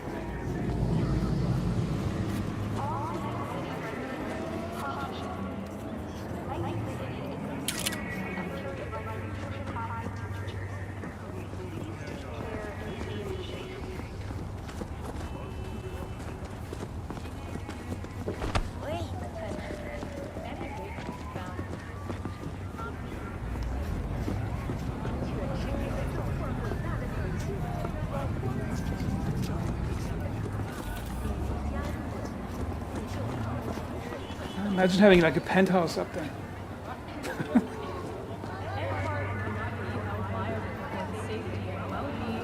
Wait, somebody gave up on Star Citizen. About lions? They're animals. Kinda like big cats. Just like the book.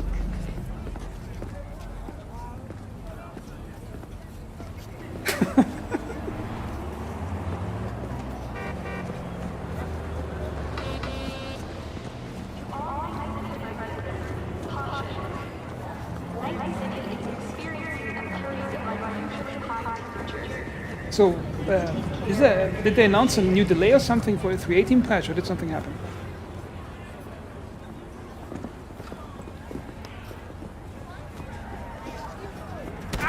Ah, come on, guys.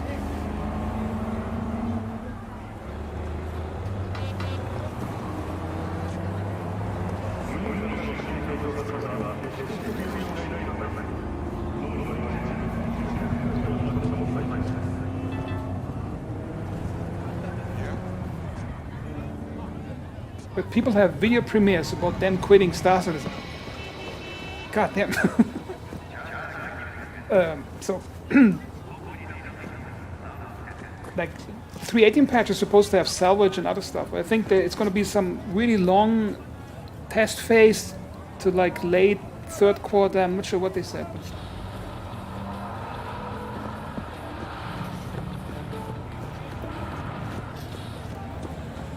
like when I'm critical of Star Citizen, I'm actually critical because I would like it to succeed, just for the simple reason that for all the money that they already taken from players, they might as well the players getting something good out of it. That's my point here.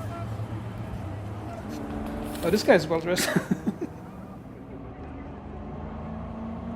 Man, look at the hair tag. Look at. Oh, what the fuck?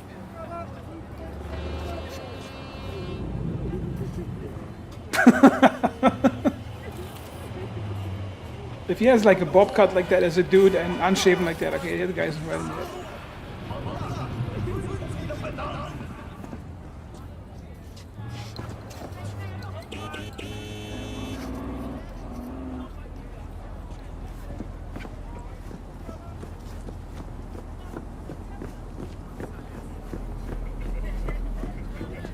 What's that? Okay.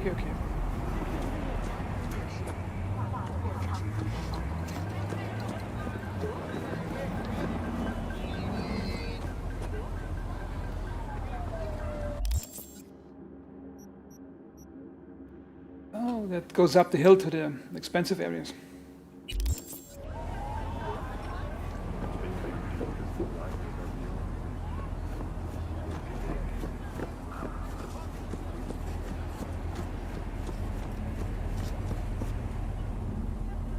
Like what they could as a DLC, like they could include the entirety of Mirror's Edge as gameplay into this game, like climbing rooftops, like with a bit more interesting climbing system.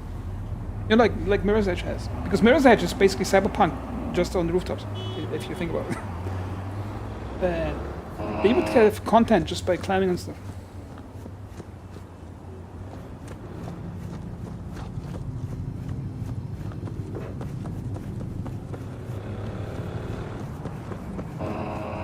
So my thing is about YouTubers who do Star Citizen. I think they started out being really excited about the game, maybe 5-6 years ago, and then they noticed if they make regular videos about it, they get a user base, okay, and that gives them revenue. So you want to keep doing what gives you viewers, obviously. The problem is the game sucks so bad they can barely bring themselves to play it. That's my guess. So they have to eventually. They feel so revolted by having to play just to get views that they just give up and can't do it anymore. And I think that's happening right now to many YouTubers.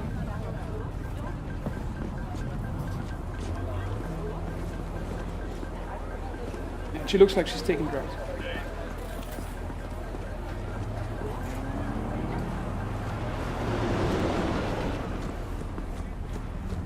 Because look at those cityscapes. That's basically asking for having a grappling hook and just climbing on stuff. And I don't mean like fast grappling, like where you shoot and it just pulls you up. Like some slow, like some slow methodical climbing and stuff.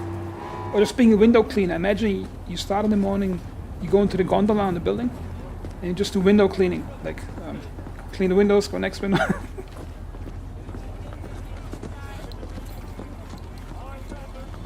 Ooh, that place looks important. I got the system reset with, I think I can drop 2 of them quietly without doing anything.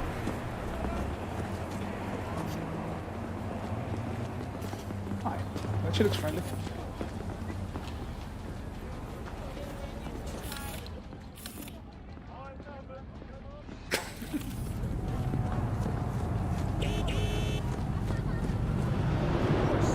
When would I be fighting? What about med exams? For help? All the better. I'll be ready.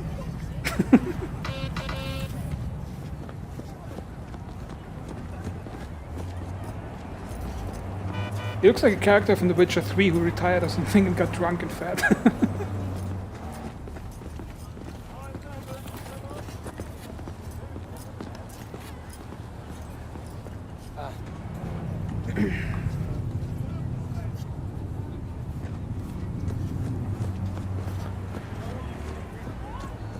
So I think that what might happen with Star Citizen when they release Salvage, it's going to be the last point where players are still optimistic about it. And if they screw this one up, then they're probably going to lose a lot of players.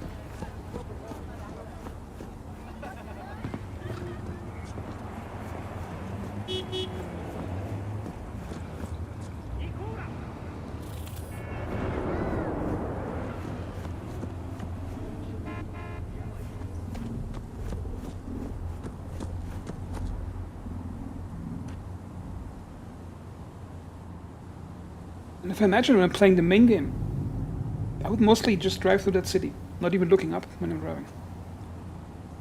almost feels like it's wasted. Like all the beauty, and you can't really interact with it in the main game.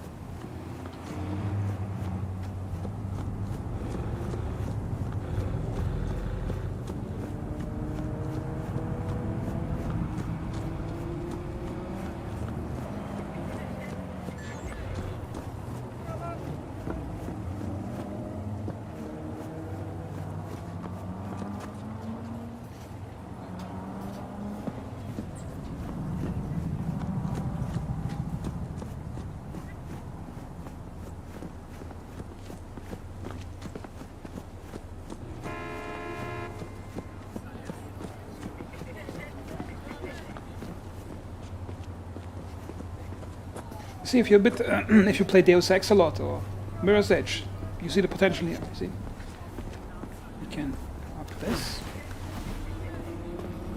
up here, up here. Now, if you make it a bit more interesting, like a different type of climbing moves and things you can do. Do they still need me there? Maybe some suction cups where you can go up glass plane windows. Then you can make an entire climbing game out of this game, where you can just look at a skyscraper and think, okay, I want to climb up that thing, and then you have to like do different gameplay challenges to get up to them.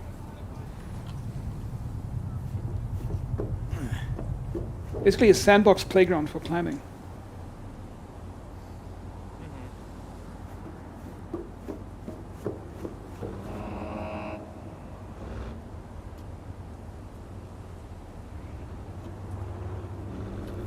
Man, this looks photorealistic, doesn't it? So I think they consulted real architects when they made the city, because I think there are too many buildings that look too nice. That, like a normal 3D artist wouldn't come up with a beauty like that. Which you can see if you play Star Citizen. Like, if you compare that with for example, Orson or New Babbage, you can see the difference here.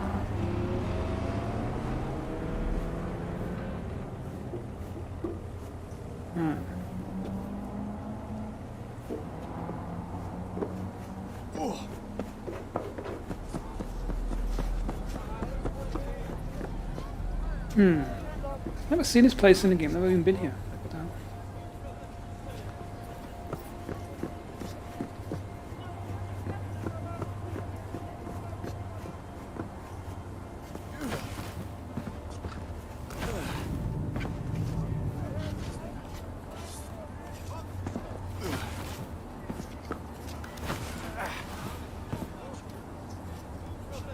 See if I can climb that over here.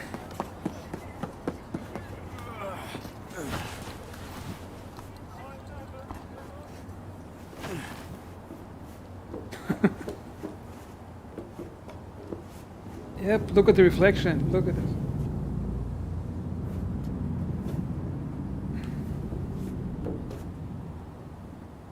Like most games that you play, they have like one really beautiful location, like that you can climb or go to, like one monumental palace. But this game is entirely packed with it, and I think most people even notice it, which I think is sort of tragic.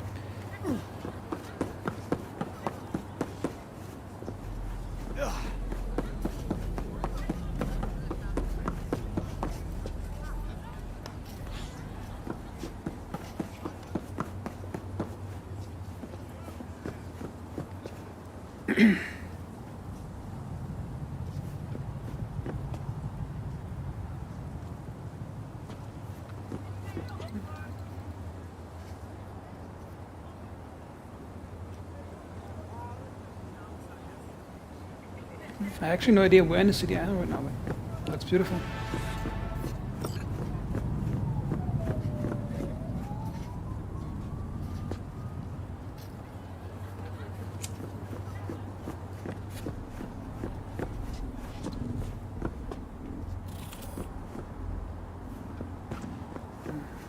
Actually get in those. This probably won't be. I don't think they're ever going to add some type of flying gameplay, because they would have like to model certain rooftops that you can't get to at some point.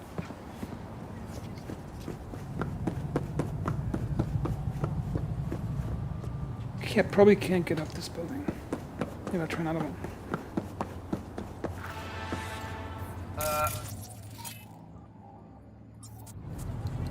He ain't trustworthy. Did you hear people were in wars? Exactly.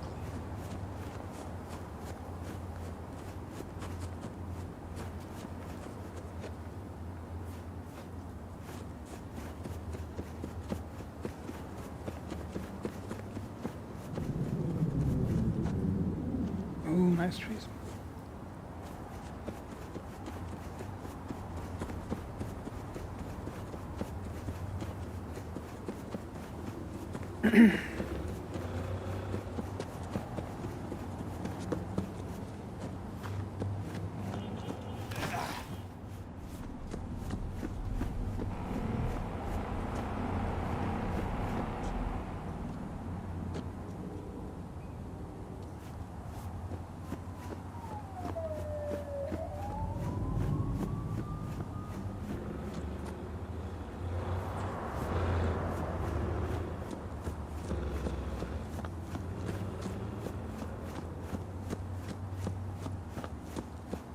And I'm dressed like a jogger, so it's fitting only.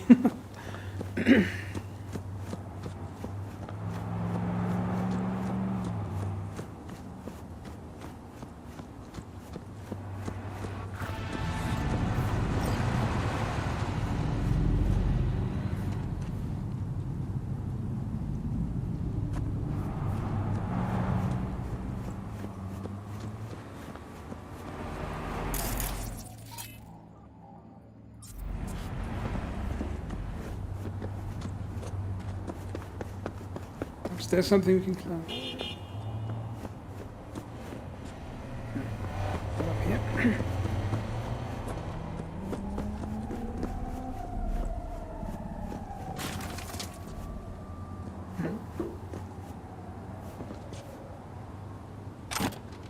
Oh, what is that thing?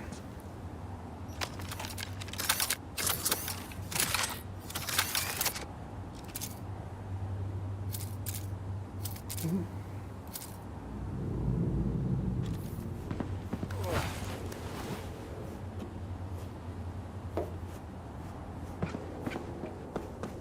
Let's see if we can get up here.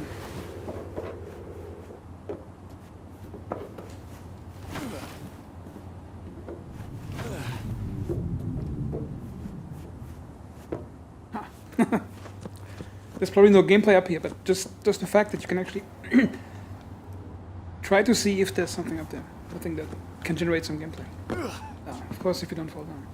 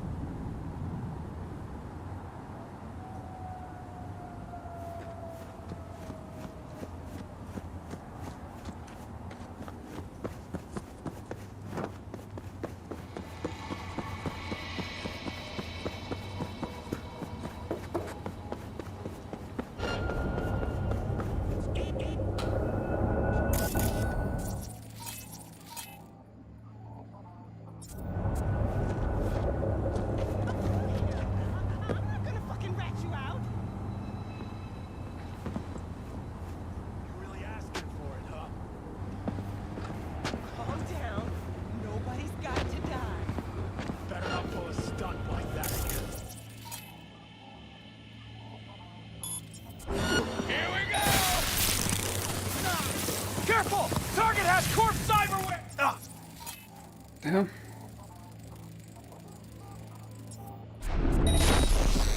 Wait for me! Grenade! I'm out of medkits.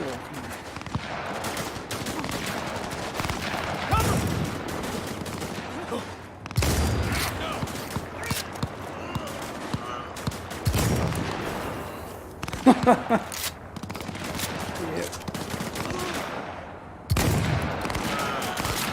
Fire! Fire!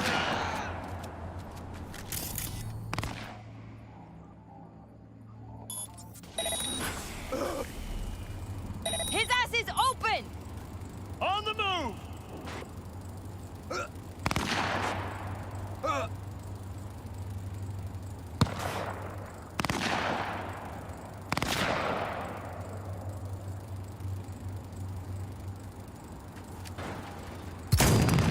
Target hit!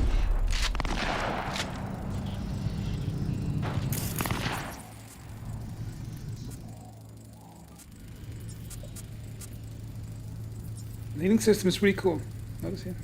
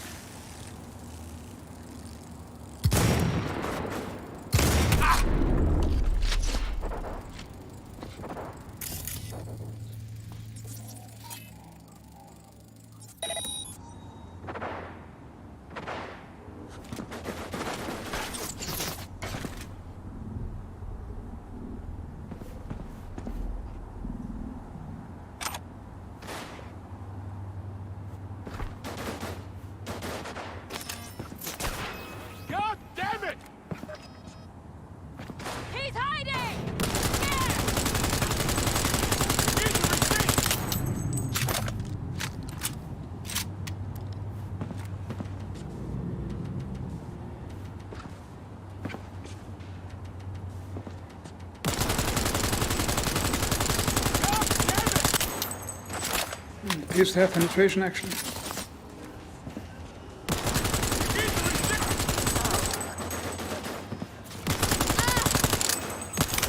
That's what I'm talking about!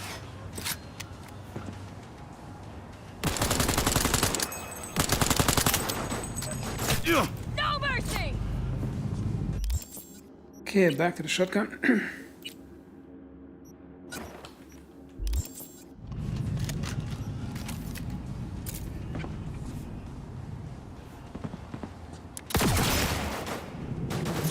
Target wounded!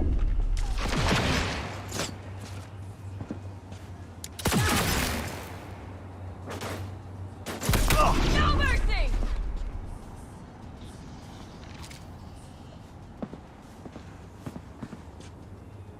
He's hiding! Scared! That's what I'm talking about!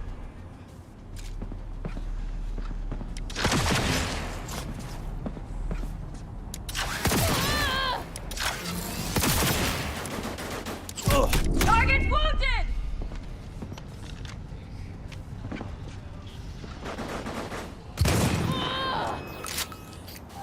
No mercy!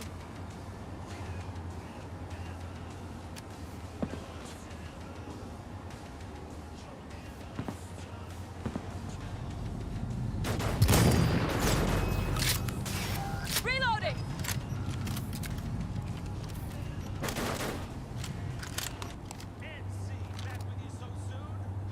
He's hiding! Scared!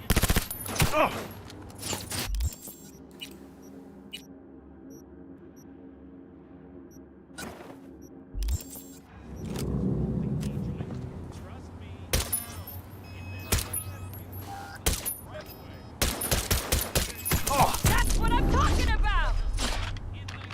I'm sort of pinned down here. I think the game actually has good potential as a tactical shooter. If you mod it so both sides take much more damage on each hit. So it's less about volleys and stats, but actually hitting. Because the AI is actually quite good at holding position and shooting like that. This is very bad! I think the comment, "this was very bad," it means she's suppressed. It means the game takes it into account. Maintain formation!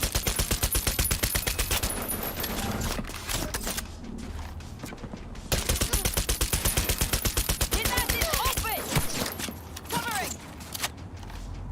Because that's actually quite a tight firefight you got here.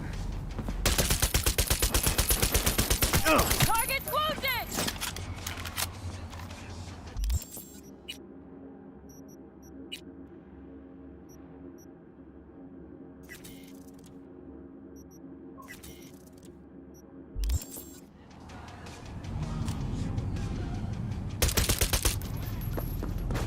He's hiding!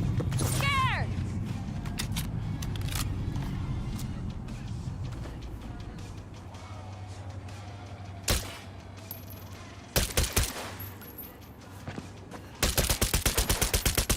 That's what I'm talking about!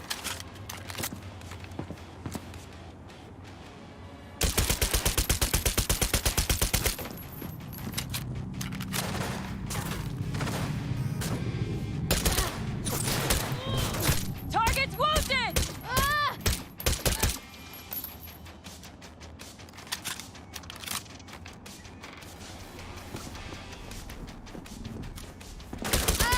That's what I'm talking.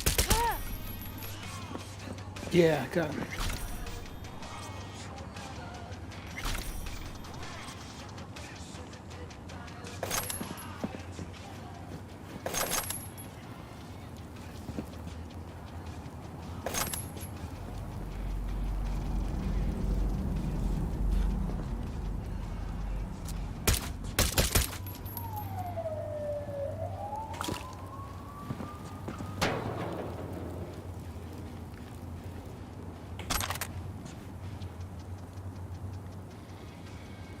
Yeah, it was a nice chat. I'll probably go offline myself too. I'm going to get something to eat. Perhaps I'm going to play later anyway. But yeah, anyway, thanks for joining.